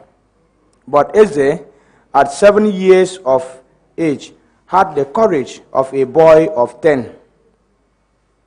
Although his courage was nothing to compare with that of the women, and girls who had done these journeys several times before, but he did not make a fuss. His father had taught him that he must learn to bear his burdens without complaint, and that he must never let any woman know when he was suffering. So Eze, apart from fearing that the women, and more especially the girls, would laugh at him if he complained, was trying to be as grown up as a young boy who was going to school for the first time ought to be. Eze's mother soon noticed that he was getting tired. As they were going up to the hill, which was the last lap of the journey, she pointed out some of the landmarks. "When we go past that large mango tree there," she said, "and come to that cluster of palm trees, we shall be able to see Amma. It is quite close now, so keep going." The woman walking behind them asked what was the matter. "My brave boy," explained Eze's mother, "has never been to Amma before. I am afraid he is beginning to feel tired." "That's how it always is," the woman said sympathetically, "when one makes a journey for the first time. A mile seems 2, 4, and so on. Persevere, my son. We are almost there." They got to the cluster of palm trees which stood on the top of the ridge. Below them, Amma spread out a beautiful sight. The morning sun lent color to the full green trees, the gray thatch of the roofs, and the bright red mud walls. Clumps of palm trees clustered between the houses and showed that nature had been kind to the people of this village. However, Eze saw nothing beautiful about Amma. Indeed, what he saw made him speak for the first time. "Mother," he said, "Amma looks just like our own armlet." "Yes, my son," she answered, "except that it is much bigger. You cannot see all its houses from here. Most of them are hidden under those big trees." Eze remembered what had brought him to Amma, the school, and he asked his mother where it was. "It is along the road there," answered, pointing it out to him. "The open space farther on, where you can see a few people, is the marketplace." They went down the hill slowly, passed by the school compound, and made for the marketplace.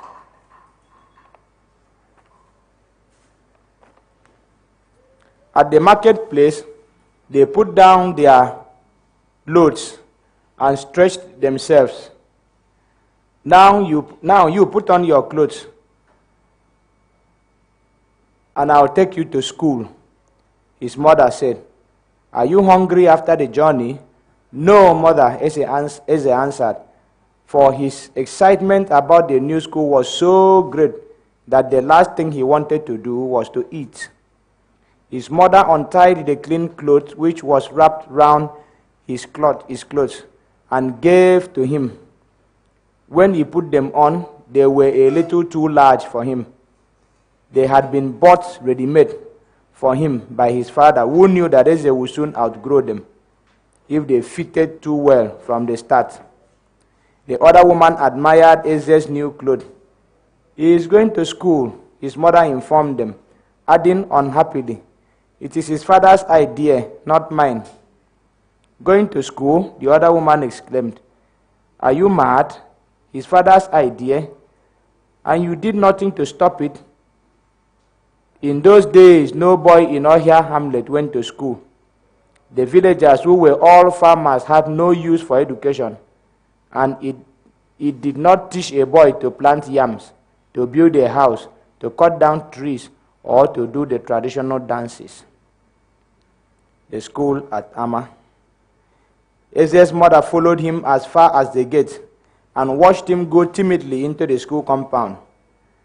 She felt almost as frightened as he did. He stood under a mango tree and looked around. The school compound was not very much larger than the main square in his own hamlet. It was fenced round with rough sticks.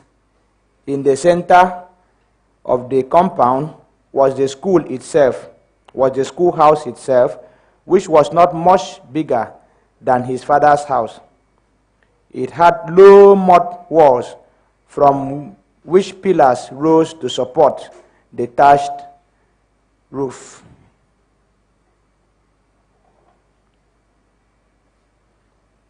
That was going brown with dust and sagged badly in places. To his right, Eze saw another building, the schoolmaster's house. It was painted a brilliant white and shone in the morning sun like the schoolhouse. It was roofed with palm leaf mats. The other buildings on his left was the rest house, where the missionaries who ran the school could sleep when they came to Amma. The ground had patches of banana grass growing on it. The flower beds were marked out, but no work had been done on them, for it was still the dry season. Eze did not really understand any of the things he had seen, but he waited patiently for something to happen. Then he noticed a crowd of boys arriving, but he only saw one girl. Then a man came out of the white painted house. He went to one end of the school, took from the roof an iron rod and the length of a foot rule, and picked up a heavy piece of railway line with a ring fixed to one end. He held it by the ring and beat it with the iron rod. This was the school bell. As he rang it, some Amma village boys who had been to school before began singing in time with the bell. Boys, girls, come to school. Boys, girls, come to school. They sang until he put down the bell. Then he clapped his hands and beckoned to the children to come to him. When they had flocked around him, he said,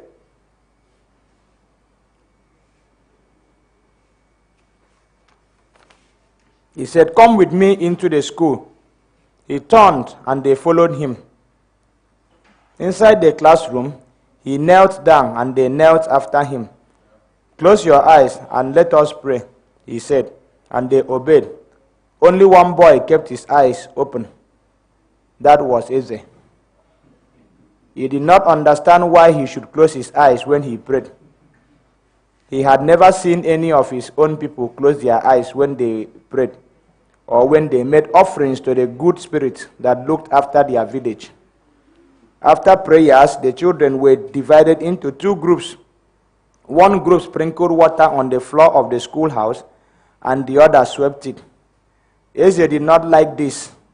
Sweeping the inside of a house was a girl's job. Still, he obeyed, for his father had taught him to obey people older than himself. And this man was old enough to be his father. When the sweeping was over, the man brought a bundle of straw mats from the white painted house. He spread them on the floor and asked the children to sit down. When they were all seated, he began to sing a local song. Soon they all joined him, singing lustily. At the end of the song, the children were beginning to feel more at ease. They liked the man, just as Eze was wondering who the man was. He spoke. "Would you like to know my name?" he asked them. "Yes," they answered in chorus. "I am Mr. Okafor," he said impressively.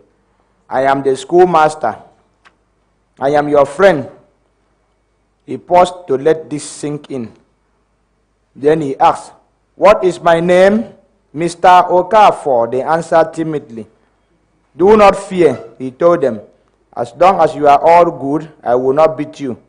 Say it again and shout this time. Mr. Okafor, they shouted. Again, he ordered, Mr. Okafor. But you must not call me Mr. Okafor when you talk to people about me. You must call me teacher. Teacher, they all shouted. Again, teacher. Again, teacher.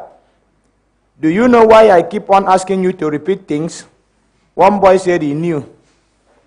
It is because when you say a thing again and again, even the deaf will hear.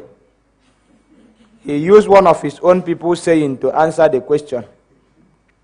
Why must you not call my name? Why must you not call me by my name when you speak to me? The teacher asked. Eze thought he ought to try to get into the teacher's good books as early as possible. One boy had beaten him to the first question. Now he had to beat him to this one. It is because we are not equals, he said. You are senior to us, and my father told me you are very wise. Now each of you must tell me his name, said Mr. Okafor.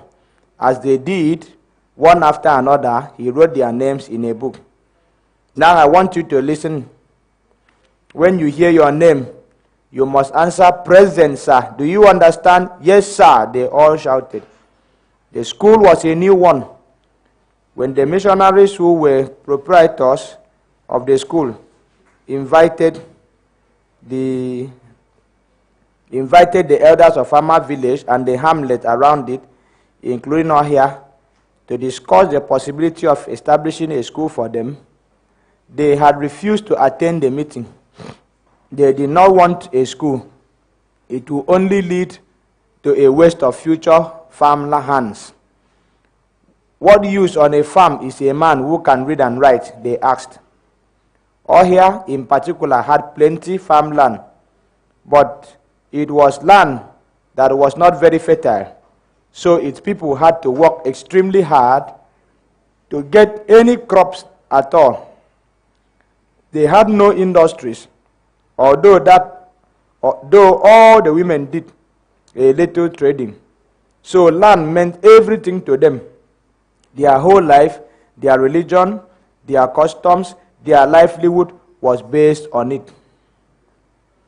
But many of their people who had left the hamlet for larger towns had seen a different kind of life. Because they could not read or write, they soon found they could not get good jobs. They were employed only as farmhands, laborers, and load carriers. It was too late for them to go back to school, but it was too late for their children. They sent letters to the missionaries near Ama, begging them to establish a school for their people. They said they had realized the importance of education and how badly they needed a school for their children at home. Because of these letters, the missionaries built the school at Ama. But the old men still did not like it and did all they could to stop members of their family attending it. Mr. Okafor was appointed the school's first teacher, who was a native of Aku, a village 15 miles from Ama. He was a huge man, 30 years old, and a lover of children. Unlike some of the villagers who had several wives, he had only one wife, for he was a strict Christian. He had 3 young children of his own. Mr. Okafor was not a trained teacher. He did not follow any standard teaching methods. Yet, his boys always did well in examination. Because his methods, however unorthodox, sought to bring out the best in his pupils. Mr. Okafor was small. Mr. Okafor's salary was small, and although he paid no rent on his house and his wife did all the washing, he found it difficult to maintain a family of 5. but he had a large farm in which he planted yams and vegetables, and in which the school children sometimes helped him. Eze tells of his experience. Chapter 3.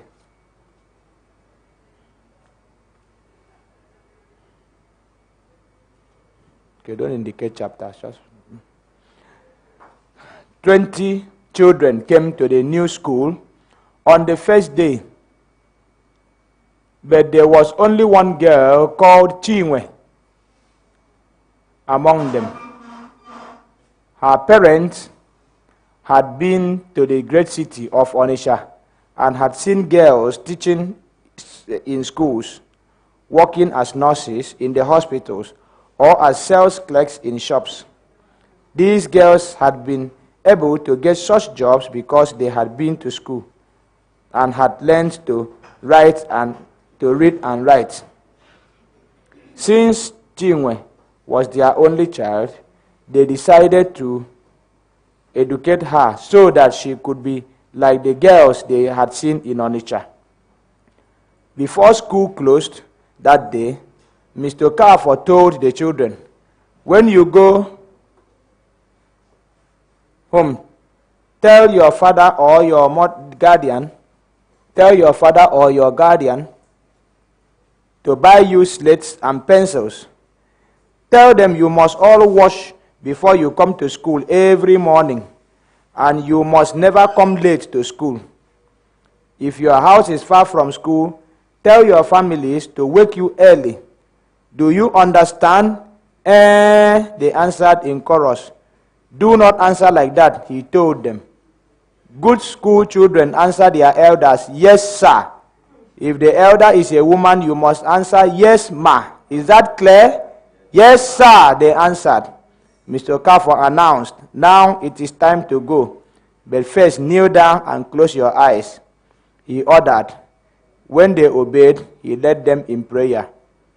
"O God," he began solemnly, "guide us home in safety. Do not let us fall or hit our feet against stones. Do not let us fall ill. Help us to come to school very early every day. To learn what teacher teaches us, to be good children, and to be useful to our parents. Help our people to realize that school is a good thing. Help teacher and help our parents. These things we ask of you through Jesus Christ our Lord. Amen." Amen. The children echoed after him. Eze found his mother in the marketplace. It was not 1 o'clock, and she had sold all the things she brought to market and had bought the things they needed at home. They went home in the company of other women because they were all women and because they never stopped talking of their market. Eze did not have a chance to tell his mother what had happened at school. It was bad manners to interrupt elders when they were talking.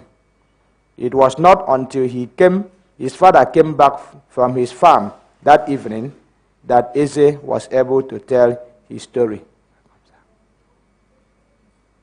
When he saw his father coming home, he ran to meet him on the way.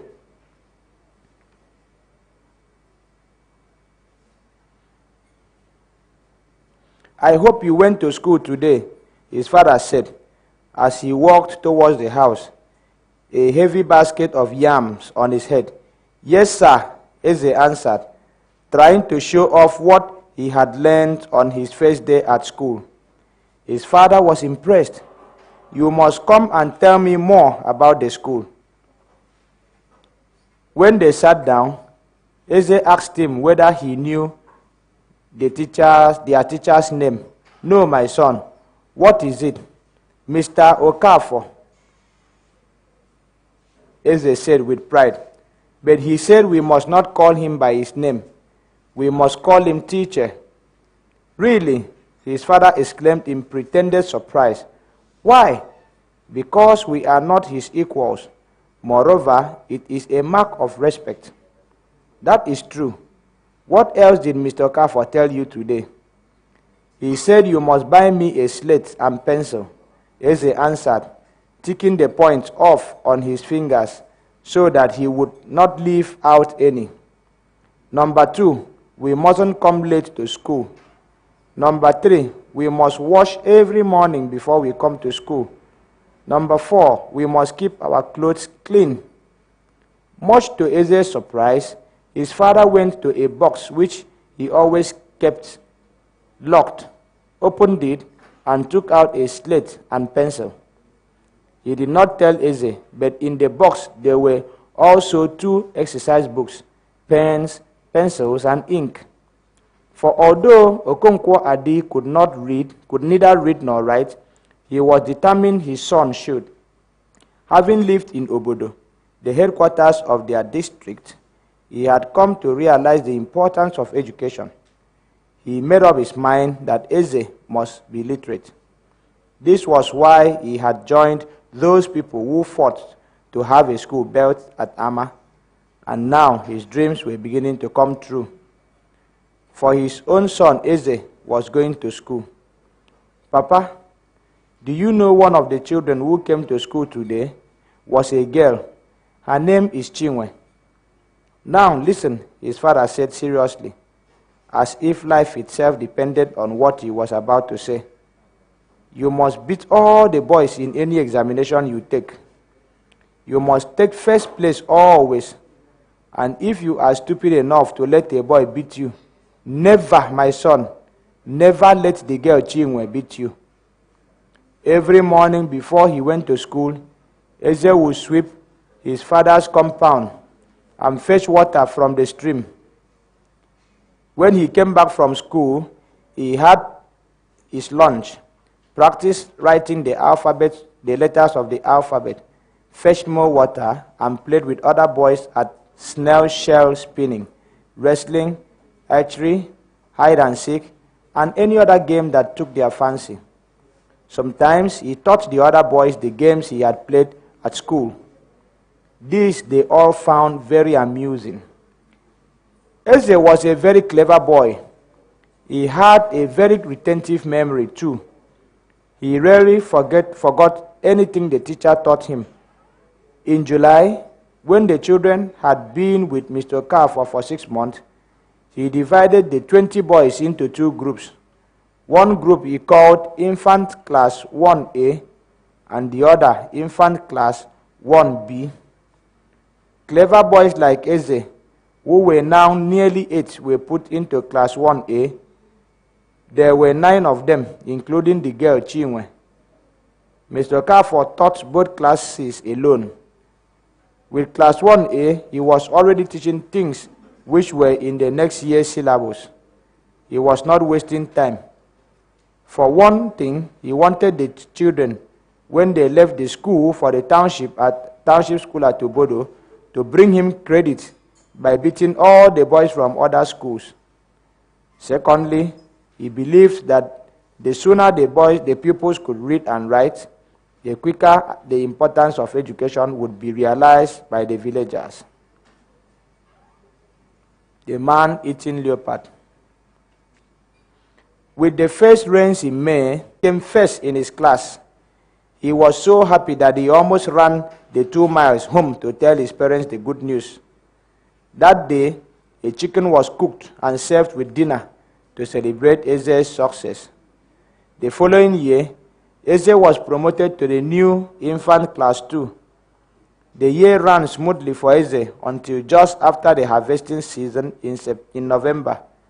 Then, one evening, a leopard killed a boy in a nearby hamlet. The men in the area formed themselves into hunting parties and searched for the leopard for 3 days, but they could not find it. Then another child, a girl on her way to the stream, was taken by the leopard.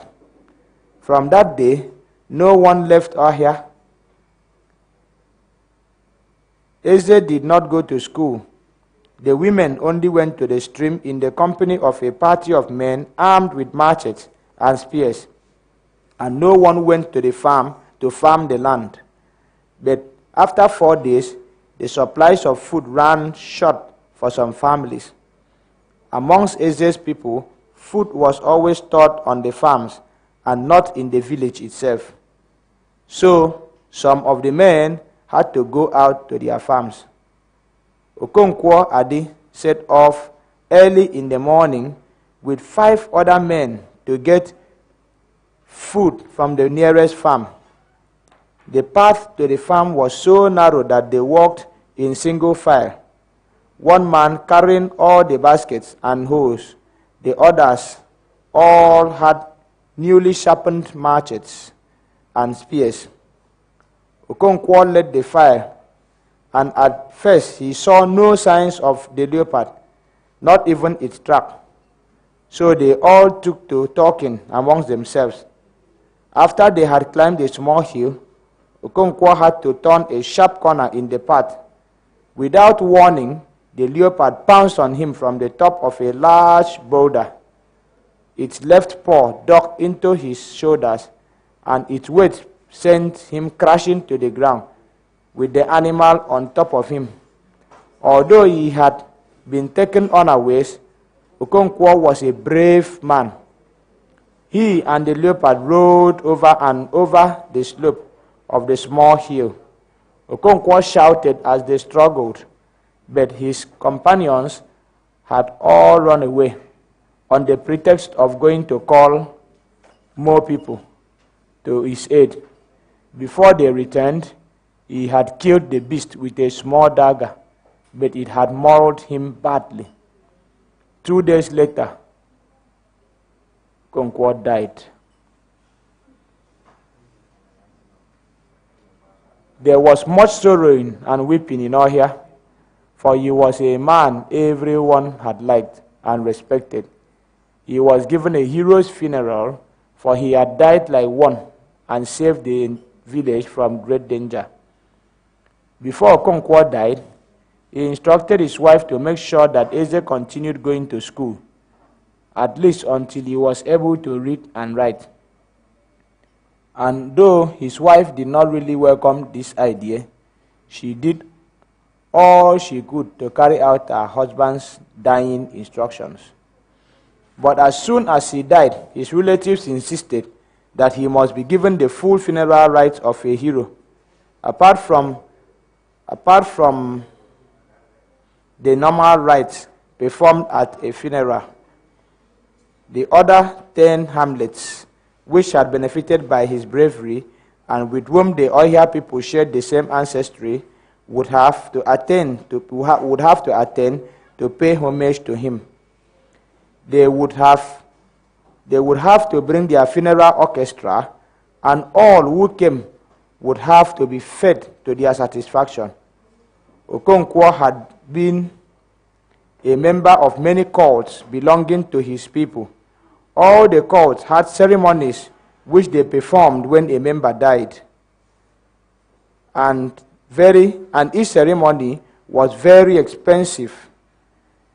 The ceremonies were said to cut the ties which linked the deceased with the living members of the cult. Sometimes these ceremonies could last several years, being performed each time the relatives of the deceased had the means to do so. In Adi's case, his relatives had refused to spread out the ceremonies, which would have made the financial burden on Eze's mother lighter. Instead, they insisted on them being performed all at the same time. Why not? Iwe, a wizened old man, thick as a stick insect, asked Eze's mother. Why not? He repeated in his mean little voice. Is our brother so poor that he will not have his funeral rites spread over? That he will have his funeral rites spread over many years? Has he not many yams in his barn? Has he not many goods? Why should we wait? They want to spend all Adi's money and yams, which would go to pay Eze's school fees, the woman thought. Then she said, my husband said his son must go to school. If you perform the funeral rite in full, Then there will be nothing left with which to pay Eze's fees, and nothing to feed the children. You are not in your right senses, said Agu, addressing Eze's mother. Agu was a young man with a fat stomach which bulged out in front of him. He was not a very strong man. He talked like a parrot and very often used bad language in speaking to others. Since you returned from Obodo with your brother, you have always controlled his house. Now he is dead. You still think you can control us as you control. I am sure, Iwe interrupted him, that your husband did not tell you to send Eze to school. It is only a trick to keep for yourself the money that should be used for the funeral. Why should he have told you that when we have all prospered without even smelling a school? Did Okonkwo go to school to be taught how to work for his living? No. What school taught him to farm? What school taught him how to build a house, marry you, care for his children, and bury his father according to our customs? What school taught him to give his life to save our children? What does Eze need to go to school for? Is it not more important that his father should have a proper funeral, the funeral of one of our great heroes? No, said Eze's mother bitterly. If Adi, who knew he was dying, had thought that his funeral was more important, he would have told me. You must realize I am only acting in the interest of my husband and his children, who are your own children too. If you realize that they are our children too, why not shut up, you stupid woman? Agu said rudely, his stomach heaving up and down as he spoke. When we need your advice, we will ask for it. But if you mean to exert your influence, you should do so in your own father's house and not here in a village to which you don't belong. If you want him to go to school, that is your own concern, Iwe added, fingering his bony chin. But if that boy grows up a lazy bad boy, you will pay the penalty. The woman cried. It was now that she realized that she really began to feel the death of her husband, the need for a strong-willed man to stand up to these grasping relatives. Soon after this family discussion, old Iwe sent 10 strong youths to Adi's barn. They made 5 trips, returning each time with 10 long baskets piled high with yams. After the 5th trip, the barn was empty. With all Okonkwo's yams and his dozen fat goats, they could prepare a feast such as had never been heard of before in the area. The funeral. A date was soon fixed for the funeral of Eze's father. Messengers were sent out to invite people and clubs from the other hamlets. Palm wine was ordered from all the palm wine tappers. When the day dawned, the talking drum began announcing, Okonkwo Adi is dead. The brave Adi is dead. Come and pay him homage. Come and give him a fitting funeral. Before noon, people began streaming into Oya, carrying their dancing costumes and their musical instruments. The men were dressed in large cloths and straw hats. Goatskin bags hung from their left shoulders. Some of them held in their right hand small horns of ivory, while the aged ones carried long walking sticks. At first, they came in twos, then in tens, and at last in groups of 20 and 30. Each person on arrival went to see the deceased relatives and his wife to say, accept my sympathies. Before Ohia was filled with people. Before noon, Ohia was filled with people. Sounds of pounding were coming from the backyard of several houses. The women rushed around, carrying bowls and great iron pots of soup or balls of pounded yam and cassava. or corn flour food. Some were carrying in fresh foodstuff to be cooked. Others brought in dishes of piping hot soup and roasted meat, which they had prepared in their own houses and which they were giving as a contribution to the feast. They were all sweating profusely as they strove to get the feast ready. The guests themselves were now quartered in various houses, arranging their costumes for the display of the funeral, for the displays in the afternoon. After the feast, the funeral celebration began. 7 cannon shots were fired to announce its beginning. Then, in some of the houses, hunters' clubs began beating their drums.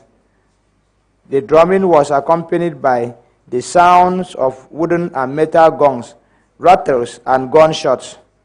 Men and women lined the hedges of Oiha Square. As they stood waiting, the sounds of the musical instruments mingled with voices raised in song, drew nearer and nearer until at last the first team of hunters came into the square. It was the Oiha Hunters Club. This club had led the way because Oiha owned the square, and Adi had been their club member. The members were dressed in different hunting clothes, but each time aimed at looking fiercer than the other. Some painted one half of their bodies with one color and the other half with another. Others simply dabbed colors all over their bodies. They all wore raffia palm shirts, caps of animal skulls, and leather amulets. They carried spears, cutlasses, and Dane guns. Soon, other groups came into the square. As soon as each group arrived, the drumming increased until eventually it could be heard miles away. The hunter displayed their skills by reenacting the hunting of a wild animal, tracking it down in wait for it, and finally killing it. After the hunters came teams of wonderful acrobatic dancers. They leaped into the air and came down gracefully on their knees. They lay flat on the ground and tumbled without any aid. They somersaulted in various ways and danced very difficult steps. Each team tried to outdo the other as the crude xylophone of sticks laid on 2 banana trunks sang out their praises names and reminded each group of the competitions and displays at which their predecessors had excelled. The next day, children paraded the hamlet. They were led by a woman who sang the solo part, and they answered with the chorus. At each house, the woman who led them gave the signal for them to begin dancing. The children were given presents of money and chicken. At noon, there was a break, for the sun was now very fierce. Just after 3 o'clock, the girls of Oya, their bodies beautifully painted and their hair arranged in the most fashionable styles, danced in the square. They were followed by the women of Oya. These two groups danced in as they had never danced before. The occasion was one they would always remember. As they danced, the soloists told in songs the story of Okonkwo Adi, the hero who loved his people so much that he gave his life for them. As the tale unfolded,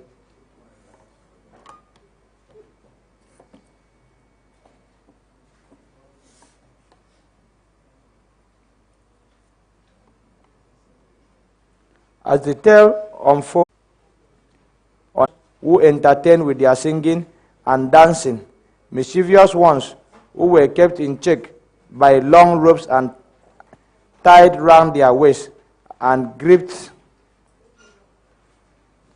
firmly by their attendants, rough ones who caused confusion among the spectators.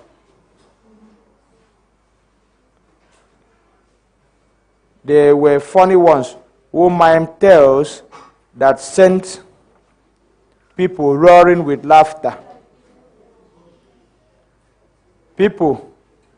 There were those who did unbelievable things, such as pointing at trees to kill them, jumping over houses, carrying a swarm of bees or fire in their mask. The people feasted their eyes on this last day. That day was also the day on which all that remained of Okonkwo Adi's yams and goats were cooked, and even then the people could not eat all of it. Okonkwo Adi had been given the proper funeral for a hero, but his wife and children would suffer as a result. No money for fees. Eze was promoted to the newly formed Standard 1. At the end of the year, he was now 9, and he was growing stronger and stronger, though he did not grow much taller. He had developed into a wiry boy, clever and sharp of understanding. There were now 40 boys in Mr. Okafor's school. The schoolhouse itself had been enlarged to accommodate the increasing number of pupils. Mr. Okafor had been a keen footballer when he was at school. It was the only game he still loved. At the earliest opportunity, he introduced it into the school. Gradually, the boys learned to play. Eze was a fair athlete. He ran and jumped and this proved valuable training. Soon after the Easter vacation, Eze's mother fell ill.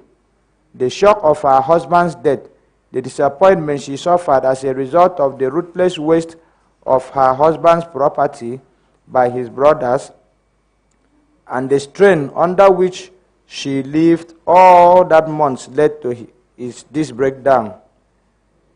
During his mother's illness, Eze began to realize the importance of his father as the mainstay of the family. Now he tried to play his father's role.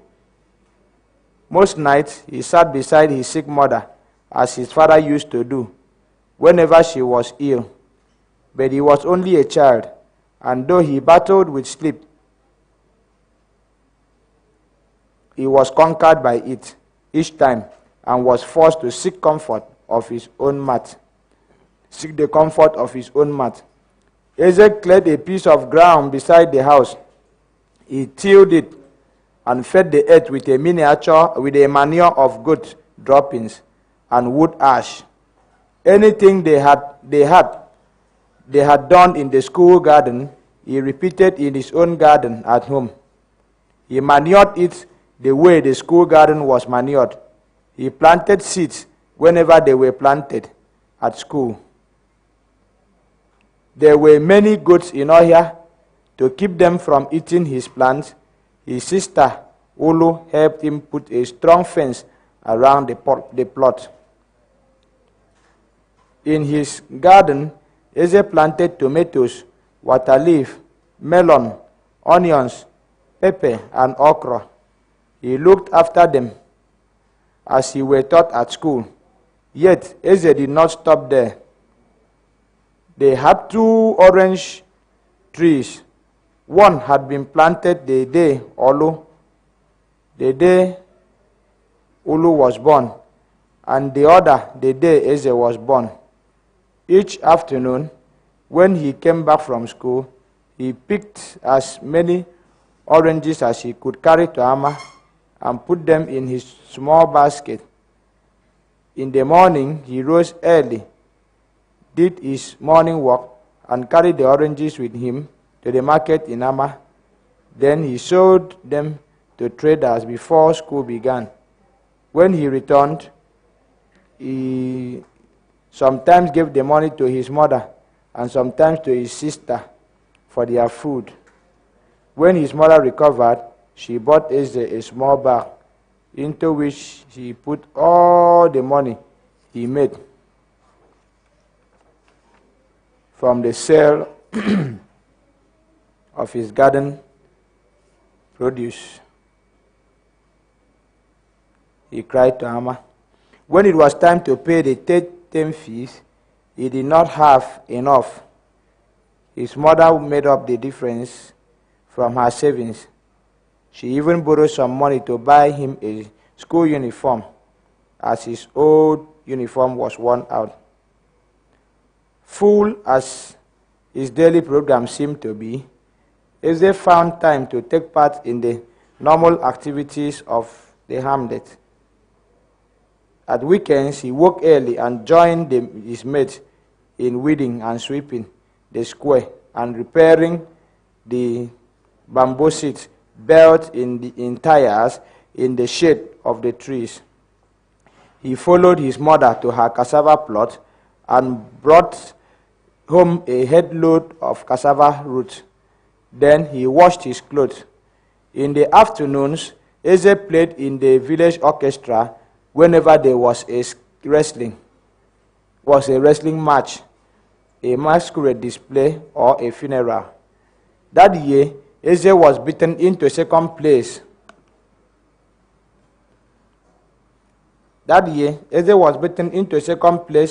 By Chinwendu in the promotion examination. He cried all the way home and refused to eat anything that evening. It was not that he was in second place that upset him most. It was that a girl was the one who beat him. At the turn of the year, things became difficult for Eze's family. Their orange trees died from no apparent cause. The whole place was dry, and Eze's garden was full of dying plants. Their source of income was now limited to his mother's cassava plot, only half of which still contained crops.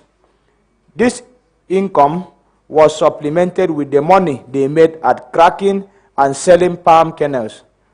Once it looked as if fortune was going to bless them, Ulu, Eze's sister, married. Her husband was a native of Amma village. He made presents to her mother and her uncles, since it was a custom for a man who wanted to marry a man to prove to her parents, who wanted to marry a girl to prove to her parents that he was capable of maintaining the girl properly. If the suitor was a farmer, the present would be yams and drinks. He was working elsewhere. He gave money. Ulu's husband was a soldier. Ulu's husband, who was a soldier, made Eze's people a present of 40 pounds.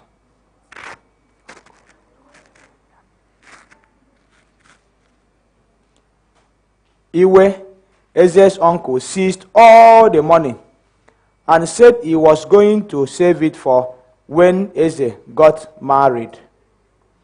His mother insisted that the money should be given to them, as was the custom, but Iwe refused, and the elders supported him. Then things became more and more difficult for Eze and his mother. She sold some of her possessions in order that they should not suffer from hunger and to pay Eze's school fees. But the money, she realized, was not even enough for their food. Eze still contributed what he could do to their support. He set many traps in the bush and prayed each night that some animal, like a bush rat, would be caught so that they could sell it. His trap caught one animal or another each night.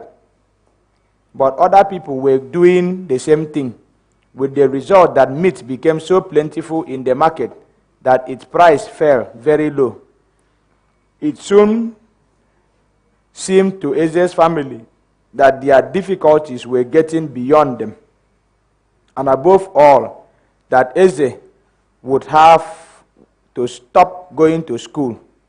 His sister could have helped them, but she and her husband had been transferred to the north. This was the time of the Second World War, and the movement of soldiers were kept secret, particularly if they were going to the front. So Eze and his mother had no one to turn to. So carve 4 plates for Eze.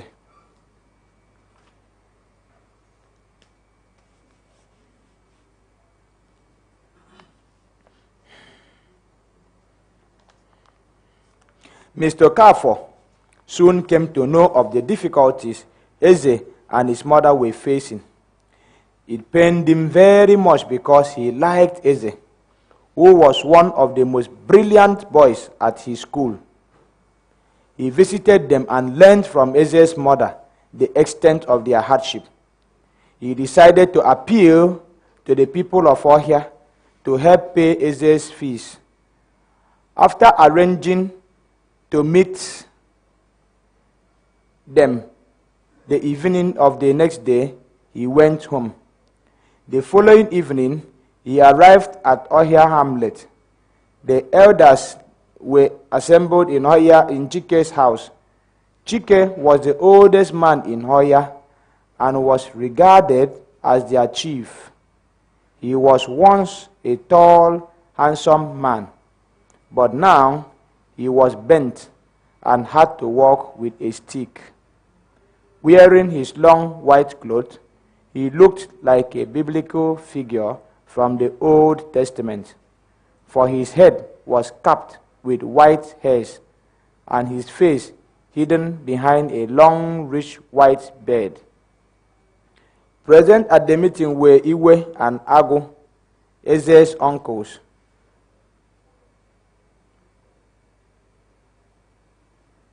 Present at the meeting were Agu, Iwe, and Agu, Eze's uncles, Bosa, a short, thick-set man with a broad chest and muscular arms, Achike, a wrestler of great local fame, Uka, the native doctor and fortune teller, and Aso, a very thin, tall, thin man who looked as though he might break in two.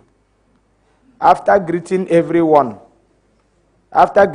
everyone was silent, and Mr. Carfor spoke. It is about Eze Adi that I have come to see you. I hope I am not mistaken if I say that you should be more concerned about his future than I am. For one thing, he is one of your sons, and his success tomorrow will go to the credit of your village. That is quite true, said Achike the wrestler. That is what I always say. Ohia is counted as one of the hamlets that has produced the finest wrestlers, and if I wasn't here, would anybody take any notice of Ohia? I have come to see you because the boy is in trouble, Mr. Carfor continued. By our ancestral spirits, Agu swore suddenly as he realized Eze's mother had been complaining to the teacher. I will teach that woman a lesson if she thinks she can slander us and get away with it. White-haired Chike reprimanded him. You must not interrupt a man when he is speaking. It is bad manners. Go on, teacher. Thank you, said Mr. Carfor. His trouble is nothing of which you need to be ashamed. He is a very brilliant boy. He is hardworking, obedient, and respectful. The trouble is that he has no money to pay his school fees. I guess he has done each of you some service, no matter how little it is. He has not cut himself off from your way of living. He is still one of you. He is your son. He needs your help to pay his fees. That is all. For a long time after he had finished his speech, there was silence. Then Bossa said, "We never sponsored his going to school. Why should we bear his burden now? If he has no fees, then he should stop going to school." But it was his father's wish that he should go to school, Mr. Okafor reminded them. Why should his father saddle us with his responsibilities? Suppose he had wished us all to kill our children. Would you support him?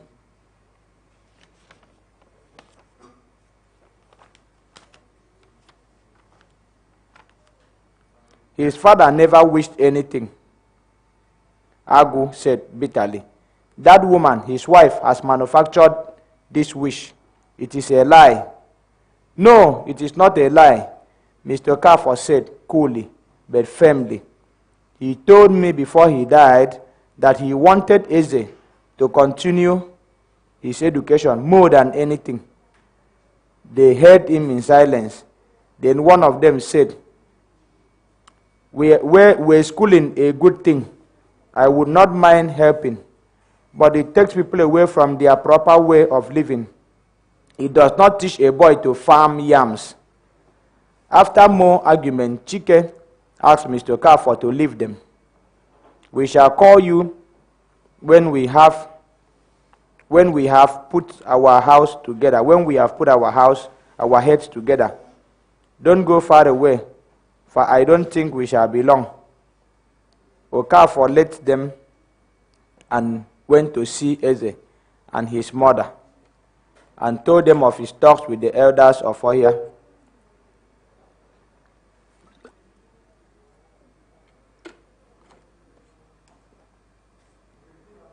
While Eze and his mother listened to Mr. Okafor, the elders of Ohia were arguing with old Chike, who had waited until Okafor had gone out of earshot before he continued the meeting.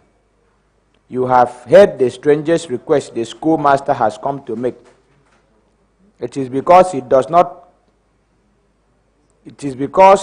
not conform to our existing practices. All the same, in my time, I have seen great number of changes, and I am sure one change more will make little or no difference. What do you all think? Bossa spoke next. He said, I do not agree that we should pay Eze's fees.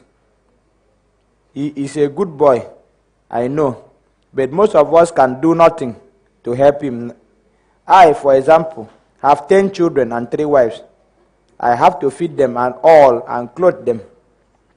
What is more, this year is a very bad year, and my wives have made no profit on the goods they have sold at Ama Market. The heat is spoiling the yams in my barn. How can I add the burden of paying the school fees of a boy who isn't even related to me? Though we have not asked how much is his fees yet, or how much his fees are, said Aso, the tall, thin man, I am sure whatever the amount involved, when it is shared among us, will not be a burden on anyone. We should send to Mr. Okafor and find out what the fees are. They are 32 shillings a term, said Achike, the wrestler. Mr. Okafor told me. Aso continued, if the 8 of us here contributed the money, we would only pay 4 shillings each, a quarter. I don't think that is too heavy. It is a long time since I first started shouldering other people's responsibilities, Agu said, his stomach shaking. I will not do it any longer. Why then did you and Igwe waste Okonkwo's property at his funeral? It was you two who ruined his family, Chike said. Who told you we did? I was there when his wife told you to keep some of the property to help with the child's training at school, and you refused. The next day, Iwe went with carriers and brought all the yams from the barn and killed all the goats. It is proper to give a relative a befitting burial, especially one who died a hero, Agu said pompously. Is it proper to lavish food Is it proper to lavish food on the dead and leave the living to starve? Old Chike asked angrily. Who made you their spokesman? Agu asked. Was it because they had no spokesman that you were prepared to starve them to death? Iwe spoke. Anyway, the schoolmaster did not say they were hungry. He said they had no money to pay school fees. That is the point that matters. They kept on arguing and shouting at the tops of their voices. The majority said they would not contribute.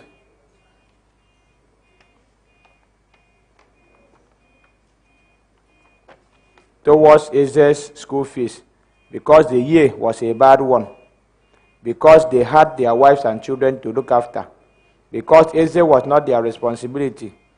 When it became clear that the decision of the majority was what the decision of the majority was, old Chike spoke once more. It is a pity that you have decided against helping this boy, Eze. If I were still strong and working, I would look after him. I have seen many changes in my time, and many more will take place. You are rejecting him because he has no father, because his mother is poor. Do you know what he will be tomorrow? You are not following the way of your fathers.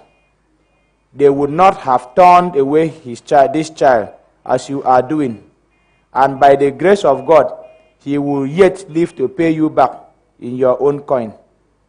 A messenger was sent to tell Okafor the decision of the elders.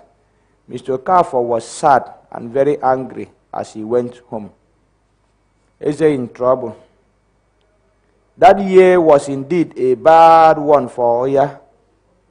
For Eze, it was even worse. After the elders had said no to Mr. Okafor's request, it seemed Eze would never be able to go to school.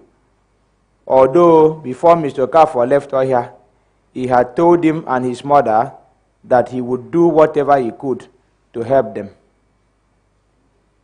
Their refusal made Eze remember the look of violent pain on his father's face as he lay dying, and the deep and unsightly wounds which had been inflicted on him by the man-eating leopard. The last thing he had said was that Eze should continue at school, at least until he was able to write. He thought of his mother's illness and his effort to make her recover quickly. He thought of all the difficulties he had faced, of all the injustices he and his mother had suffered because their father was no longer alive. What pained him now was the way in which his relatives had used up all his father's property in lavish funeral rites when he died, and how they had seized the money presented to him and his mother by Uju's husband. These things often made him cry at night.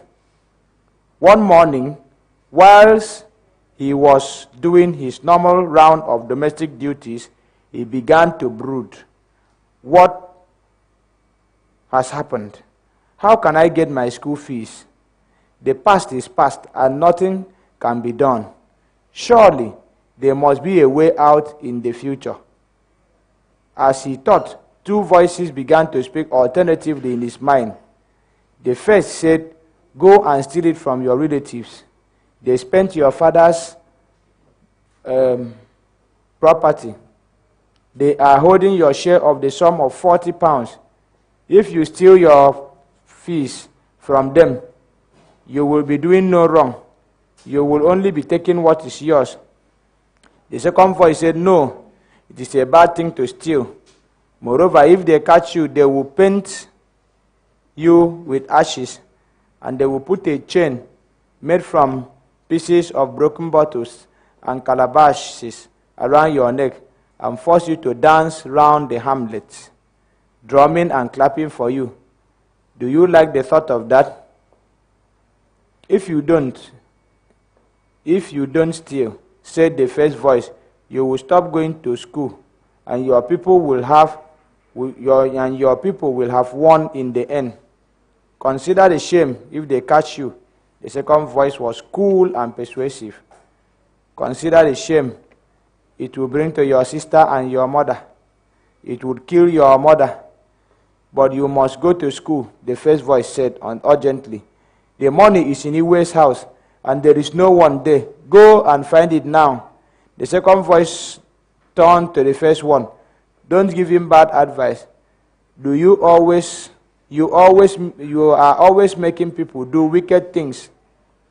If what I say is bad, then you can tell him how he can get money to pay his fees. The first voice sneered. Don't heed him. The second advised Eze. He is in love with evil. When you are in difficulty, pray to God. He loves children, and he will certainly help you. Eze remembered a passage Mr.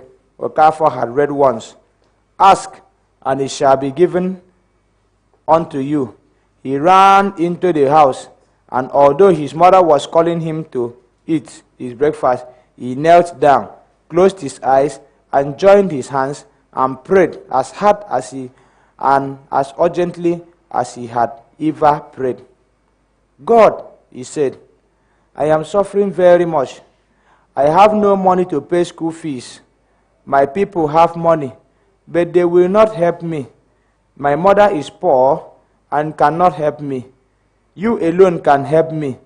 Please, God, help me so that I can finish my education. Amen. He stood up and felt happier, but still nothing happened to help Eze. It was only 2 days before school would start again. Then, white-bearded Chike sent for Eze, took him into his room, and closed the door.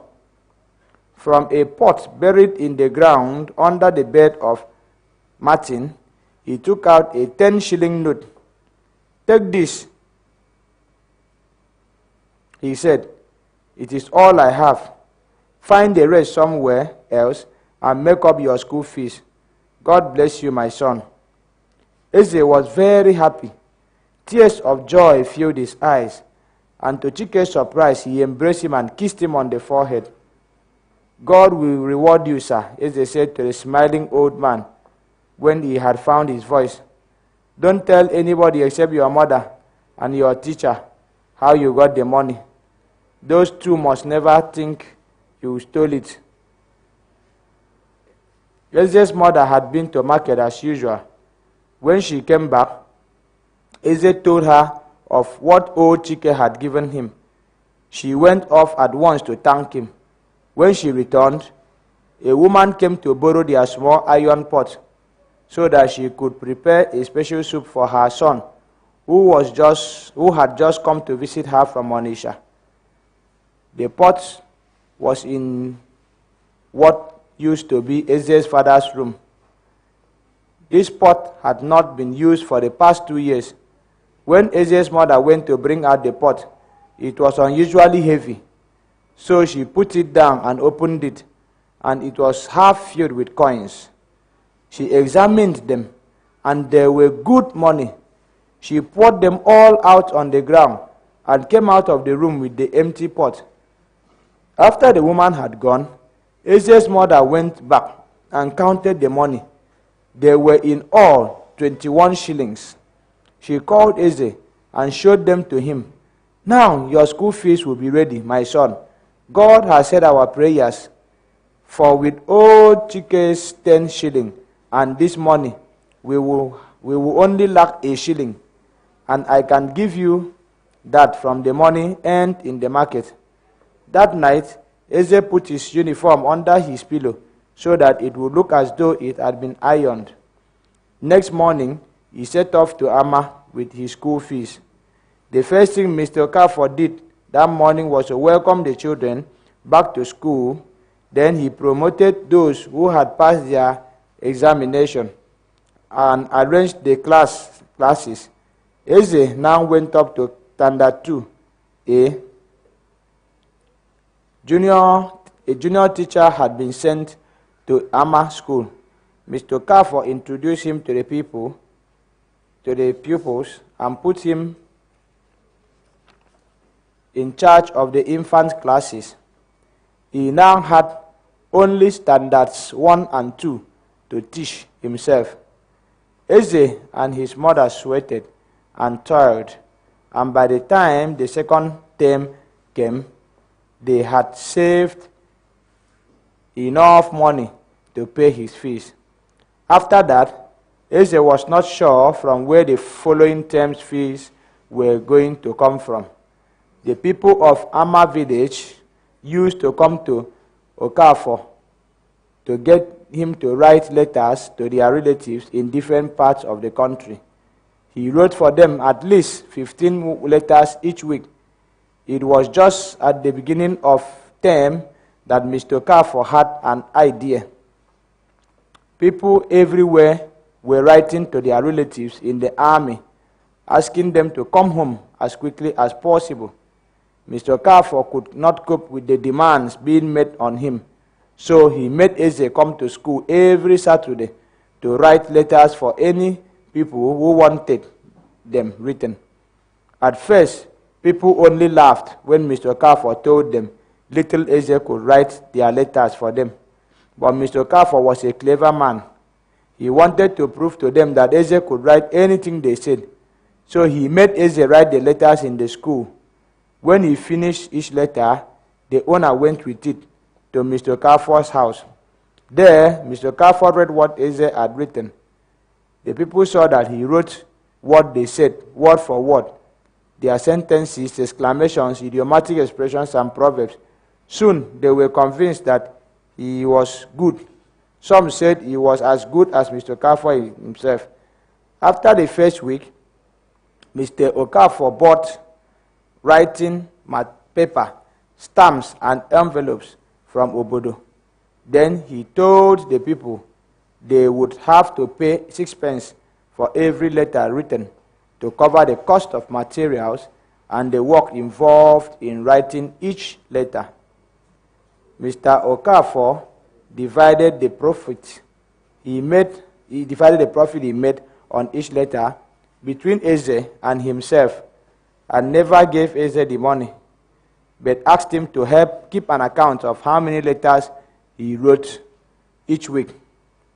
When the time comes for you to pay your fees, he said, we will multiply your share of the 2 pence on each letter by the number of letters you have written, and that will help toward your fees. Yes, sir. Thank you, sir, Eze said happily. When people began to spread the news that their letters were very accurately written, more and more people came to see this wonder boy and to test him. In the 11 weeks before the school closed in August, Eze made over £1. Before then, the rains had come again, and Eze had planted his garden as in the previous years. Part of the money he made from his garden went to make up his fees, and the remainder to his mother for their food. Thus, Eze found he was able to pay his last term's fees when school resumed. A white man comes to Amma.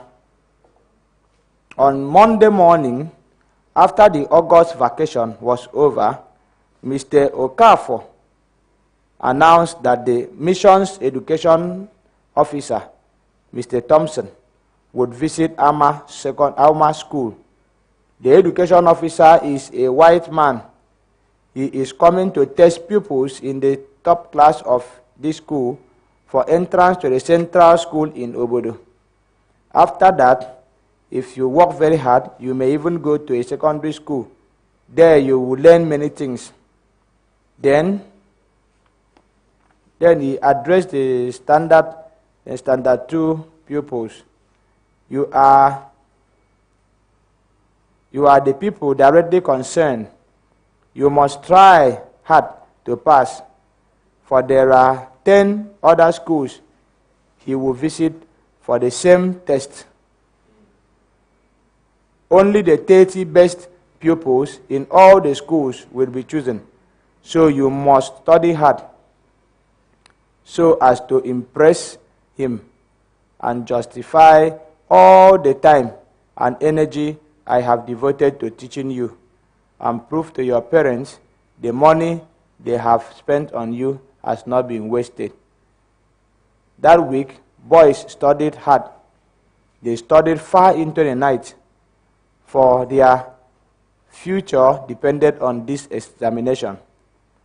On Friday, they tidied the compound, as there were no school on Saturday or Sunday. On Sunday evening, the mission education officer arrived at Amma in his car. He slept in the rest house, which had recently been completed. In the morning, the children came to school early. The bell rang. They all lined up, and Mr. Okafor inspected them. Then they marched around the small field and into the schoolhouse to his call of left, right, left, right. They prayed and sang a hymn. Roll was called, and the attendance register was marked. Then the first lesson of the day, scripture, began. When they had finished this and were just putting away their Bibles, the education officer came in. The children stood up and said, "Good morning, sir." Mr. Thompson was impressed, but he was not a man who wasted time on sideshows. "Thank you, all of you. Sit down." Then he turned to Mr. Okafor.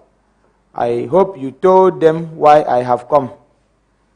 I shall start at once, for I have to visit 2 other schools today, and both of them are some distance apart." He turned to the class and spoke to them in the children's own language. Though he was not very fluent, the children were surprised that a white man could speak their language. Then he wrote out arithmetic questions on the board. The boys finished the problems long before the time was up. From time to time, each went through his paper to check his workings and answered. Mr. Okafor had taught them never to leave an examination before the time was up. Throughout the rest of the examination, the pupils at Amma School impressed Mr. Thompson. They had both written an oral test in English, another test in dictation, and finally reading aloud in the vernacular. After the test, Mr. Thompson drove to the other schools and then returned to Amma. Later, he cycled with Mr. Okafor to the various hamlets to meet some of the elders. On their way to Ohia, Mr. Okafor told Mr. Thompson about Eze's dilemma, and he promised to talk to the elders about it. The elders welcomed him happily, for many of them had never seen a white man before. To this, Mr. Thompson was a very strange sight. When Mr. Okafor told them that he had a house on 4 wheels known as a car, they all said they would come to see it next morning. Then Mr. Thompson spoke to the elders about Eze. "You must have heard that I have come to examine your children for entry into the big school in Obodo." Mr. Thompson said in their language, "How many children from this hamlet go to school?" "Only one," Mr. Okafor answered. "He is Eze Adi." Mr. Thompson looked surprised. "Only one? Why?" he asked. I have been to every hamlet around here. In each of them, there are at least 4 at school. Why are you lagging behind?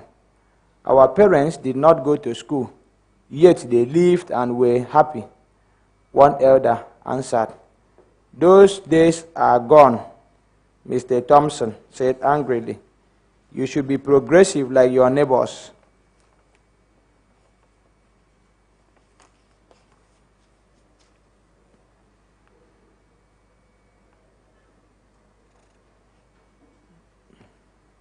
Those of your people who have realized the value of education asked for that school, and yet you will tell me you have only one boy here. But when they all go to school, it will mean fewer people left for work on our farms. Another elder complained. Maybe it will. But perhaps you do not know that better farming methods are now being taught. There are machines today which can farm all the land you are now farming together. These machines can hoe the ground, plant the crops, and harvest them. But that is not true, they said, disbelief showing on their face. Don't you think so? If you believe what Mr. Okafor told you about my house on 4 wheels, then you will know that I am speaking the truth. We have not believed you. We only said we would come and see it, Agu told him. And why did you not come to Ohia in the house? Asked Iwe slyly. Because there are no roads for it. Mr. Thompson answered him. Mr. Okafor changed the subject. There is a danger of Eze stopping school because his father is dead. His mother is poor and no one wants to help him. I have appealed to these people before, but they will not listen. This is very wrong. Mr. Thompson said, you do not know what you are losing. Let me tell you, your country is changing, and changing rapidly. Unless you take up the struggle now, a day will come when you will remember my words and regret your folly. He paused. I myself could pay these fees, but I will not, because it is your duty. Soon after Mr. Thompson and Mr. Okafor had gone, a messenger brought old Chike a letter and said a reply must be sent the following day to the district officer. The elders had not dispersed when the letter came. The messenger could not read, but he told them that it required an urgent reply. Who could read it? Eze was called, but he did not understand it, for many of the English words in it had not yet been taught in school. So the elders decided to wait and show it to Mr. Okafor to see Mr. Thompson's car in the morning.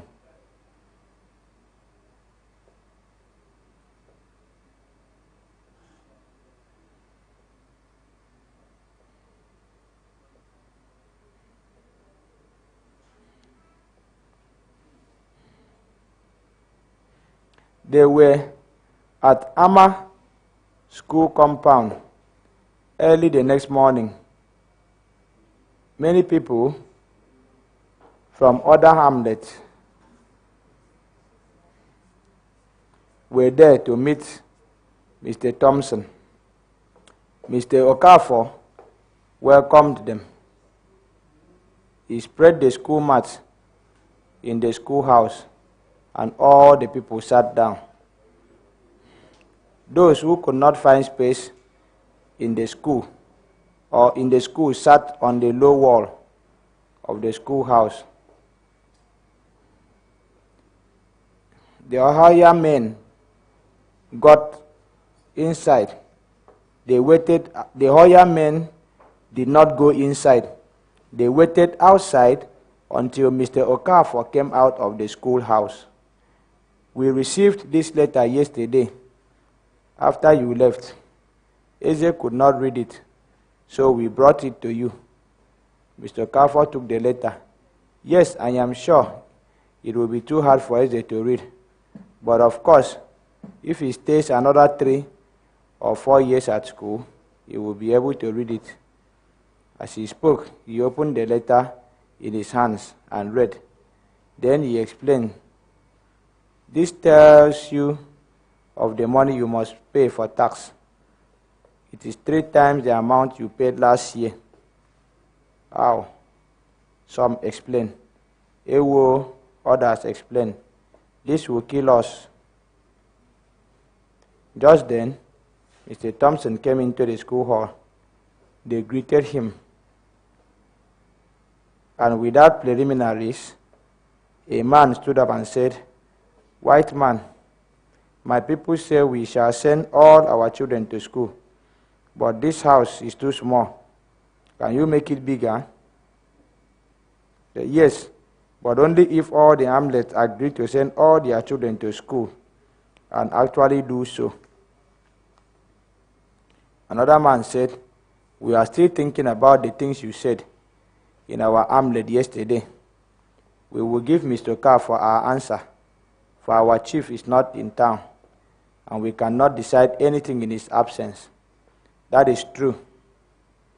A third man said, yesterday, after you left, they sent us a letter telling us to pay 3 times the tax we paid last year.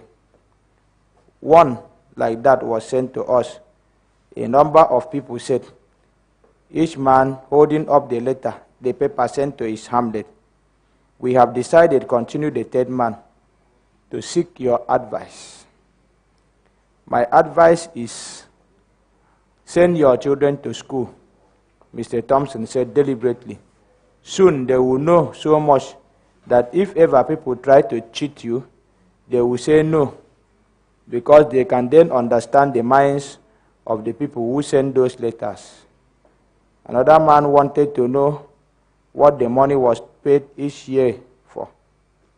Mr. Thompson explained, the money is used to provide you with police, roads, bridges, offices, and many other things too. But we have never had any such of those things here, though we have paid much money before. Another said, that is why I told you to send your children to school, and in due course, they will be able to ensure that you get those things. The people of Oya outside listened to all this in silence. They were weighing up the answers Mr. Thompson gave to the questions the people from other hamlets had asked.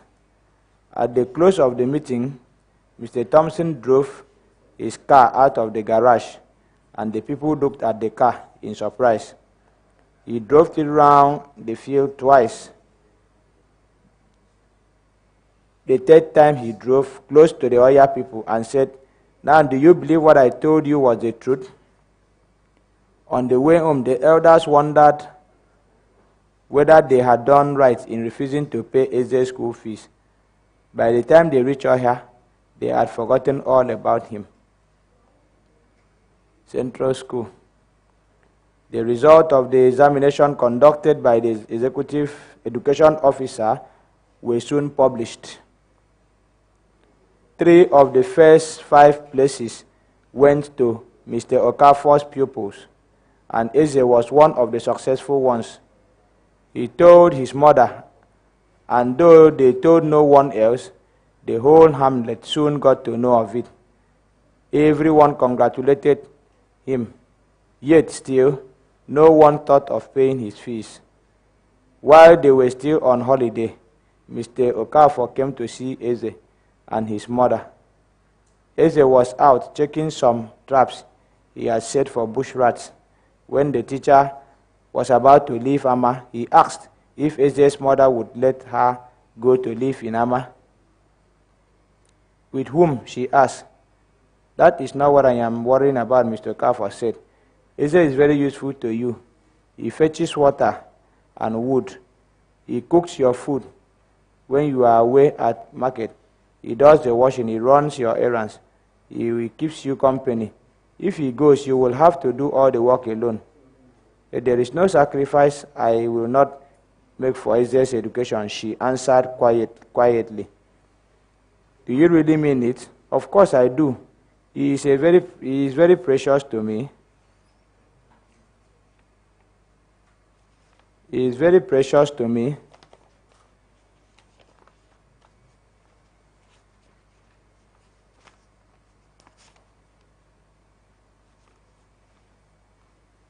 He is very precious to me.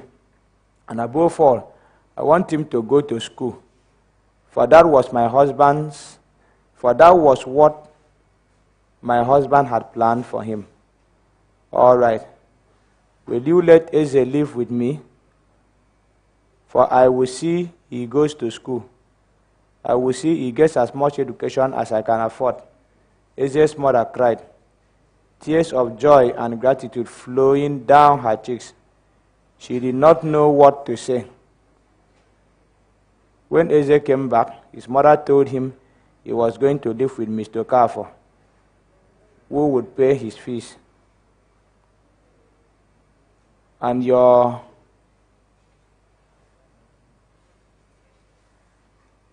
you, mother, where will you go? Eze said with concern. Don't worry, my son. I will be here. I will see you every time I come to market. So don't worry. I will be all right. Not long ago, Eze moved in to live with Mr. Okafor, whose family had returned to their village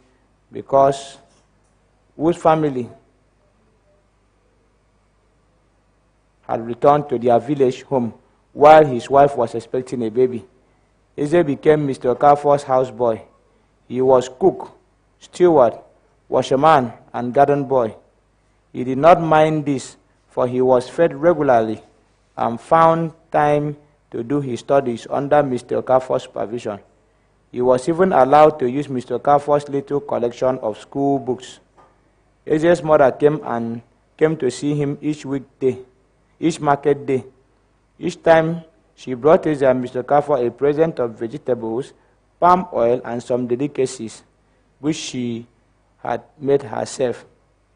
Mr. Okafor was very happy for Eze, who was now 11, was hardworking as well as studious. At times, he would watch him at work or at play, and often wished that Eze was his own son. The day before the central school at Obodo was due to open, Mr. Okafor bought Eze new uniforms, schools and books, and a fine school bag. Eze thanked him for all these things and promised himself that he would never disappoint his benefactor. That evening, the five who had passed the examination came to see Mr. Okafor for last-minute advice. When you go to the central school, behave yourselves properly. If you do well, more children from this school will gain admission to Obodo. If you behave badly, you will be blocking the way for others. You must not think of yourself alone. You must think of them too. Do not fight. Do not use any bad language. Respect the teachers there as you have respected me. Obey every rule. Be polite to your teachers and schoolmates. I want you to show you are all well-trained children. Excuse me, sir, said the girl Chinwe. Shall we live there at the school, or shall we go to school from here every day? You will have to go from here. There is no much room in the dormitory, and it is reserved for children whose homes are far from school. But ours is far too, 5 miles in fact, said one of the boys whose name was Azi. Ama may seem far from Obodo Central School, but it is not really far. From there, for there are children whose homes are 10 to 15 miles away. For them, the dormitory has been built. Then Belu, another of the boys, asked, will anyone come to introduce us to the headmaster at the Central School? Yes, I shall come with you. This made the children very happy, for they had wondered how they would fare on the first day at their new school. And there is just one more point. When you go to Obodo, you will see beautiful houses, cars, and other things that are new and sometimes strange to you. Do not stand and stare. If you do, you will soon get in accidents. Very early next morning, they left Ama. It was cold. It was cold, so they walked briskly to keep warm. The road was broad and very dusty, for it was not tarred. Each wore his school uniform and carried his bag slung behind him. They did not talk much along the way, for although Mr. Kaffa was their friend, they respected and feared him as their teacher. It was not only when he made a joke, asked a question, or pointed out something that they spoke or laughed. At last, after about an hour and a half, they arrived at the outskirts of Obodo. The houses they saw as they walked into the town did not impress the children, except for a few, they were no different from those at Ama, except that they were sometimes larger. The few that were different included St. Bartholomew's Church with its twin towers, a couple of two-storied building, and the district office. These were all built in concrete and had beautiful patterns on them. They walked on until they came to the school. It was a long concrete building with very wide arched windows, without shutters, separated only by pillars, which rose from the low walls. It was in the center of the very big field. Mr. Kaffa pointed out the headmaster's house, the staff quarters, the education officer's house, and the parsonage. These were all built in concrete and were painted different colors. Fight at school. At the new school, the first thing they did was to say their prayers and sing a hymn. Then the headmaster, a small man with a deep, rumbling voice, spoke. All new scholars wait outside by the main door. All old pupils go to your former classes. Mr. Kaffa and his boy had to wait with the other new boys and their teachers for about 30 minutes before the headmaster came to see them. When he came, he was carrying a sheet of paper. If you hear your name, stand here, he said, pointing. Then he called out 35 names according to their order of merit in the examination. Eze Adi, Chinwendu, stand behind Eze.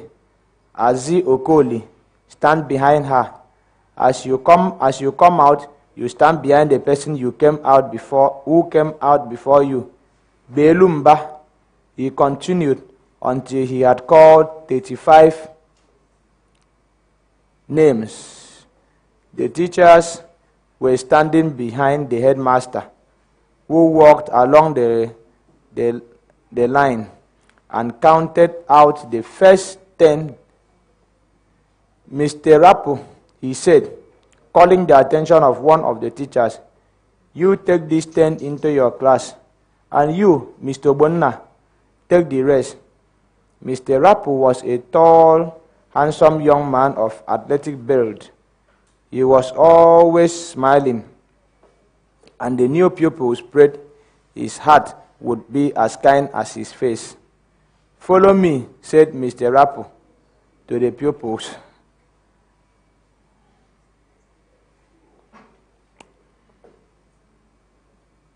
To the children, and they went with him to the class, where there were 15 children already seated. Friends, he said, addressing the newcomers, welcome to Standard 3A. Mr. Rapu talked to each of his pupils, trying to find out everything about their background. He was surprised when he discovered that the first 3 children, were all from Ama. But when he learned that Mr. Kafo had been their teacher, he said no wonder, for he knew, as did other teachers, of Mr. Kafo's reputation. The first week did not produce anything unusual, except that all the children from the rural areas were regarded by the township boys as bush people.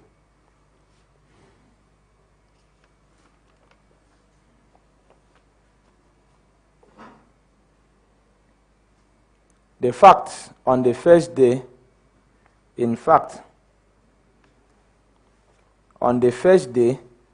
after the seating arrangements had been made, the township boys kept as far as they could from the new boy.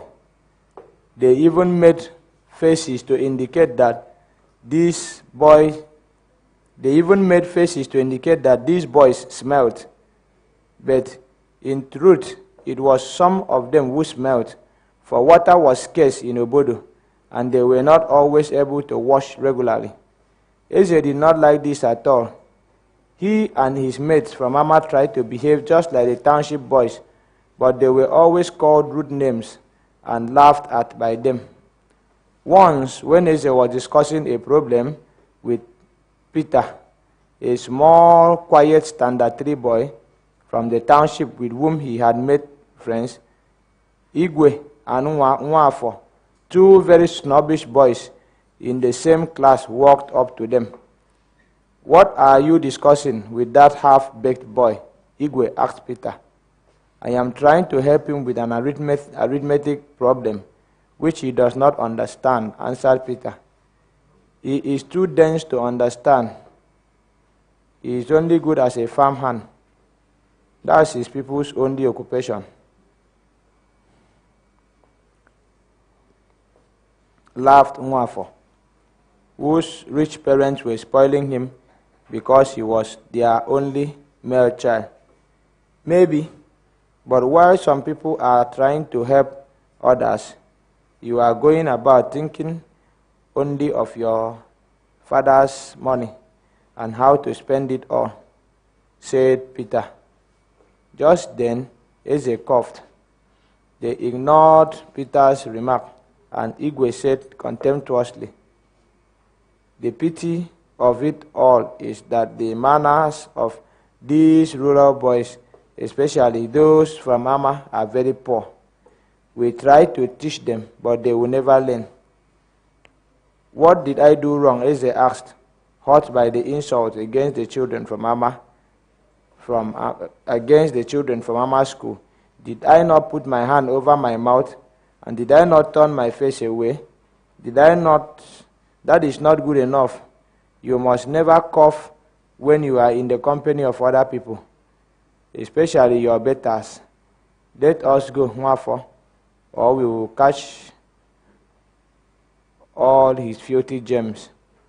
Eze watched them walk away. He controlled his anger, trying to abide by Mr. Kafo's instruction never to fight in school. Suddenly, Belu ran up to Eze and told him that Azi, one of the Ama boys, was fighting with a township boy because the township boy had called his mother a pig. Eze and Peter ran to the scene, but before they got there, a big boy in Standard 6 had separated them and was listening. While listening, each boy stated the cause of the quarrel. Azi, the smallest of the boys from Ama, was calm and neat. His opponent was Nwafo. He was bigger than Azi, yet his dress was filthy, with dust from his falls. These boys from Ama are real barbarians, said Igwe, in support of his friend. You should have seen how Azi threw him down 3 times, Chinwe told Eze proudly and loudly. It was wonderful. I will buy him groundnuts after school today. You must not fight again, the big Standard 6 boy was saying to them both. If you are annoyed, report to your class teacher. You must not take the law into your own hands. In class, the children from Mama were beating the rest of the boys in nearly all subjects. Mr. Rapple liked them very much and did all he could to help them progress, for the township boys were great snobs and bullies. During arithmetic lesson one Monday morning, Mr. Rapple had asked Ono, the biggest boy in the class, to recite his table. He could not. Eze was asked to recite them, and when he was so successful, he was asked to give Ono a hard knock on the head. During the break later that morning, Ono drew a rough picture of an almost naked woman and captioned it, Eze's mother, a savage. He went round showing it to other boys, who all laughed at it. This was too much for Eze. He had suffered every insult in silence, but he would not live to see his mother insulted. His eyes glowed with bitter anger. He snatched the paper from Ono's hand, ran into the school, and hid it. Then he returned. Ono grabbed his shirt and demanded the paper. Eze remembered that since the other boys from Mama had each fought a township boy, they had gained some measure of respect. Now all their robbery, all their snobbery, and all their bullying, all their taunts and ridicule were directed towards Eze. Now he realized was the time to put an end to all these insults. He thought of reporting to a teacher at first, but the teacher were all at a staff conference. Ono's grip on his shirt was tightening. He was beginning to tear his shirt. Eze tried to loosen Ono's hand, but Ono tugged at the shirt, and it tore badly. Well, you asked for it, Eze shouted as she lashed out a straight right on Ono's jaw. The punch carried all his weight and sent Ono staggering backwards. When Ono regained his balance, he swore at Eze, "You fool, you monkey, you dare hit me with your dirty fist. I'll teach you a lesson you will always remember." As he rushed in to grapple with Eze, the latter bent himself low, and before anyone knew what was happening, Ono fell like a log into the hard earth. He rose slowly and came towards Eze. They grappled. Eze thought he had got Ono in a position from which he could throw him again. This time he miscalculated. Just as he tried to trip him, he was thrown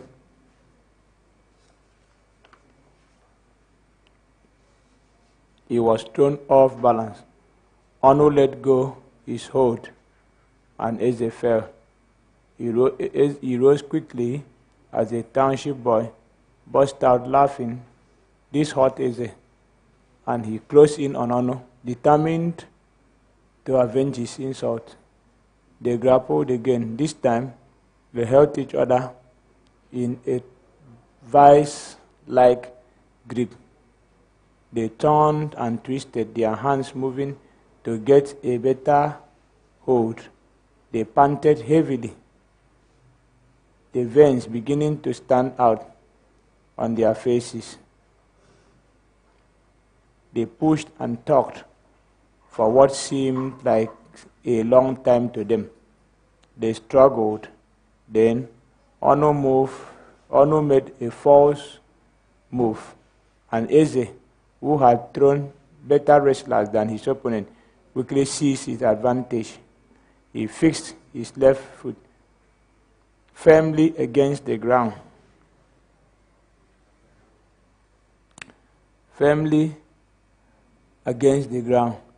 And Ono, who vainly sought to balance himself, fell on his left hip.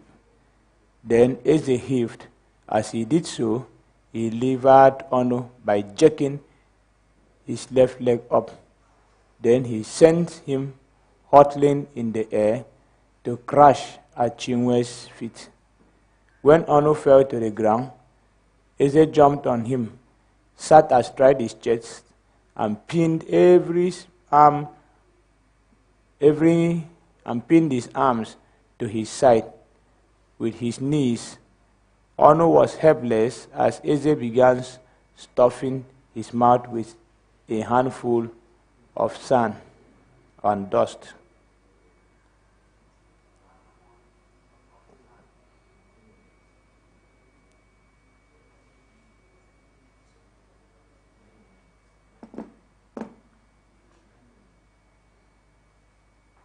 Is it not 12:10?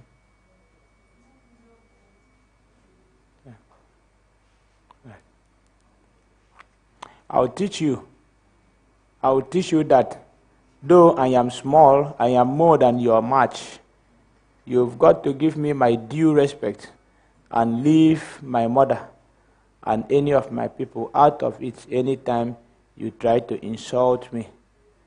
Just then, the headmaster left the conference and approached the throne. He pulled Eze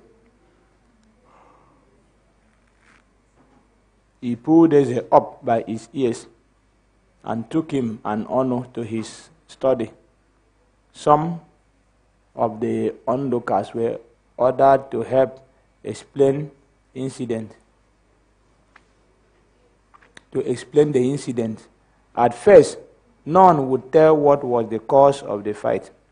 But then a young girl from the town said that Ono had drawn a rude picture of Eze's mother, and that Eze had snatched it from him and hidden it. The headmaster ordered Eze to bring it. When he saw the picture, he sent the other children away and told Ono fiercely that he had got just what he deserved. But he said sternly, but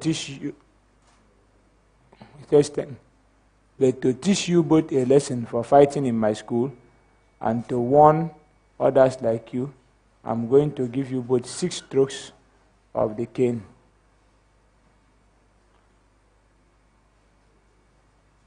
Go over to the corner and pull down your shorts. Examination results. At first, Eze did very well in his class, with Chinwe as his closest rival. Formerly, he had always looked down on girls as his inferiors, but Chinwe was proving to him that this was a foolish attitude. However, he was beginning to respect her, and they often helped each other with their lessons. 2 weeks before the examination, Eze became very ill. At first, he continued going to school. After that, he could make the long journey no more.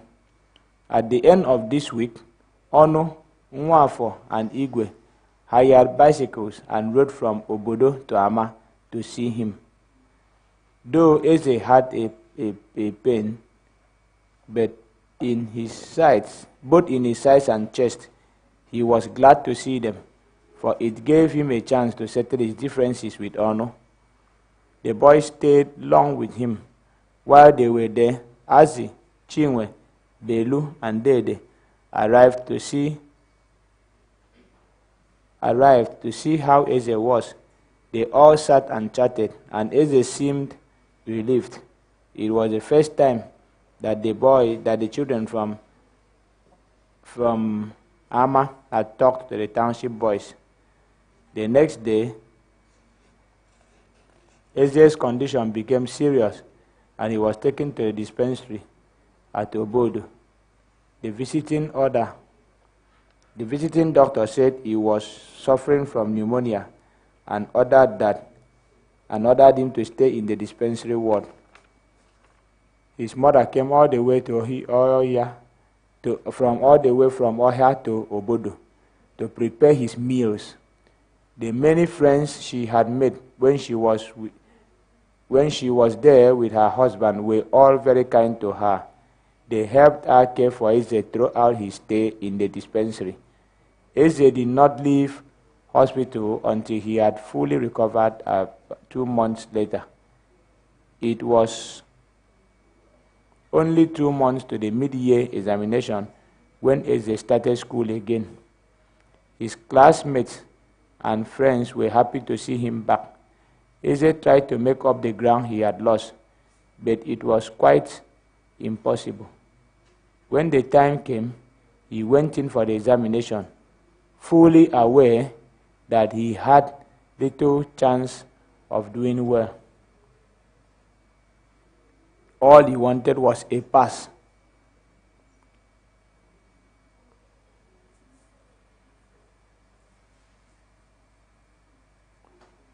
When the results were announced, Eze had failed.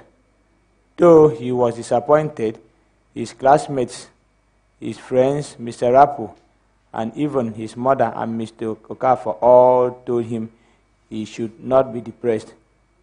His illness, they were sure, was responsible.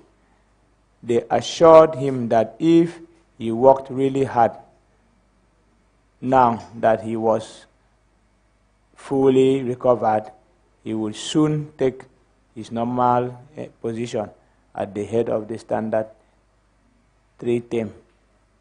During the August holiday, Mr. Okafor coached him. When the new term started, he found he had fully recovered and had made up all the lost ground. He was now on a level with his classmates. The athletic season was over, and it was now the football season. Inter-class matches were arranged. It was at one of these spots that Mr. Rapu, who was the school games master, spotted 3 of the boys from Ama as potential footballers. They were Belu, Dede, and Eze. With a little coaching, Belu and Dede replacing 2 of the boys who played in the junior team.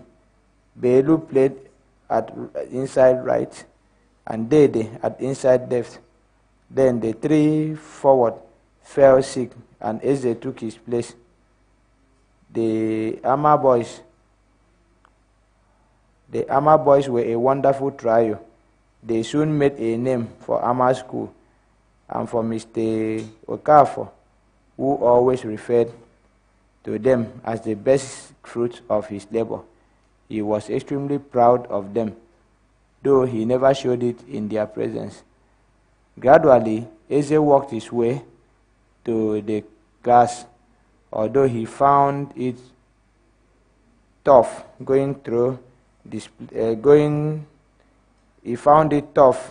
tough going trying to displace Chinwe. It surprised Eze that of all the people that his relatives, it surprised Eze that of all people, his own relatives were the least concerned with his education. One more boy from Ohia had started going to Ama school, but it was only in an attempt to outdo Eze. For Iwe, the father of the boy, had hoped that Iwe would stop schooling for want of fees, and that his own son would become the first Ohia boy to pass his standard 6. He had forgotten the local saying, God keeps away flies from the tailless cow. Eze often thought about his relatives' lack of interest, and gradually he started developing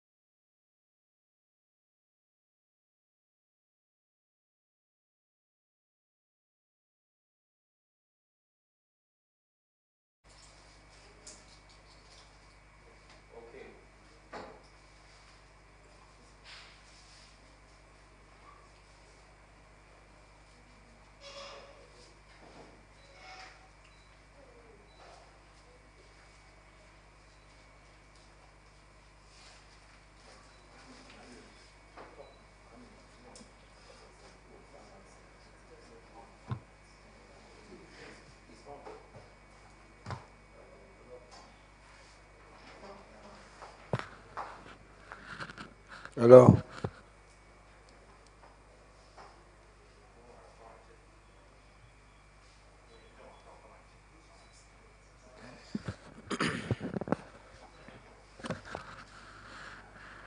Gradually, the athletic season was over, and it was now the football season.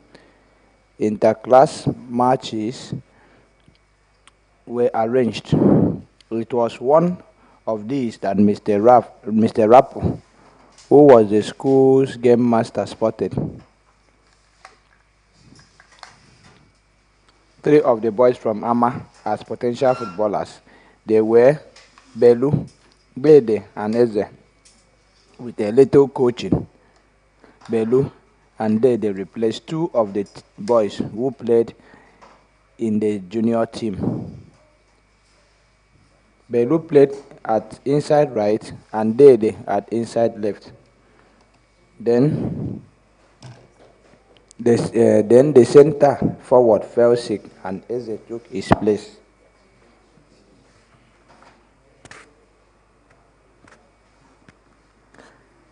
The boys were a wonderful trio. They soon made a name for Ama School and for Mr. Carfor, who always referred to them as the best fruit of his labors. He was extremely proud of them, although he never showed it in their presence. Gradually, Eze worked his way to the head of the class, although going he found it tough going, trying to displace Chinwe. It surprised Eze that of all people, his own relatives were the least concerned with his education. One more boy from Ohia had started going to Ama school, but it was only in an attempt to outdo Eze. For Iwe, the father of the boy, had hoped that Eze would stop schooling for want of fees, and that his own son would become the first Ohia boy to pass his standard 6. He had forgotten the local saying, God keeps away flies from the tailless cow. Eze often thought about his relatives' lack of interest, and gradually he started developing a hatred for them. Formerly, when he came home on holidays or visited his mother, he called on each of them and greeted them according to custom. This time, when he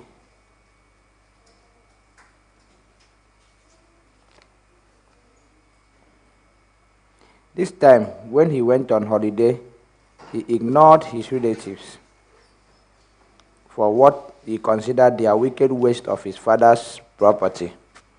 He never wanted to see them, and when they sent for him, he always found an excuse not to go. He dodged them in the hamlet and in the market, at the stream and on the way to Ama market. He refused to write their letters for them unless they paid him in advance. He beat up their children on the slightest pretext, but really for what he considered his father's unfair treatment of him.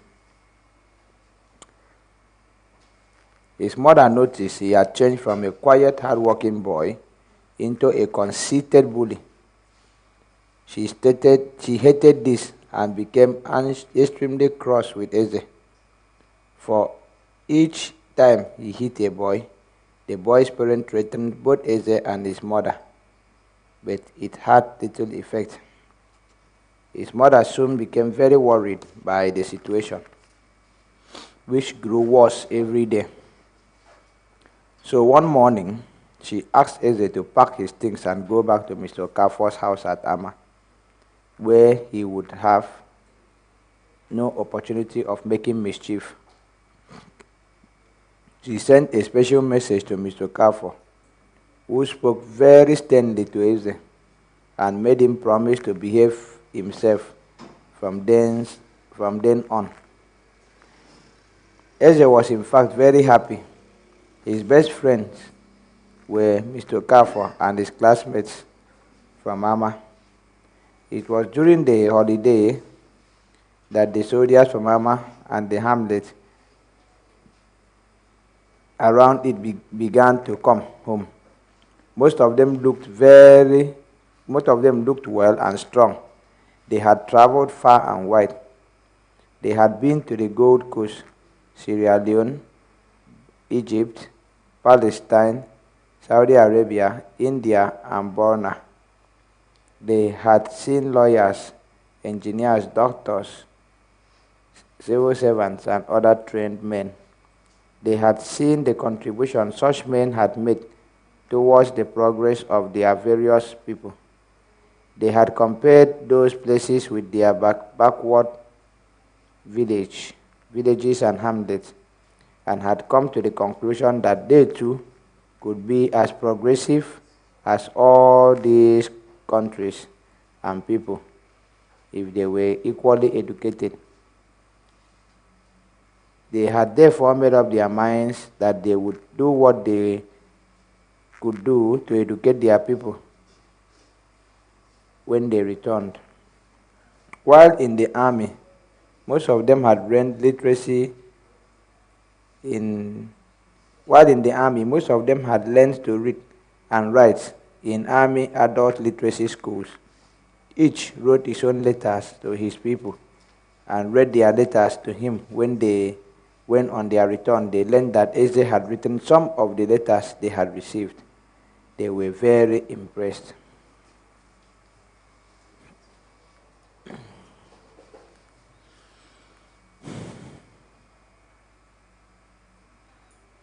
The scholarship fund.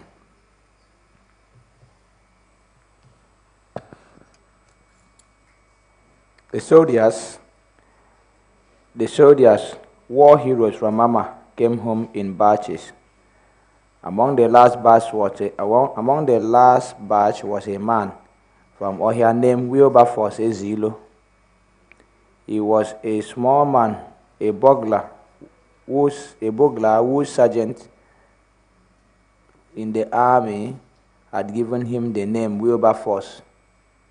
He had been highly impressed when he learned Eze wrote the letters he received from home, and he made the boy presents of clothes and money.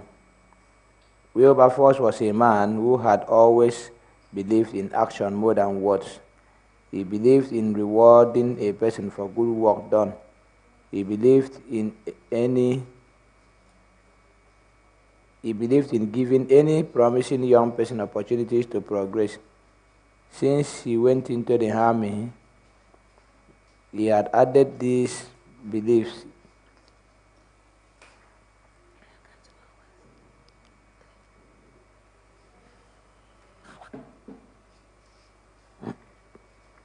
Since he went into the army, he had added to these beliefs the conviction that education was essential to progress and that all Ohia children should be educated.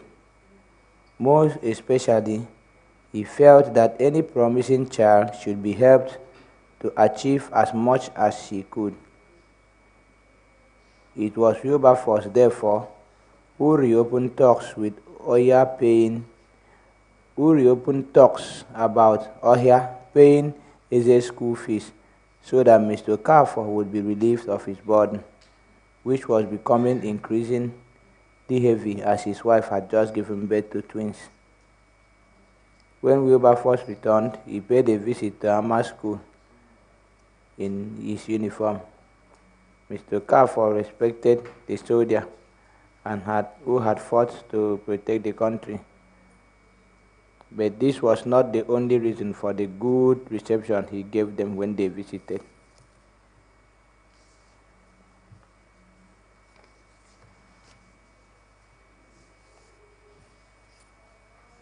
They visited his school. He had noticed the interest they showed in education in general, and in his school in particular. He dreamt of the day when the number of children in his school would reach 100, and he would be sent to a teacher's training college as a reward.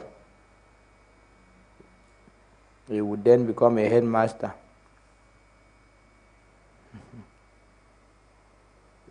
Which would mean more money, better living conditions, and an easier life.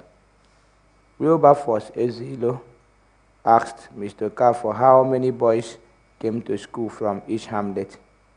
He learned that his people in Ohia sent the smallest number of children to the school. This surprised him, for in the past, Ohia had always shown the way to other hamlets.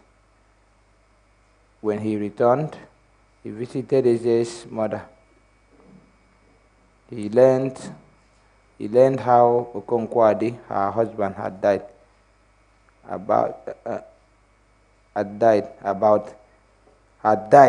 his dying request, about the funeral, and the money which had been presented them by Ulu's husband. Eze's mother told him about the hard times they had had and about the refusal of her husband's relatives to pay Eze's school fees despite the pleas by Mr. Carfor and Mr. Thompson. She told him how it almost seemed Eze would stop going to school. Mr. Carfor had mercifully come to aid their assistance. She was crying as she spoke. Now, Wilberforce said, after hearing her story, "Wipe your tears. Cry no more. I am now home, and I will see you are properly cared for. And that your son's education is not hindered." She looked at him in amazement. When he left her, he visited white-bearded Chike. That night, a bell ringer went round the hamlet, announcing that there would be a meeting of Ohia people the next day. In the next morning, the people of Ohia, men, women, boys, girls, and babies, gathered at the Ohia Square. Wearing his Burma jungle uniform, Wilberforce arrived just before Chike arrived. Into the square because of his great age. When all were seated, Wilberforce stood up and spoke. "My people, I greet you all. Greet all of you. I'm happy to be back with you as many as I'm happy to be back with you after so many years, but my heart is heavy with you. I will not delay. I will come straight to the point. I am not satisfied with the state of affairs in Ohia. I have come with the permission of Chike, our chief, called you all to this meeting so that we will right what was gone wrong." There was silence when he finished. Then Agu spoke from where he sat, for he had become so fat that he could not stand up easily. "How dare you come back from abroad and try to change everything before you have been in the village 2 days?" Old Chike silenced him. "Tell us what you, who have traveled so far and have seen so many places, think we can do to improve Ohia," he asked Wilberforce. "Thank you, Wilberforce," said Wilberforce, standing to answer the question. "You know that in the past, Ohia always took first place among the students, among the hamlets around here. You know we always used to set the pace for others to follow. You know we were always the most united of people, and all the other hamlets used to respect and envy us, even envy us." He paused and then asked, "Have I not spoken the truth?" "Yes, you have," some of them shouted reluctantly. "Now, what do we find?" "We have gone to second, even to third place. Others are setting the pace for us. We are divided among ourselves. We who were once envied are now envying others. Are these things lies?" "No," most of them had shouted. "Are these things Are these things a sign of progress? No, almost all of us, almost all, but Fatagu and Bad Iwe agreed. The whole trouble is that most of us have never left this village. This is the time when the unity which once characterized us should be strengthened. This is the time we can do great things. If we go to the townships, you will find that people are uniting to help each other. They are even paying school fees for poor children, building roads and bridges, building schools, churches, halls, dispensaries, and many other things beside. Water. What about the tax we pay? Someone interrupted. It doubles every year. What is it meant for if it is not for the government to build these things for us? The tax money collected in this hamlet is not nearly sufficient to build these things. Even in towns like Obodo, you may say Ohia is very important to you.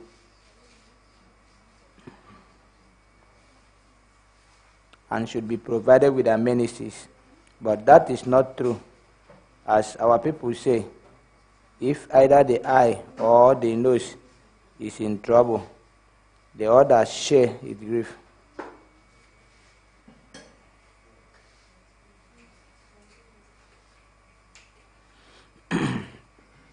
The war took place far, far away, yet we have gone from here to fight it, because if we lost it, all of us here in Hoya would have suffered.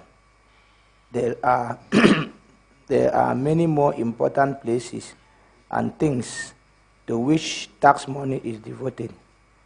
If the money did not go to them, we would make the sufferers, we would be the sufferers. Everyone now began to ask questions, and Wilberforce answered them from the experiences he had gathered in his service with the army.